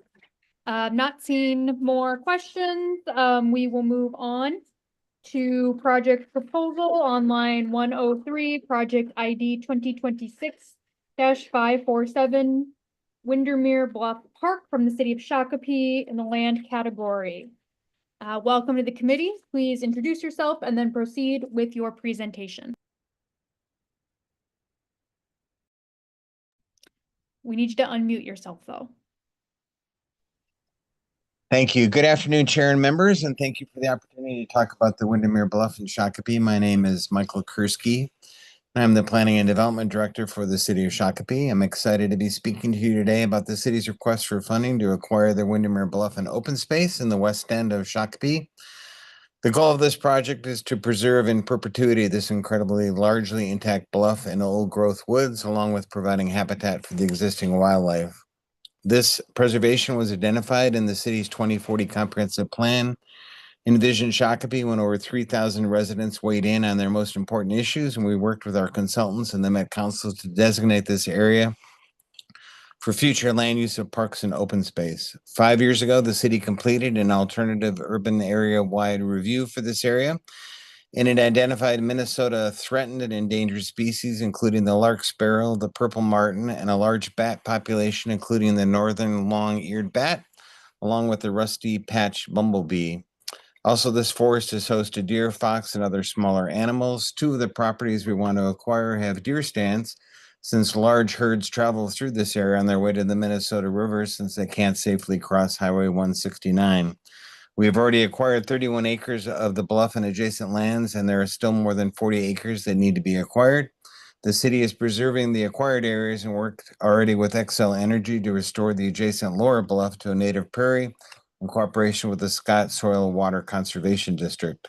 We've been working with 2 of the adjacent land developers, Pulte and D.R. Horton, to provide buffers to this large wooded area, so these are literally not the backyards of homes. These bluffs were considered valuable home sites because of their highest points in the region with views all the way to downtown Minneapolis.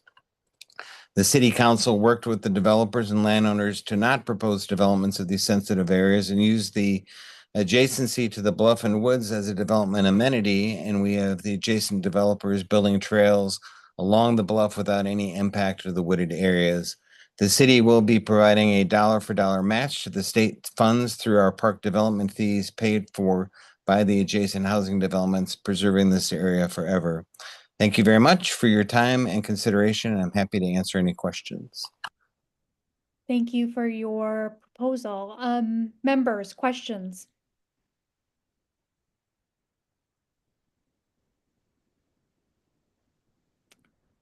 Okay, thank you so much. Thank you very much.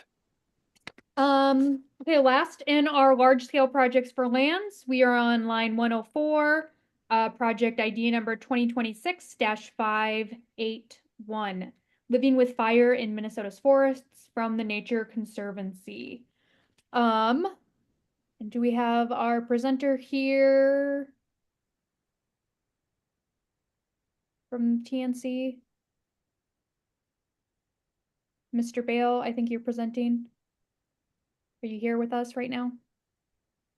If so, please turn your video on. Hello, welcome. Please identify yourself and then proceed with your presentation. Thank you, Chair Jordan and Commission members. My name is Bob Bale, and I'm the Assistant Fire Manager for Forests with the Nature Conservancy in Minnesota. The need for more prescribed burning to both reduce wildfire risks and to restore and enhance fire-dependent forests has been in the news for years now. When it comes to wildfire in Minnesota, many actors and actions are needed to protect communities and conserve wildlife. Land management agencies have crucial roles, of course, as do tribes, researchers, citizen scientists, volunteer stewards, and neighbors helping neighbors. This proposal, Living with Fire in Minnesota Forests, focuses on crucial components of the wildfire solution. One, dedicated prescribed burning specialists able to support projects within nearly all land ownership categories. And two, public education, technical assistance, and outreach activities that attract more Minnesotans to support and practice beneficial vegetation treatments at home and in their communities. The Living with Fire in Minnesota Forests project will reduce wildfire risk and it will restore and enhance fire-dependent forests. That's the what that this project will accomplish. Reducing wildfire risk in our forests and restoring and enhancing fire-dependent forests in visible and measurable ways. The state of the art in this field is a whole of society approach. That's the how or the manner in which this project will produce its outcomes. Tangible progress will be made by prescribed fire specialists conducting more burns. At the same time, outreach specialists will educate the public and assist stakeholders to weave networks, establish new partnerships and reinforce existing ones, and build communities of practice who perform complementary vegetation treatments. The Nature Conservancy fields federally qualified wildland fire crews whose primary assignment is restoring and enhancing Minnesota forests with safe prescribed burning. Dovetail Partners, the sub-awardee on this proposal, is expert at engaging diverse audiences and facilitating multi-party projects that reduce community wildfire risk and restore and enhance forests. The complementary capacity of TNC and Dovetail are force multipliers, accelerating forest stewardship actions and community building. Here are the primary treatment activities that will be completed in this project. Prescribed fire specialists will support partners to conduct prescribed burns on 1,500 acres of forested lands, build fire breaks, thin overgrown forests with chainsaws and brush saws, build piles, and burn piles. Outreach specialists will educate the public about vegetation treatments that take fire into consideration and are especially rewarding when neighbors help neighbors. The outreach specialists will facilitate cost share projects that remove trees and limbs that have been piled by the community, and they will provide public workshops that teach best practices for pile building and pile burning.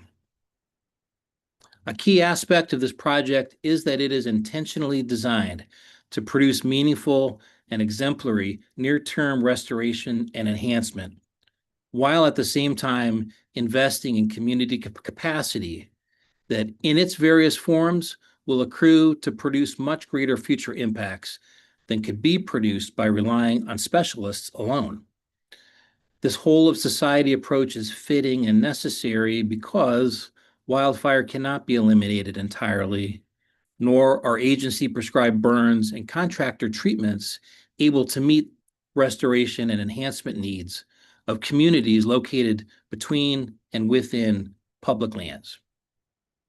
Minnesotans will benefit from these efforts in many ways: improved hunting and berry gathering conditions, reduced intensity from future wildfires, increased efficiency of agency prescribed burning projects, and a more informed, self-responsible, and cohesive citizenry contributing to those solutions.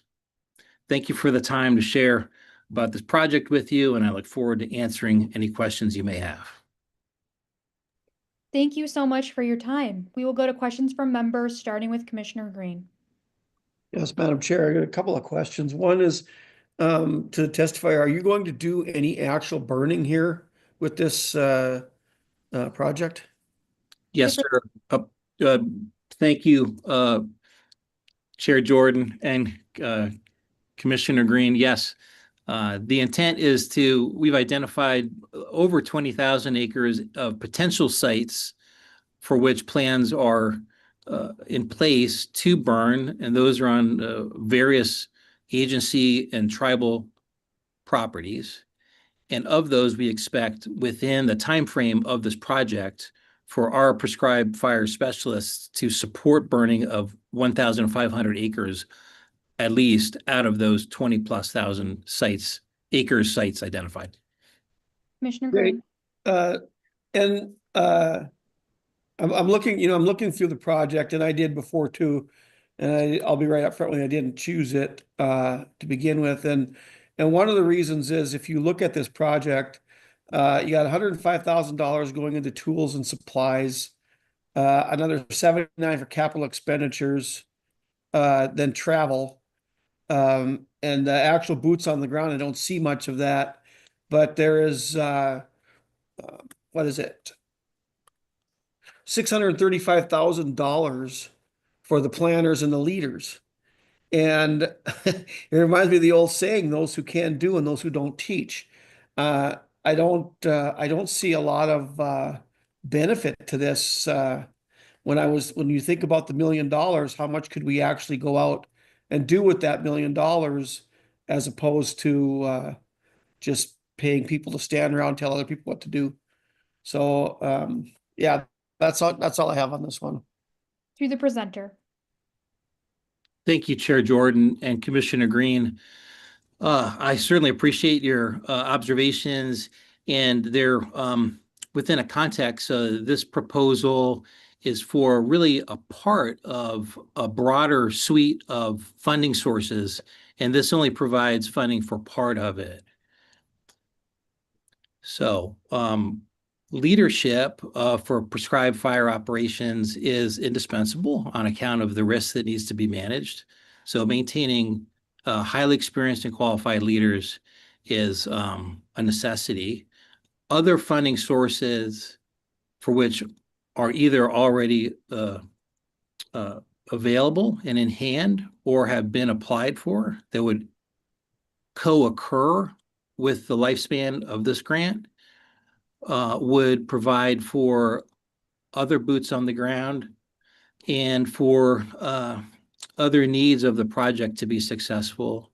The tools and travel are also a necessity on account of the breadth, the geographical breadth of this project does require people to move around a fair amount of the state, and to have the proper equipment is indispensable as well.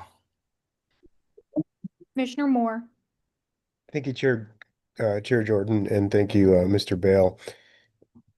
Many of the northern Minnesota Ojibwa tribes have pretty strong wildfire programs, and you mentioned some collaboration with them. Nature Conservancy itself has a pretty good working relationship with tribes in general, and I just wondered if you could share specifically how this project would work with some of the Minnesota tribes.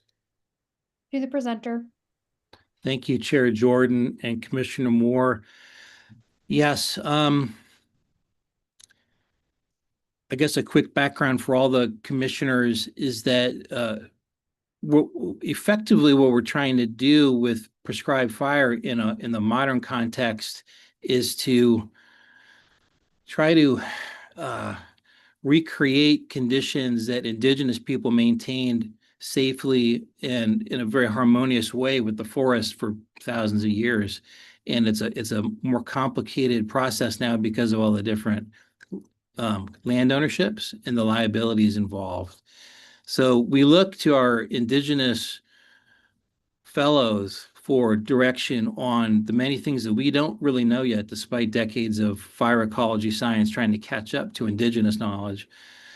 And so that the improving of, or maybe the getting closer in relationships with our tribal neighbors is a long-term process because building trust is not a short-term endeavor with our tribal partners and potential partners. One of the ways that we try to show up to be allies is to support tribal partners when we are invited, to listen more and advise less. So for instance, where I might interact with a state agency, and because of my experience in this field, I may feel comfortable coming right in and saying, you may want to consider this, that, and the other. With tribal partners, I'm going to be listening, seeing what trust can be built over time, and seeing how we can be invited or not to support them going forward. In the case of this particular grant proposal, there is a specific burn on Leech Lake ground that we've been invited to support when that burn occurs. And we look very much forward to helping out when invited to do so. Commissioner Moore, follow up. No, thank you. Commissioner Beaman. Thank you, Madam Chair, and Mr. Bale, thank you very much. Maybe I wanted to get at another angle on what Senator Green was getting at as well, which is you have a lot of public land manager. I noticed in the letter of support, the national forests and the tribes. I imagine you're working with DNR as well. Yes. What isn't happening now that you want to see happen with this project, whether it's coordination or skill building or something else? I mean, what is missing that you are trying to improve or solve a problem with this proposal? To the presenter. Thank you, Chair Jordan and Commissioner Beaman. First, I want to make clear that the Nature Conservancy and Dovetail Partners don't approach this as we have all the answers for everybody and we're going to come in and solve the problem, kind of full stop. However, with the capacity limitations within each DNR department, within both forests, within tribes, there are opportunities where if someone is available to come in and supplement their resources, let's say on a given day for a particular prescribed burn, if there is a team that is mobile, that is highly experienced and qualified, and is capable to be called upon to add to the resources for that particular prescribed burn, it may make the difference between it happening or not happening. It may also make the difference between maybe just one burn happening on a given day or now two, because these additional resources are available. So part of the proposal is to have, in this case, 2 different TNC fire teams available to support DNR, Forest Service, and tribal burn programs to get them to where they need to be able to accomplish what they wish to accomplish. And in addition, the other part that's so crucial to this is that engaging with the public so that private landowners can become aware of practical things that they can do within their capacities, like thinning trees, creating more defensible space around their homes, maybe doing some pile burning if they're so inclined, or helping each other to do that. All those kind of networking efforts can contribute to overall a safer landscape, so that when we're doing prescribed burning next to private property that has much less vegetation on it than before, overall the whole landscape is safer and healthier.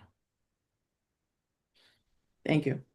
Thank you so much. Any last questions from members? Okay, thank you so much. Members, this concludes our long presentations for the day, but we are going to do a few of our shorter presentations here. And because of our times, we're running a little bit ahead, which isn't necessarily a bad thing. We're going to be moving around from our agenda that was set up, sent out by LCCMR staff last night. And so Thank you to members for bearing with me mostly. And especially thank you to special thank you to all of our presenters who have been so flexible, just given everything that's going on. And so the one we're going to go to next is on line 128 in your small projects under subdivision fish and wildlife. It is proposal ID number 2026-399, wolf monitoring on the Leech Lake Reservation from the Leech Lake Band of Ojibwe. Welcome to the committee. Please introduce yourself and then proceed with your presentation. Good afternoon, Madam Chair and members. I'm Tanya Rourke. I'm the Wildlife Program Director and Lead Biologist for the Leech Lake Band of Ojibwe Division of Resource Management. Today, I will share with you our proposed project, Wolf Monitoring on the Leech Lake Reservation. This project very obviously is about wolves, but what may not be so obvious is that it is also about treaty rights and co-management. The Leech Lake Reservation is located in the north central part of the state, where 3 biomes come together, making it diverse with plant and animal life. The Ojibwe were present and living off the land here long before European settlement, and while we don't have time to dive into history, just know a series of treaties, acts, land theft, and logging changed the landscape and formed what we now know as the Leech Lake Reservation. Today, approximately 90% of the reservation is overlapped by the Chippewa National Forest, and the remaining of the reservation is made up of state, county, private, and tribal land ownership. And I share this because it is important to remember where we come from, and also because when you have this checkerboard of ownership within an area, everyone wants to manage resources a bit differently, and co-management can become complicated. What is often forgotten is that although Leech Lake gave up title to some of those lands and their timber resources, all other resources were retained by the Leech Lake Band and are now defined as reserved property rights. Wolves are one of those resources. Wolves are of great cultural and spiritual importance to the Leech Lake Band of Ojibwe. They are found in the Ojibwe creation story, as well as other oral histories, myths, and legends. Wolves have been federally delisted and relisted multiple times, but have always remained a listed species on the band's threatened, endangered, and sensitive species list. As we collaborate with other Minnesota tribes and strive for co-management with Minnesota DNR on wolf management, we have found the need for more information about wolves residing on and near the Leech Lake Reservation to make the best management decisions. In 2023, we initiated our first wolf monitoring project to understand wolf population dynamics like wolf densities, territories, and mortality, with long-term goals of using this information to update our 2012 wolf management plan, more effectively collaborating with our partners, and ensuring the long-term survival of wolves on the Leech Lake Reservation. The first couple of years of this project has been supported by U.S. Fish and Wildlife Service Tribal Wildlife Grant and funding from the Bureau of Indian Affairs. We have gotten a great start to our project, and the first couple of years has allowed us to work out some of the kinks to the project, as every project needs to do. To date, we have collared 23 wolves, and they have provided a great baseline of data, but more information is needed.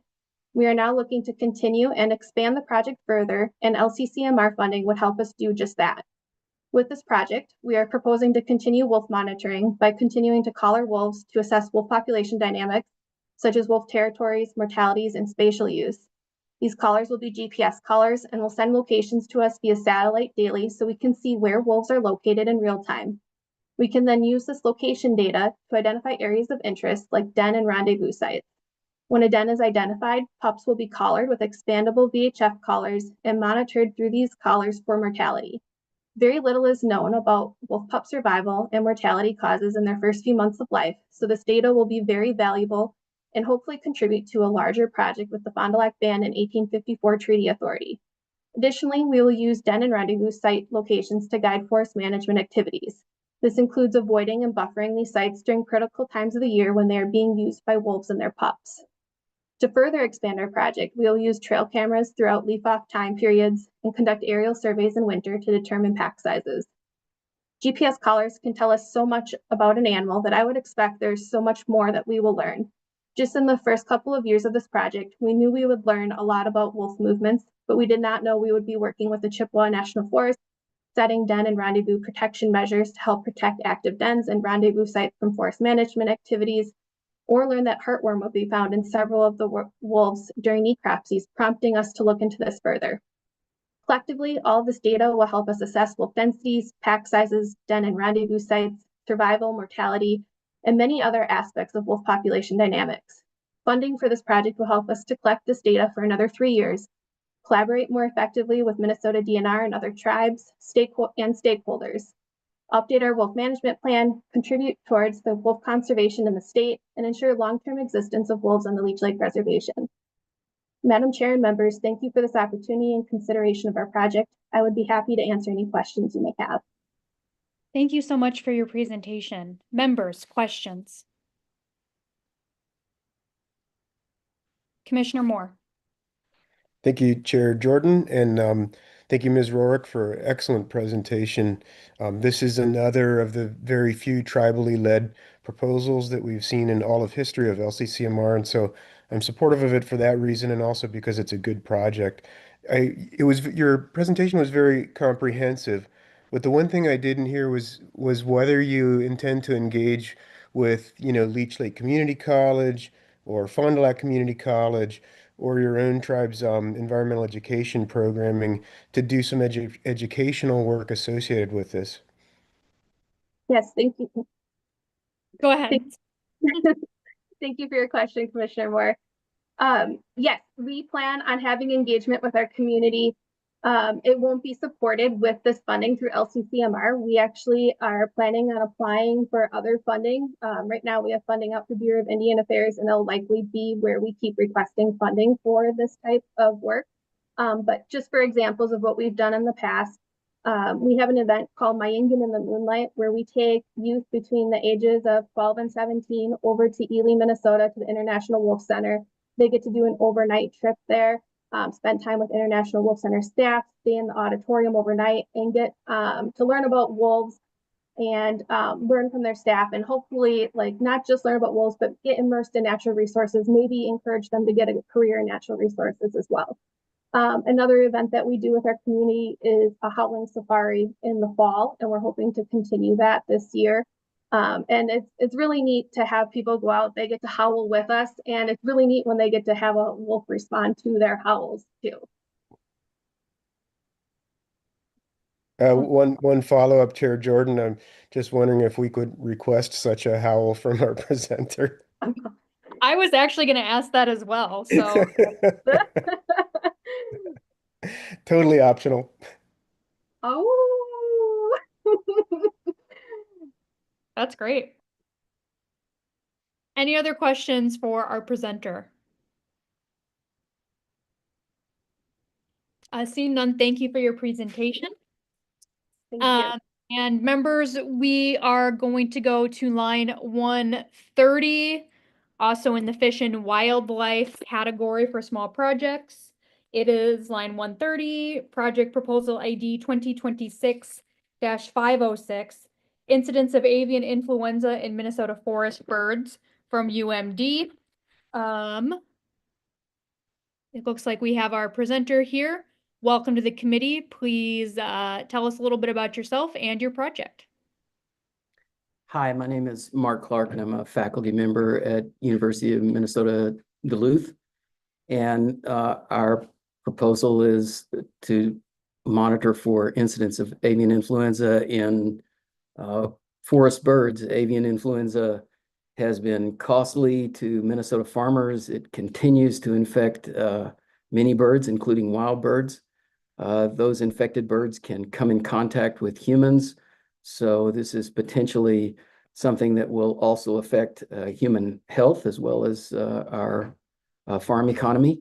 And it can also have impacts on wild bird populations. We still don't know what causes outbreaks of influenza in birds, why birds may contract it in the wild. And determining incidence in wild birds thus far has really relied on collecting samples from hunter harvests. And so that's been predominantly waterfowl. There has also been sampling collected during banding of waterfowl for the monitoring of those waterfowl populations. And then lastly, there have been samples collected from carcasses of birds that have been fortuitously found by the public. So looking at that, the songbirds, woodpeckers, and some of the smaller birds, they're not harvested by hunters, and they often are in habitats where their carcasses are unlikely to be seen or found by the public. So our surveillance in that group has really been insufficient to determine prevalence, even though these are potentially a very large reservoir for avian influenza. These birds could be dispersal agents for the disease, but we really just don't know how much is out there. So we, Dr. Alexis Grindy from NRRI and Emily Pavlovic from Hawk Ridge Bird Observatory, we're proposing to collect samples from songbirds by partnering with ongoing groups that are conducting population surveys of these songbirds, woodpeckers, and other small forest birds. And we'll use those samples to then determine incidence of avian influenza. We'll also analyze our samples for parasites that cause avian malaria.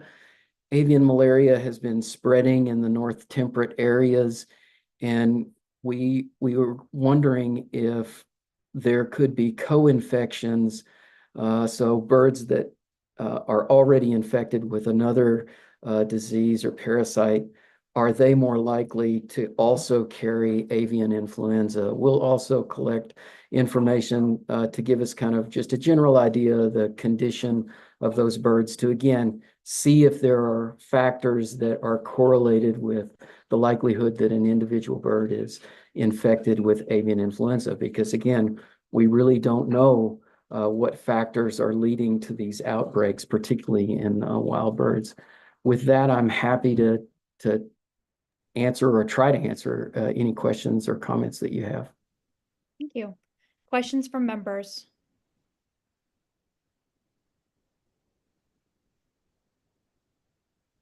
Okay. Thank you so much for your flexibility in being here and for your presentation. Yeah, thank you. My pleasure. Okay, next on our list is on line 133. It is project 2026-166, updating land cover maps for enhanced natural systems. This is in the small projects category under land. It is from the University of Minnesota CFANS. And it looks like our presenter is here. Welcome to the LCCMR. Please introduce yourself and then tell us about your project. Oh, thank you, Madam Chair and members, for hearing our proposal. My name is Brian Runk, and my colleague Keith Pelletier is a co-investigator on this project. He couldn't join us because it's a little earlier than planned, and he had a family conflict, unfortunately. We're both scientists in the College of Food, Agricultural, and Natural Resource Sciences at the University of Minnesota. Together, we have roughly 4 decades of experience serving as scientific leads in data-intensive projects like we're proposing. So specifically, we're requesting funds for personnel and computing costs to update the 1 meter spatial resolution land cover maps.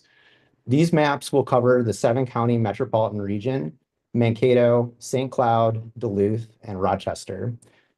As our letters of support show, the 2016 data product is really an essential input for natural resources planning and management. The data has been used as inputs into decision-making processes, such as setting stormwater utility rates, supporting wetland banking programs. It's been used for quantifying urban tree canopy coverage. It's also gone into enabling greenhouse gas inventories, along with a plethora of other use cases. So I'm going to go first for the rest of the talk into what the current data product is and the alternatives are and what they're lacking. And then I'll describe a bit about what we want to be doing. Okay, first off, the current data product. So in 2016, the university here released a first of its kind product for Minnesota, a 1 meter land cover map. What was cool is Keith was the technical lead on this project, along with Joe Knight, here at the university, who's since moved on to a different university. Keith and company, though, started this work to support highly detailed parcel level analyses, as the existing state of the art wasn't good enough for a lot of the uses they needed. This map that they made leverage newly acquired LiDAR data and high-resolution aerial imagery. So in 2023, so relatively recently, a new set of LiDAR flights were done. And that really means the time is right to update these old data products. So LiDAR, or light detection and ranging, collects height information for everything on the Earth's surface. These data are very expensive to collect.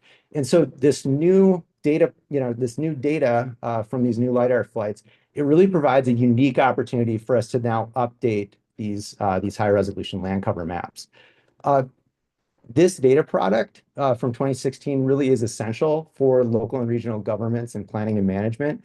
And we would utilize this new data and really be providing a value-added analysis-ready product, which the LiDAR data isn't directly.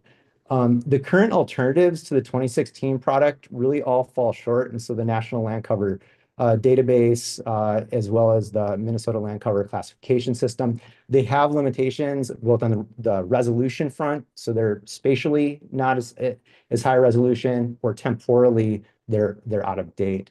And so this product really would fill that gap that the 2016 product was able to successfully fill. So because this data product's now almost 10 years old, we need to update it. So what do we want to do? Well, first, we'll update and run the land cover classification model to develop the 1 meter land cover product. We'll be using Trimble's eCognition software for this, and the output will be a 1 meter spatial resolution map provided as a series of tiled rasters. If funded, this work would wrap up by May of 2027. Our funds are really requested for Pelletier to do this work. It's important to note, though, that the aim one of our proposal, that's not sufficient alone for access, because not everybody has the GIS knowledge to effectively utilize these large data sets. And that's really what our second two aims are oriented at. Aim number 2 is to reduce the barriers to use by building a web-based data access and visualization tool. And this will allow users to subset that data for their target geography. As you can see, we have a co-design process in our proposals to be sure that we're getting aligned with what folks actually need. Last, what we're going to be doing is providing education for both technical and non-technical users, so that people can go through and they know how to appropriately use that data in their decision-making process.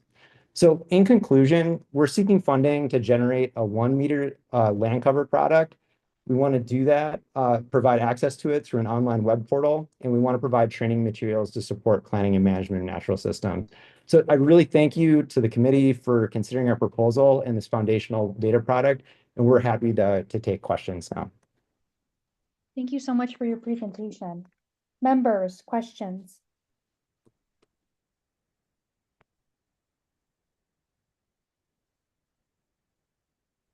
Okay. Thank you so much, Doctor. And thank you for your flexibility. We're sorry we missed your co-presenter. Please thank them for their and send my apologies. Well, thank you. If only all my meetings were this efficient, right? Mine too. Great. Now we are going to move on. Sorry, let me get my notes in order to line 132. It is project proposal ID number 2026-529 in the category of small energy products, Minnesota Chiller Energy Efficiency and On-Site Energy Generation from the University of Minnesota School of Public Health. Welcome to the committee. Please introduce yourself and then proceed with your presentation. All right. Thank you, Madam Chair and members. And thank you all for the opportunity to present today. My name is Gabrielle Martin. I'm an engineer with the Minnesota Technical Assistance Program, or MNTAP, which is in the School of Public Health at the University of Minnesota. In the room with me are Kelsey Klukas, our director, and John Vanyo, senior engineer. MNTAP provides no-cost, non-regulatory, confidential technical assistance to Minnesota businesses. Since 1984, we have helped Minnesota businesses achieve first-year savings of 900 million gallons of water, 404 million pounds of waste, 117 million kilowatt hours, and 6.2 million therms. Collectively, these projects have saved businesses $58 million per year. On behalf of MNTAP and our partner, the Energy Resources Center, or ERC, which is located within the College of Engineering at the University of Illinois, Chicago, I am presenting on our proposal to decrease carbon emissions through technical assistance and on-site energy solutions. Here in the state of Minnesota, we have set ourselves a mandate to have 100% carbon-free electricity by 2040. Achieving decarbonization will require a multi-pronged approach, decreasing our energy usage through efficiency measures, as well as replacing current carbon-intensive sources of energy. In 2023, the industrial sector was the largest consumer of energy in Minnesota. One common industrial use of energy is chiller systems, which preserve food and cool critical equipment. Sectors in Minnesota that frequently utilize chillers include food processing, dairies, breweries, groceries, healthcare facilities, and ice arenas. Through our work, MnTAP has realized there is ample opportunity to increase the energy efficiency of chiller systems around the state via several strategies. For example, compressors in chiller systems are often set to a static pressure. By changing the pressure settings in direct relation to the outside air temperature, energy use can be reduced. Meanwhile, the experience of the ERC is that facilities in food, healthcare, etc., that need chillers typically have the potential to reduce their emissions through on-site energy solutions. Now, when I say on-site energy solutions, that can mean anything from solar to cogeneration to biogas. But why are we focusing on both of these areas in the same project? The beauty of this approach, where we combine efficiency work with on-site energy generation, is that it allows us to help a facility right-size their energy usage before exploring alternative power options. To use the example of a solar project, if we help a facility decrease their power draw by 10 or 20%, then perhaps they can look at installing a solar array that is 10 or 20% smaller. This could decrease the implementation costs, space requirements, and generate less waste than if the solar array had been sized based on their original usage.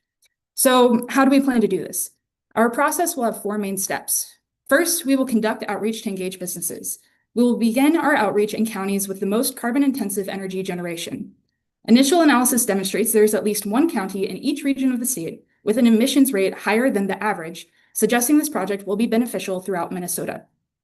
After we identify suitable facilities, MnTAP will conduct technical assistance assessments with 10 to 20 sites.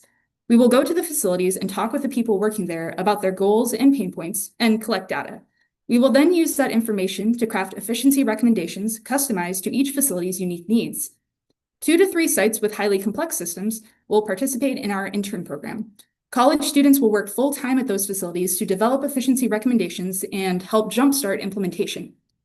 Next, 5 to 10 sites that are interested in pursuing on-site energy generation will work with ERC to identify appropriate decarbonization technologies. In addition to making system recommendations, ERC will also provide non-biased bid review, identify incentives, assist with funding applications, and help in discussions with utilities where relevant. Finally, the whole team will work to share our results and lessons learned with groups around the state. This will be in the form of case studies, public presentations, a webinar, and a public webpage. We expect this project to decrease energy usage by at least 1 million kilowatt hours and reduce emissions by at least 375 tons of CO2e per year during the project period.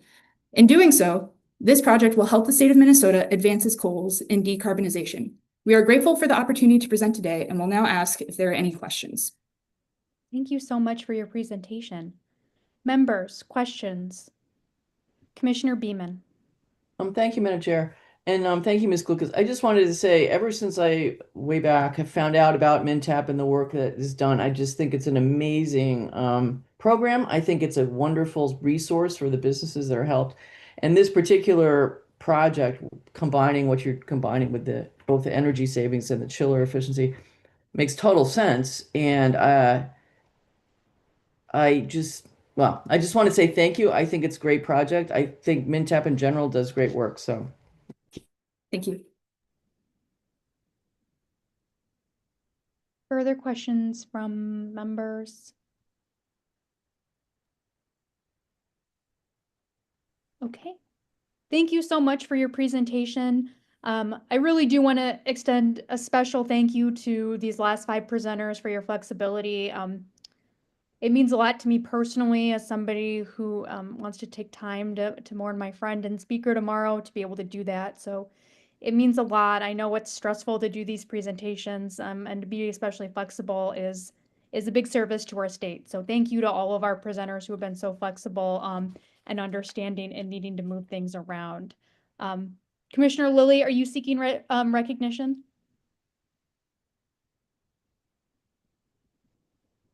Looks like not, but I'm just gonna assume that he's backing me up. No, sorry, I was trying to give you like a hands up or a clap, but I failed. No, we got it. Thanks, Commissioner Lilly, and Commissioner Fisher is also giving a thumbs up. So from your House and citizen and Senate members, thank you to the public. Thank you to everyone who has done a presentation and been, and also thank you to LCCMR staff. I know you moved a lot of things around to do this as well, and I really do. I personally very much appreciate this. So thank you. Next, members, we do have some LCCMR business. It is number 5 on your agenda, and it is on the consent agenda. And I'm going to turn it over to Director Nash to explain this and explain the action that we might be taking. Great. And if you wouldn't mind, I'd like to hand it over to my colleague, Michael Varian. Go for it, Michael. Right. Chair Jordan, members. So we have 4 more 2025 work plans that are ready for your review and consideration for approval. They are on the spreadsheet, ENRTF, or the Environment Natural Resource Trust Fund final work plan review and approvals for June 26, 2025. There are lines 2 through 6, and they are on the consent agenda. And if you would like, we could take a motion to approve those. Chair Fisher. Excuse me. Thank you, Chair Jordan. I'd like to make that motion to approve the plans, approve the projects that are lines 2 through 6 there, if that's the correct motion. Any discussion to the Fisher motion? Commissioner Green. Yeah, I do not have those in front of me right now. Can you just give me a quick overview of what they are? Mr. Varian. Chair Jordan, Member Green, the 4 work plans or projects that are on the consent agenda today. The first one, line 3, is from Minnesota State Colleges and Universities, Bemidji State University, and this is proposal ID 2025-009, and it's the Fond du Lac Deer Study Phase 1 project for $1,441,000.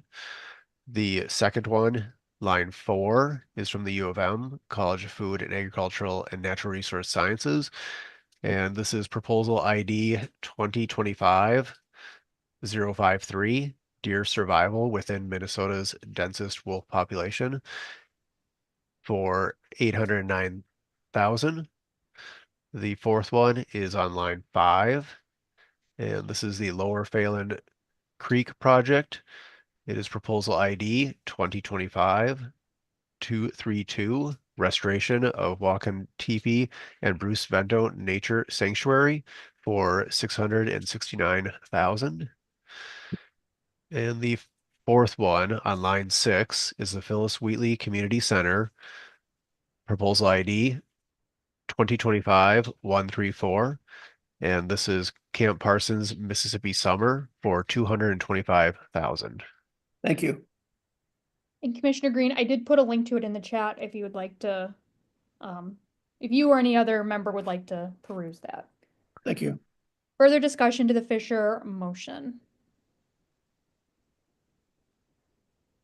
Okay, perhaps Mr. Varian can once again repeat the Fisher motion, and then I believe this is a roll call vote, and so members, we will move right to that roll call after Mr. Varian repeats the Fisher motion. Chair Jordan, members, the motion would read, Commissioner Fisher moves to approve the work plans listed in category A, consent agenda, lines 3 through 6, along with approval notes and contingencies listed on the spreadsheet titled Environment and Natural Resources Trust Fund, Final Work Plan Review and Approvals, ML 2025 for June 26, 2025. The clerk will take the roll.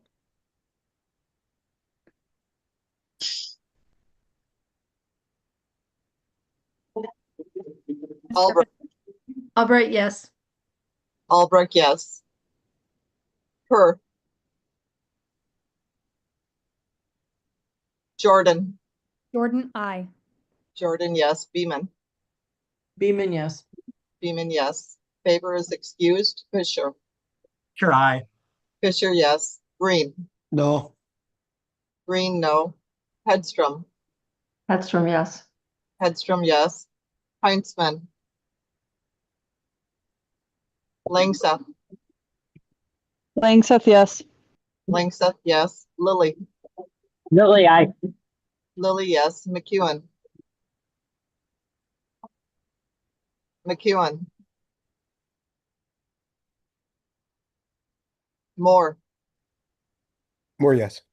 Moore, yes. Putnam. Putnam. Putnam, yes. Putnam, yes. Reese. Reese. Scraba is excused. Westrom. No. Westrom, no. Currently, there are 9 yes, 2 no. The motion prevails. Next, members, I believe we will have a discussion on the emerging issues account. And for that, I will turn it over to Director Nash. Great. Thank you, Madam Chair. We're going to kind of shift directions a little bit here and have some discussion among the members, hopefully. And there is a memo posted to the meeting page. As I said, it got posted late yesterday, but we can go through it a bit here. A couple of weeks ago, we did have a few emerging issues requests come before the commission. So you had a little experience seeing what those emerging issues requests look like and our process is, which is basically the requests come to staff between meetings and we advance all those requests to the members for review and invite all those proposers in for a presentation.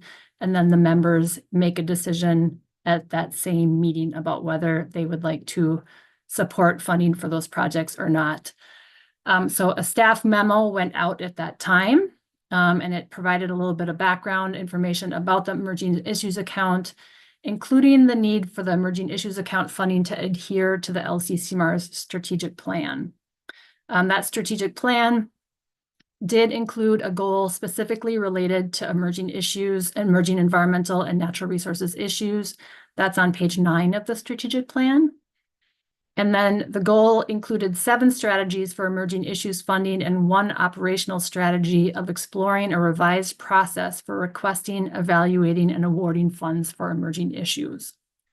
So the current policy and procedure that we have posted on the website and is linked within the memo has not yet been updated to incorporate these strategies. And it has not been updated in any way since its adoption in January 2008, except for some minor administrative changes. LCCMR's input is needed for an update to be consistent with the strategic plan.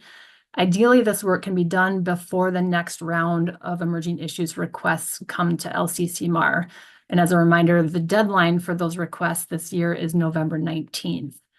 So if you would like to update the policy and procedures, a schedule for updating it could look like the following. We could spend some time today for members to provide input to staff on their ideal concepts for an approved process for requesting, evaluating, and awarding funds for emerging issues. After presentations, our next meeting is July 18th. And so at that meeting, staff could take what input you provide today, come up with some draft materials and options for member consideration, and you could review it on July 18th and perhaps take action on it. And then the time between July 18th and probably about September, staff could implement whatever changes the members authorized so that we can give enough advance warning to those people who might be applying for funds in November of, what the application materials look like, what the questions they have to answer are, what the priorities are, et cetera. And so again, November 19th is the deadline for the request. LCCMR also happens to meet that day. but the requests are supposed to come in November 19th for member decision at your December 10th meeting. And then just a reminder, the legislature did approve funding as recommended by LCCMR for an additional almost $3 million to the emerging issues account. So the current balance is $3,170,000. So if that sounds good and members would like to have that conversation now, we've provided some questions in the memo that might be helpful to get your thoughts going on what aspects of the policy and procedures we want to adjust. And so Member Chair, I can stop there if there's any questions before we move on to that section of the memo. Members, questions for LCCMR staff about the memo? Otherwise, we can go into that discussion. Okay, thoughts on emerging issues memo? So the first question we have is, would members like the criteria for emerging issues account updated to align with the 7 strategies in the strategic plan? And it might be helpful actually if I share my screen here to show what those strategies are. So it might just take me a moment here.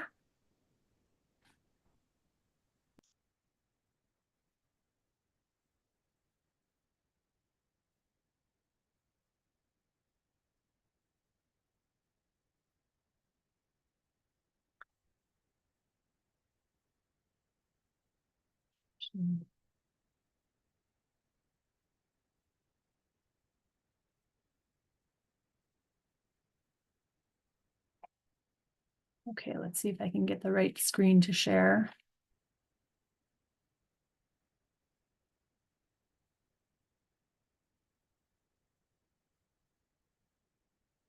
Okay, are you all seeing the document that is moving up and down right now? Yes. Okay. Members, read it. It's a bit small, but I think it's legible. That's better. Would you like for me to read through these? Would that be helpful? Or can members read them on their own? It might be helpful for you to read them. Okay. Okay, so goal 7 of the strategic plan was that Minnesota responds quickly and proactively to emerging environmental and natural resources issues. This goal will be achieved by focusing expenditures on projects that, and number 1 is identify, assess, and or prioritize potential threats to the environment and natural resources. The second is research and or develop technologies and measures to detect or address emerging or emergency threats to the environment and natural resources.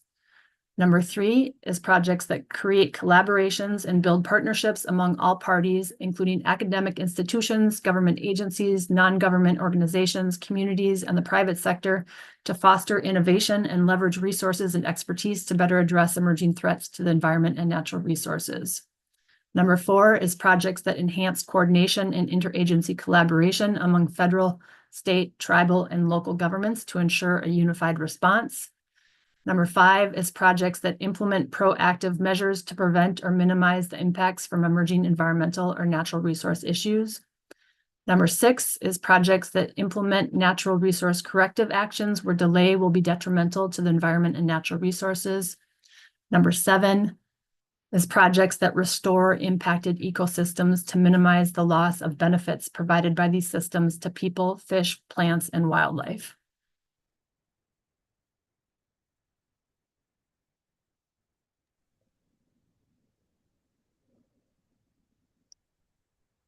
Okay, Director Nash, would you like, I saw some thumbs up when you asked your question, but it might be good if members have any thoughts on providing these when we talk about emerging issues. I see Commissioner Westrom has his hand raised.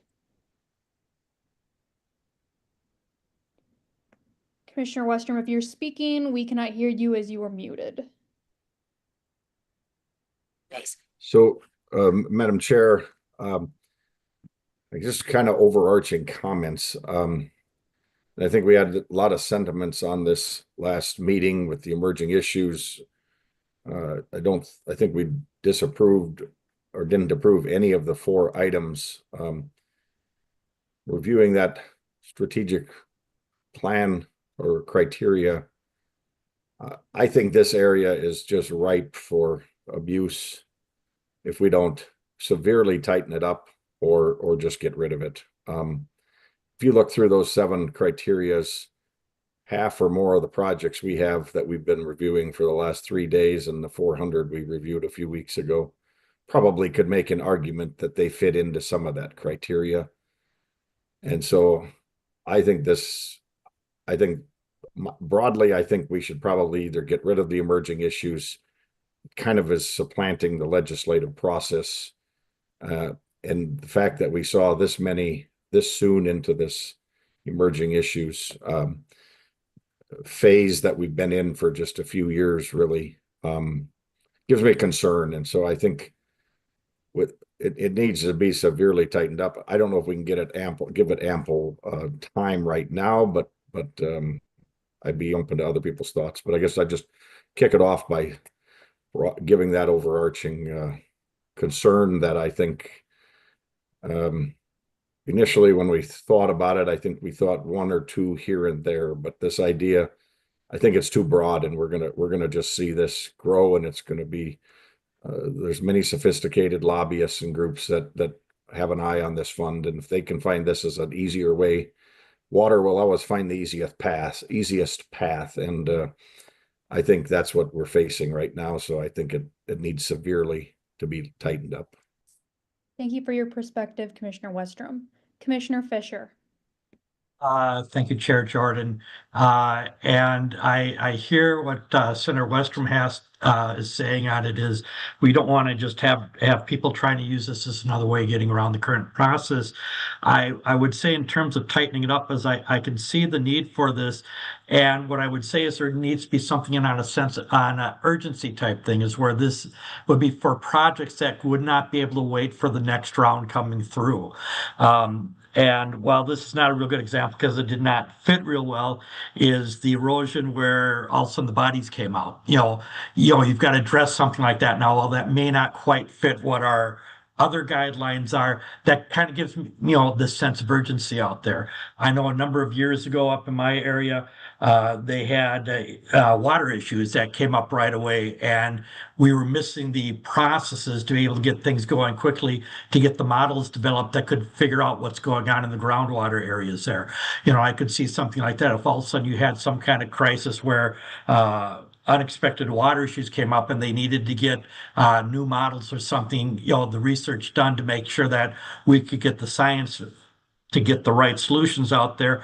You've got that sense of urgency, and I think that's one of the things that needs to be part of the process. Thank you, Commissioner Fisher. Other thoughts and perspectives or questions from members? Commissioner Moore.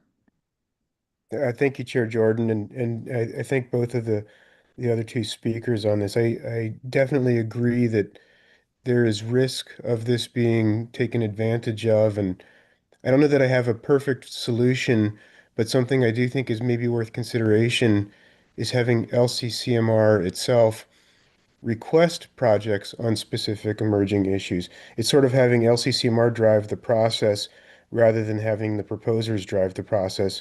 And I think we've seen the consequence of what happens when the proposers drive the process is we are not in concurrence that those are actually emerging issues. I don't know what that would look like. That's just a suggestion. Thank you, Commissioner Moore. Other thoughts from members? Commissioner Beaman. Thank you, Madam Chair. I generally agree with the concern that taking that whole list, 1 through 7, a number of those don't seem to have that time sensitivity as a project response. I mean, creating collaborations in number 3 or number 2, developing technologies, those in and of themselves sound like longer term projects or longer term categories, perhaps.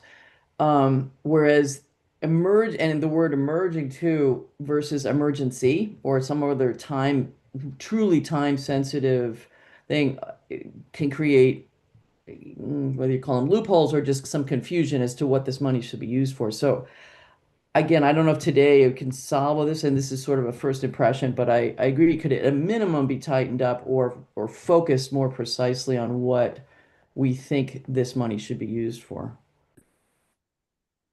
Thank you, Commissioner Beaman. Commissioner Reese.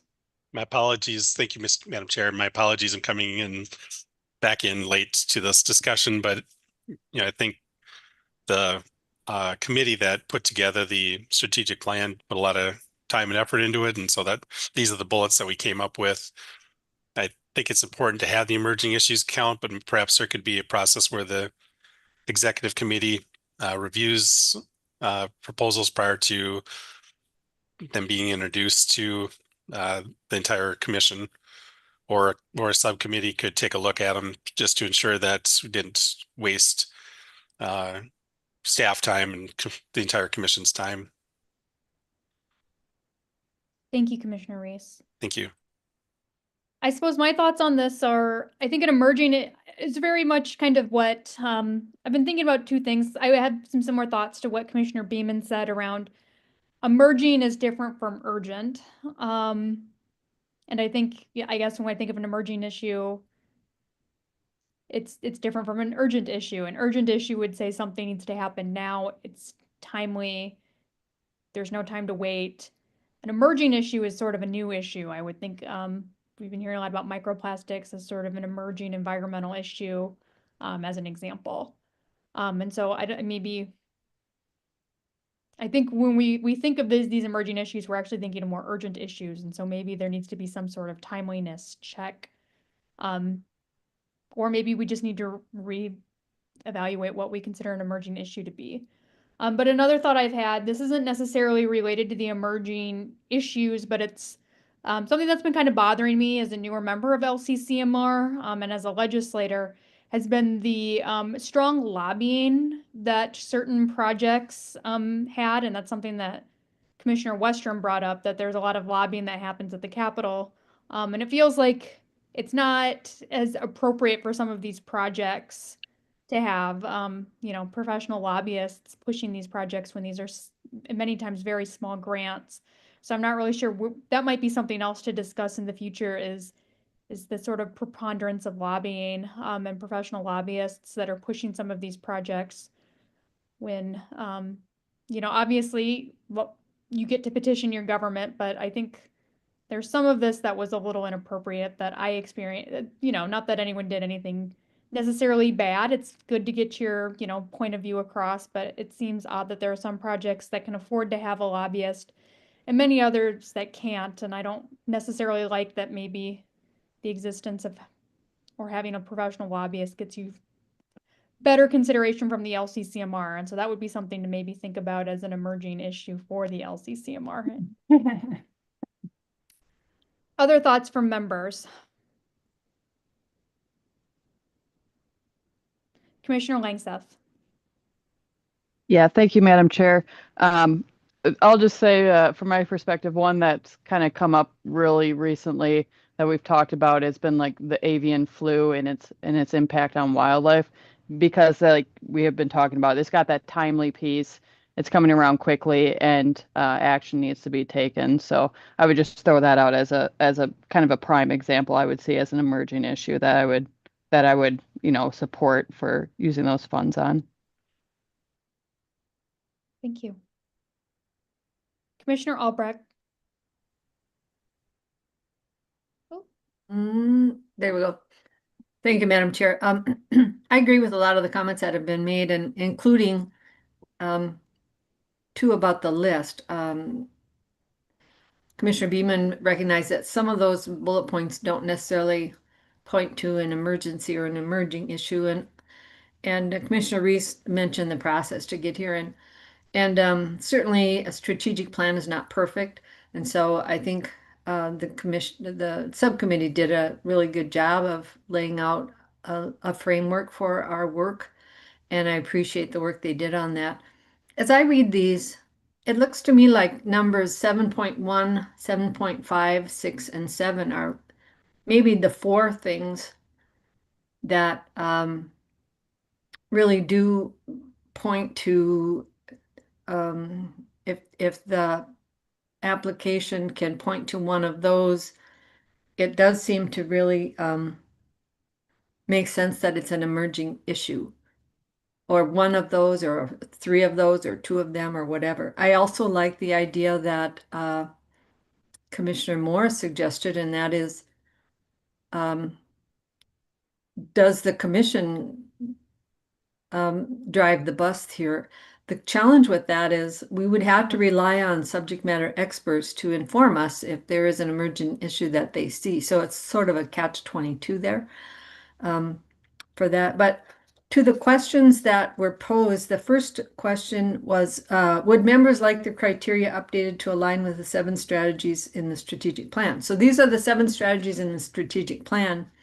I think if we're going to have a process, we should ask the applicant to identify which of 1 through 7 does their application relate to.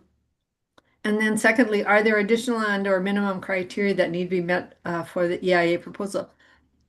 I would think that the proposer must identify very specifically, here's the situation we have now, this is what's wrong, here's what's going to happen if we don't fix it, and then here's what my project will do to fix it. So I think it would really be helpful if we had a process that was much more discreet for applicants to tell us in a very discreet way what is wrong that is urgent or emerging, and the definition of those two things I think is also a really good discussion. But I do think they need to have a pretty clear explanation of why this is so urgent or emerging that it can't go through the 2-year process that we have basically for applications for our regular round. Thank you. Commissioner Putnam. Thank you, Chair Jordan. So just in general, like I want to follow up on a couple things that my pal Rita just mentioned. And that one of them is that urgency requires a kind of relativity, and that it has to be more important than other stuff we are normally going to do. And there's another, I think, specific concern that I think complicates our general conversation about these issues is that, for example, the weather concerns in Bemidji recently have destroyed a great deal of forestry, a whole bunch of trees in Bemidji. And so I was talking to my friend Bernie Oman, who's our friend from Minnesota State today, and he's got a great concern about how do we deal with the trees on that campus. Now, is that an urgent issue or is it an emerging one? It's a bit of both. And so I think it's one of those strange kind of issues that requires a kind of immediate response that's not within the capacity of our committee. Like we can't do stuff that gets people money tomorrow. So what does urgent action mean? I guess is the question I'd like to raise. Thank you. Commissioner Reese. Thank you, Madam Chair. Just quick response to Commissioner Putnam. We actually can fund things tomorrow. If the commission votes on it and the governor approves it, the funding can get out the door. At least they'd have ability to spend money at that point in time. But the one point I'd like to bring up is we've had in the past, we've had land acquisitions come within the emerging issues account or request. And to me, those are definitely out of place because first of all, land acquisitions take considerable amount of time, and understand that pieces of land come up and groups want to come in and get it. But at the same time, many of those were just looking at emerging issues because they saw it as another pathway into ENTRF funding.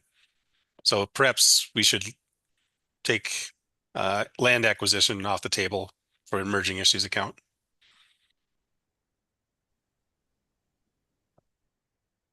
Further discussion from members. Commissioner Beeman. Thank you. More of a question for all of you who have been wrestling with this for longer.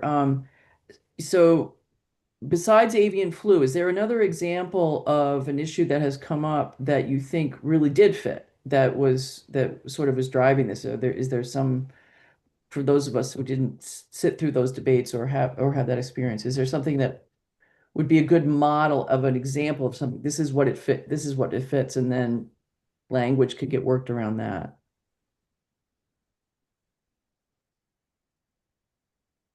Commissioner Reese.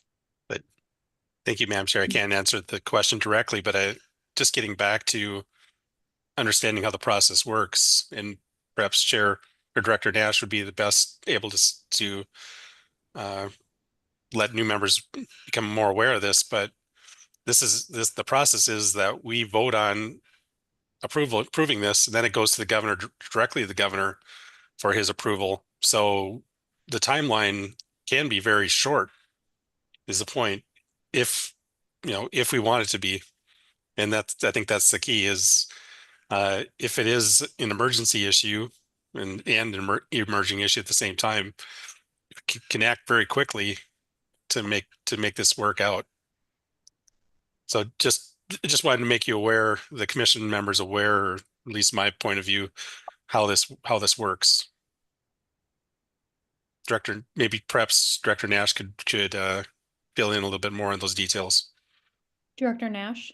Madam Chair and members, yes, I think as Commissioner Reese was saying, if they have the proposal and we approve it, then again, the next step is to request approval from the governor, and there's no set timeline for, how much time the governor has to approve it. So it kind of depends on some things there. And then the recipient needs to just put together a work plan. And so that takes at least a few weeks. And then we usually authority is delegated to staff to approve that work plan so that it can get up and running as fast as possible. But yeah, I mean, I think theoretically, from the time that LCCMR approves it to the time that the money is on the street, it's 3 weeks, a month is possible. One thing to think about that is just the LCCMR's meeting schedule, which we usually set out a year in advance. And so there are big gaps between times when the LCCMR is meeting. So for this year, we put 2 specific deadlines on the calendar so that the proposals would come in at times that we knew we would be able to have members respond, review, and make decisions within a reasonable amount of time. And so that's another question you'll see on there, is that semi-annual, an appropriate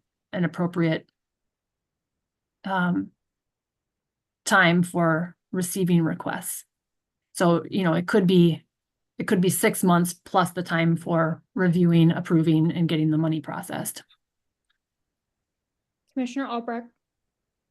Can, as Commissioner Reese suggested, can Director Nash remind us of some of the emerging issues that we've funded in more recent times to answer the question from Commissioner Beeman? Thanks. Yes. I am pulling up our emerging issue chart. And Madam Chair, while she's doing that, may I add to one of those projects? You may, Commissioner Reese. Yeah. So it took me a while to think of one, Commissioner Beeman, but one was related to COVID. And we were all concerned about COVID and how it spread.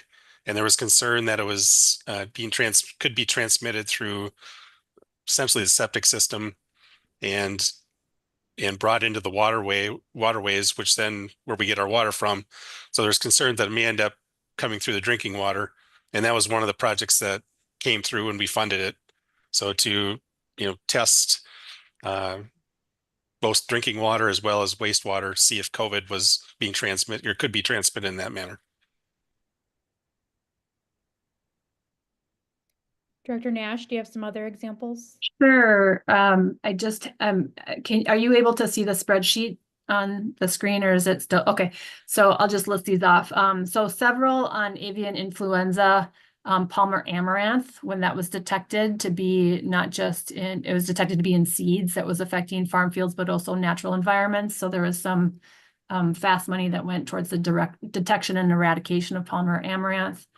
That statewide reconnaissance of SARS-CoV-2 and drinking water supplies that Commission Member Reese was talking about. Several projects on chronic wasting disease. There was a project on reducing turtle mortality. This was a road crossing. This came to us just in the last couple of years. A road crossing that was experiencing high levels of turtle mortality, and recent turtle surveys had indicated a very small number of I can't remember which state threatened turtle species was in this area, and so they wanted to act quickly before the next when the turtles woke up for from the winter to get the crossing addressed there. One was a stop starry stonewort invasion, and then additional avian flu projects in wildlife. The different kind of definitions of emerging, if it's a turtle emerging from hibernation. I see. Yes, good point. Thank you. Any other thoughts, or turtle jokes, I guess, from members? Commissioner Langseth? Yes, thanks, Madam Chair.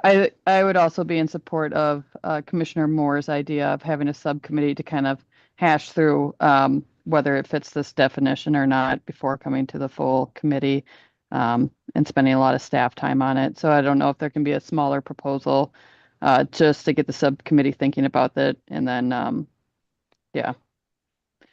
To give credit where it's due, that was Commissioner Reese's idea, although I also like that idea.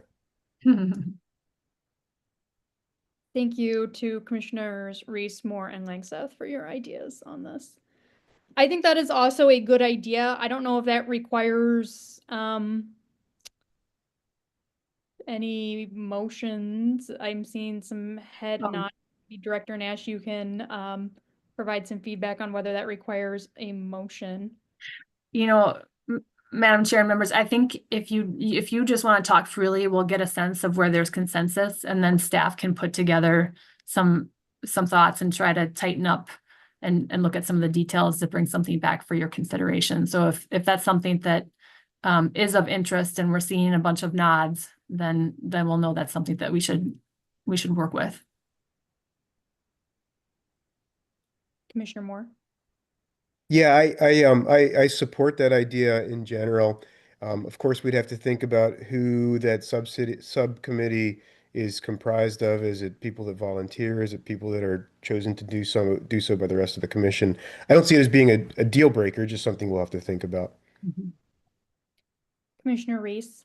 Thank you, Madam Chair. I just comment on maybe it should just remain at the executive committee level, and then there'd be a safety valve where if a majority of members want to bring an emerging issue to or put it on the agenda, that's just a simple majority vote to do so. And I just mentioned that because Director Nash, I believe there's been some issues with having subcommittees in the past, potentially. I know we did it for the strategic planning committee, but this might be a little more challenging. Commissioner Green? Yeah, I understand, what you're trying to accomplish here, but and I at least I think I do, because what we want to do is not get overwhelmed with applications for the emerging issue. But I wonder if we're not going down a rabbit hole we don't need to go on. The emerging, as I recall, there's things that we've turned down before as well. And so that's within our purview. It just so happened that a couple of those happened when we were, I think, having committee meetings, but I don't know that, except for the avian flu, which actually I think was designed to try to curb the ramifications that are coming to our turkey farms. I don't think there's anything that was really had to be done tomorrow. And when you get into that, it's a little bit not only confusing when you're coming at it with these projects, but also lends an opportunity for some bad decisions. So what I'm hearing from people is that we maybe don't even need a whole guideline on this. I don't like to see another subcommittee. We have enough committees. So if the staff wants to try to put together something that's maybe not so complicated, that we can just say, if someone wants to come in and it's a real emergency, we can either say yes or no. Otherwise, we're getting into a whole new list of provisions that we have to follow too. And pretty soon we're going to need a whole book on that. Commissioner Albrecht? Thank you, Madam Chair. One of the questions that the memo asks, and so I'd just like some clarification on this from Director Nash maybe is, one of the questions is there a different way that members would like emerging issues account proposals to be solicited? So two questions there. One is, how do we solicit them now? How do people find out about them? I think there is some thinking, speaking of lobbyists and others, that there's some inside track. Some people know more about ENRTF funding, and so they know that there's this emerging issue account that's sitting out there. So what is it we do now to inform the public that we have this emerging issue account? Director Nash.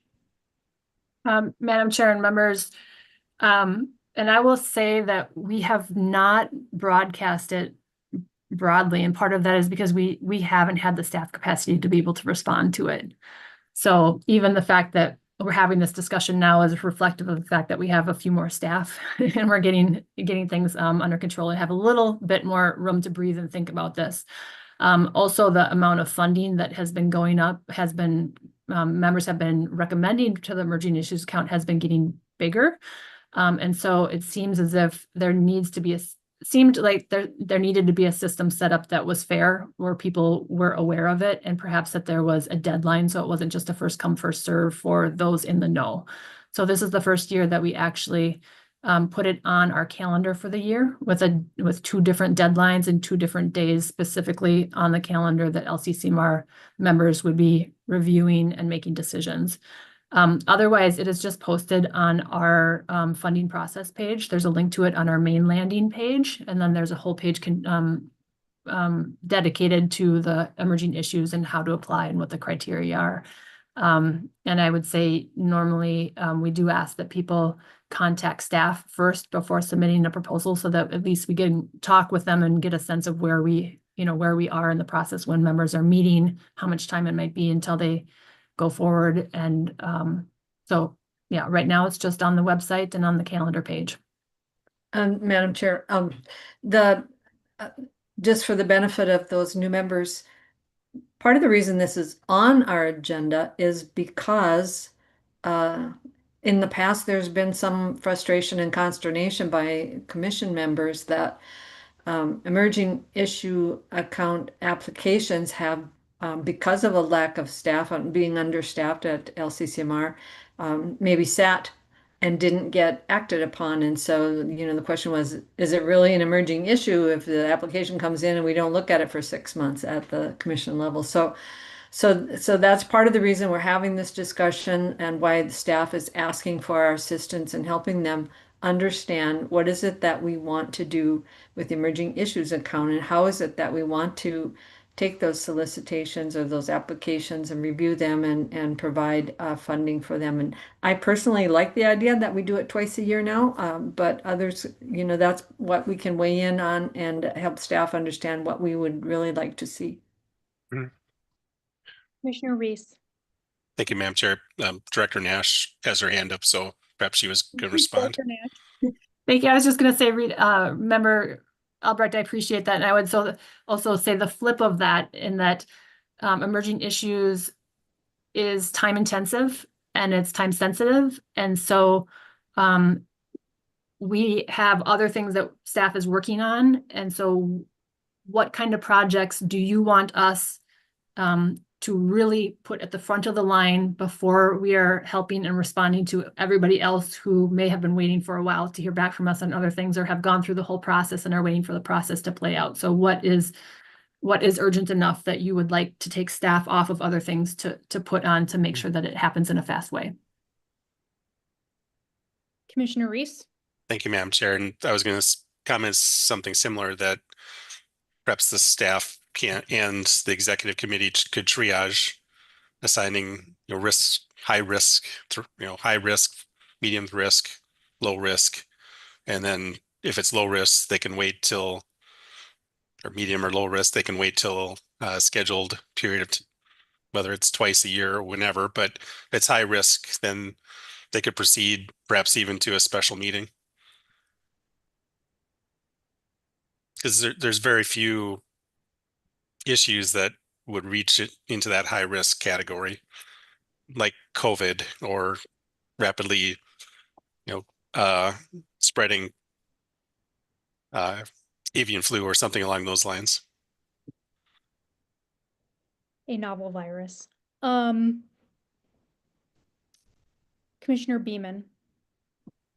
Totally, just off the top of my head as I'm listening, that kind of approach might be helpful, but it also puts a lot of decision making initially on the role of staff to vet that. And what if when a project proposal comes in, it's quickly disseminated to all commission members by email or something, and if I don't know, X number of commission members think it's worthy and raise it, then we kick off a process. If 3 people think it's urgent enough, or 4, whatever the number is, that way we're not putting solely on staff as the initial gatekeeper on that, so that we're not coming back later and going, wait a minute, that sounds urgent. Why didn't you get it to us? But I'm not sure how often in between scheduled meetings you typically would send things out to commission members, but it's just a thought.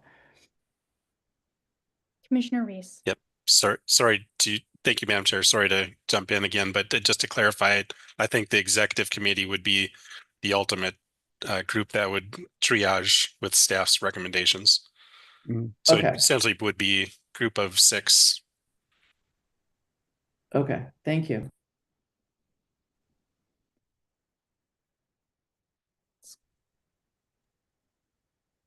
Not seeing more hands. Director Nash, LCCMR staff, do you feel like, I know we don't necessarily have a consensus or marching orders, but you were looking for some feedback. Do you feel like you've gotten that? Is there more you would like us to discuss?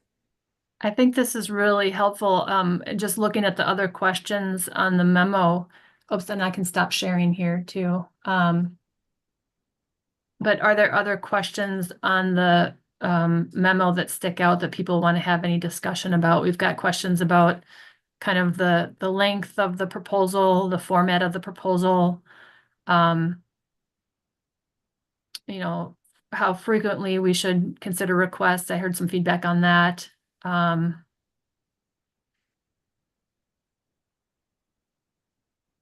Yeah, actually, sounds like maybe you have addressed any of it. I guess, is there anything else that we didn't ask about that members want to weigh in on?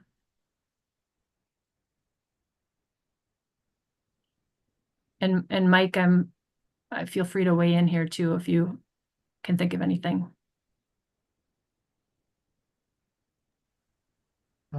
Chair Jordan, Director Nash, I think the only thing at the staff level that might be helpful is, since you just went through this process, did you feel like you had sufficient information to make the decision you needed to make? So between the 1-page proposal, the budget, and the presentation, was that sufficient, or would you like to have more information submitted to help you in your decision making? Commissioner Albrecht. Thank you. Thanks, Mike, for that question. As I recall, those 3 proposals that came in, we chose not to fund any of them.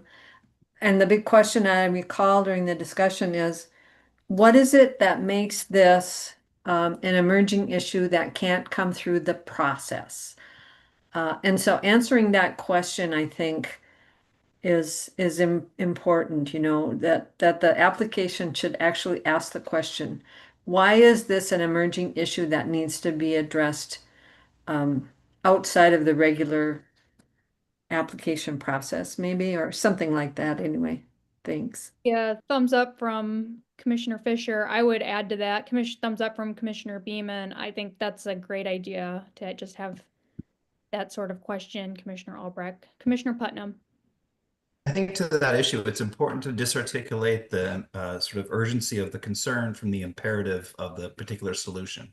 So, for example, the issues that Regis brought up, when I think of the cemetery in Duluth, for example, like absolutely climate change is a profound and urgent concern, but is this solution imperative?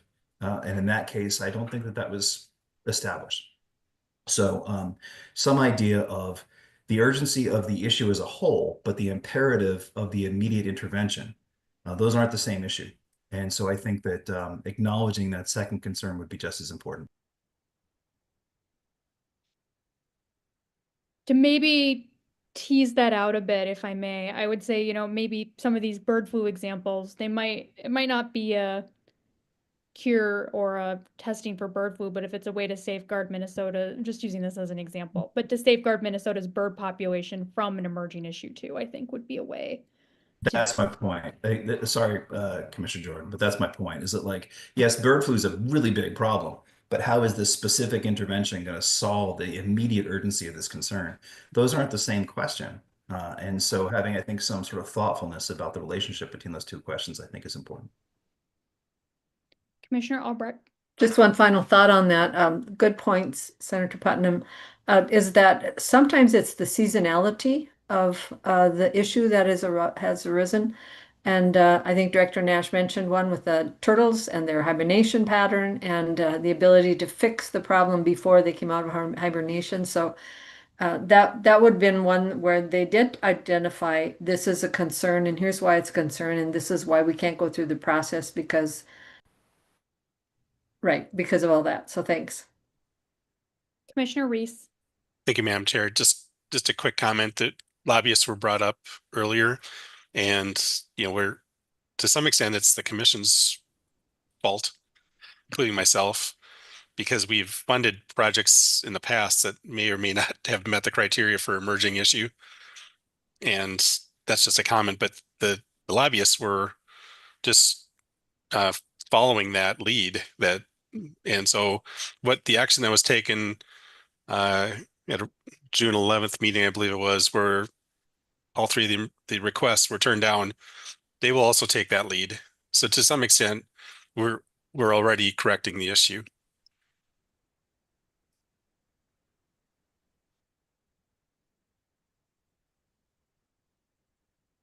Okay. I guess Director Nash, you can just take all of that feedback and we can discuss it at a later date. Does that sound good? That sounds wonderful. Thank you so much, Commission members. Okay, next on my agenda is 2025 session report. I assume the last 2 days have been very busy, and I really would be shocked if staff has had time to do much beyond recover from our meetings to prepare a 2025 session report. And seeing some smiles. We don't have the full session report ready, but Mike, did you want to say a few words just about summarizing the appropriations part of the legislative session? Mr. Campana? Yes, Chair Jordan. So I can just quickly summarize for the members who maybe aren't aware. So the legislature did approve all of the 2025 recommendations from the commission at the full recommended amount. It also approved all of the extensions that the commission recommended. So there were 15 extensions, I believe, that were recommended. There was one additional extension approved by the legislature, which was for the National Loon Center. And then I think the only other quick update would be that that might be it. I think that, Becca, did I miss anything? But that's the basics of it, is the recommendations were adopted. Yeah, there was one organization change for. Right, yes. There was one organization change. So originally the proposal that came in was from Bay West, which was a for-profit company. They were partnered with Freshwater Society at the time. Once the bill was introduced in the legislature, they did ask if Freshwater could become the lead on that project. So that was amended into the bill to make Freshwater the lead on that versus Bay West. But otherwise, the project didn't change. It was just the organization leading it changed. Great. So once we have the full session report, we'll put that on the agenda again, probably at the July 18th meeting. We'll revisit it in July.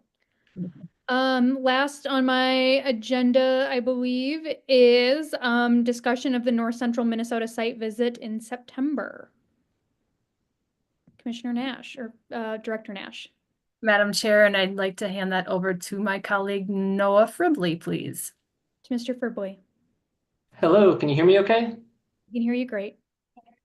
Great, thank you, Chair Jordan and Director Nash. I'm going to spend a little bit of time, shift gears here from proposed project to completed projects, which we will hopefully get to see on our site visit. So I'll share my screen here. Can folks see that? Yes. Wonderful. All right. So I know we talked about this briefly at a previous meeting, but we have a site visit coming up this fall. I'm going to talk through a little bit about why we do this, what to expect, some logistics, and then we'll have some next steps for you all.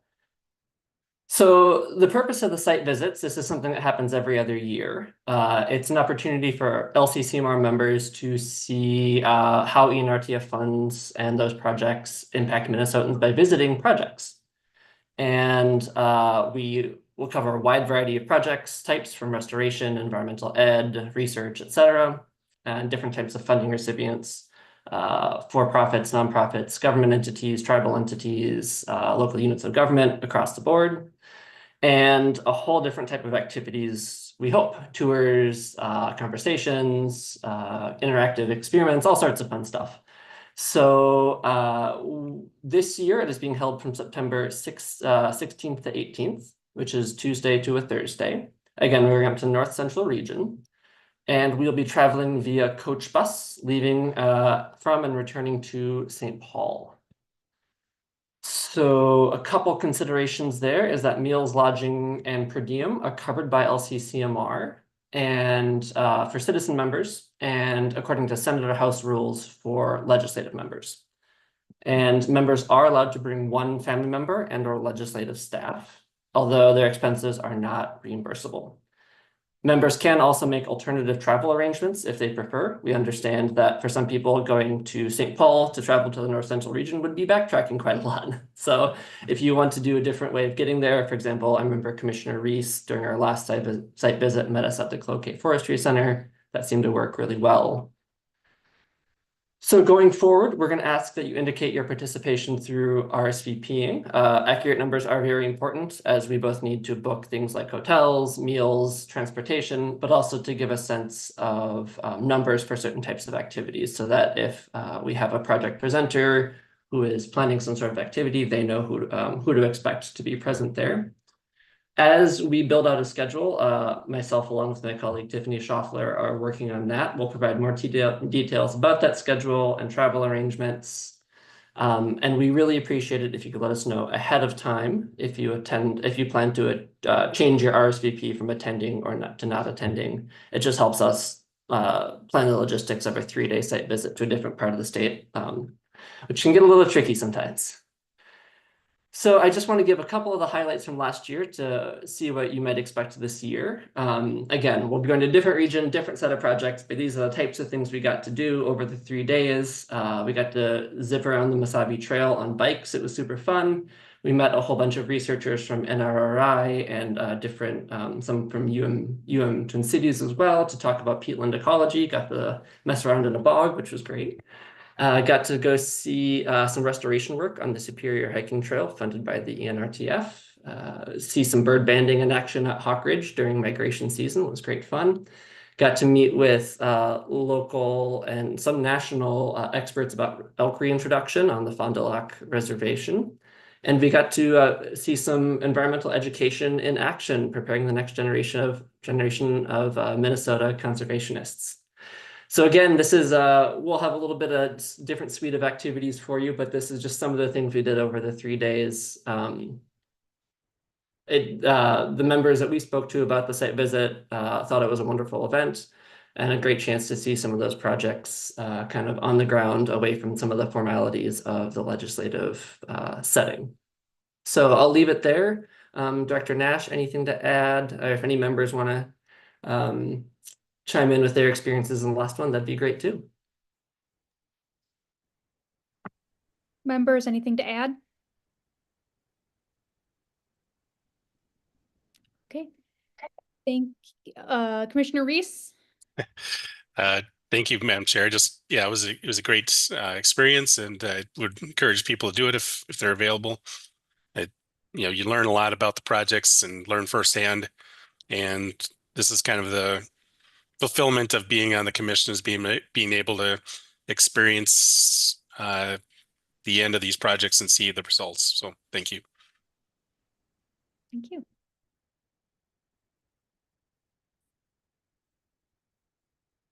Okay, to Director Nash, any other business before LCCMR today? Madam Chair, I do not have any, so I think we will see you tomorrow at 8:30 in the morning. Thank you, members, for a productive day. We will see you tomorrow at 8:30, and with that, we are adjourned.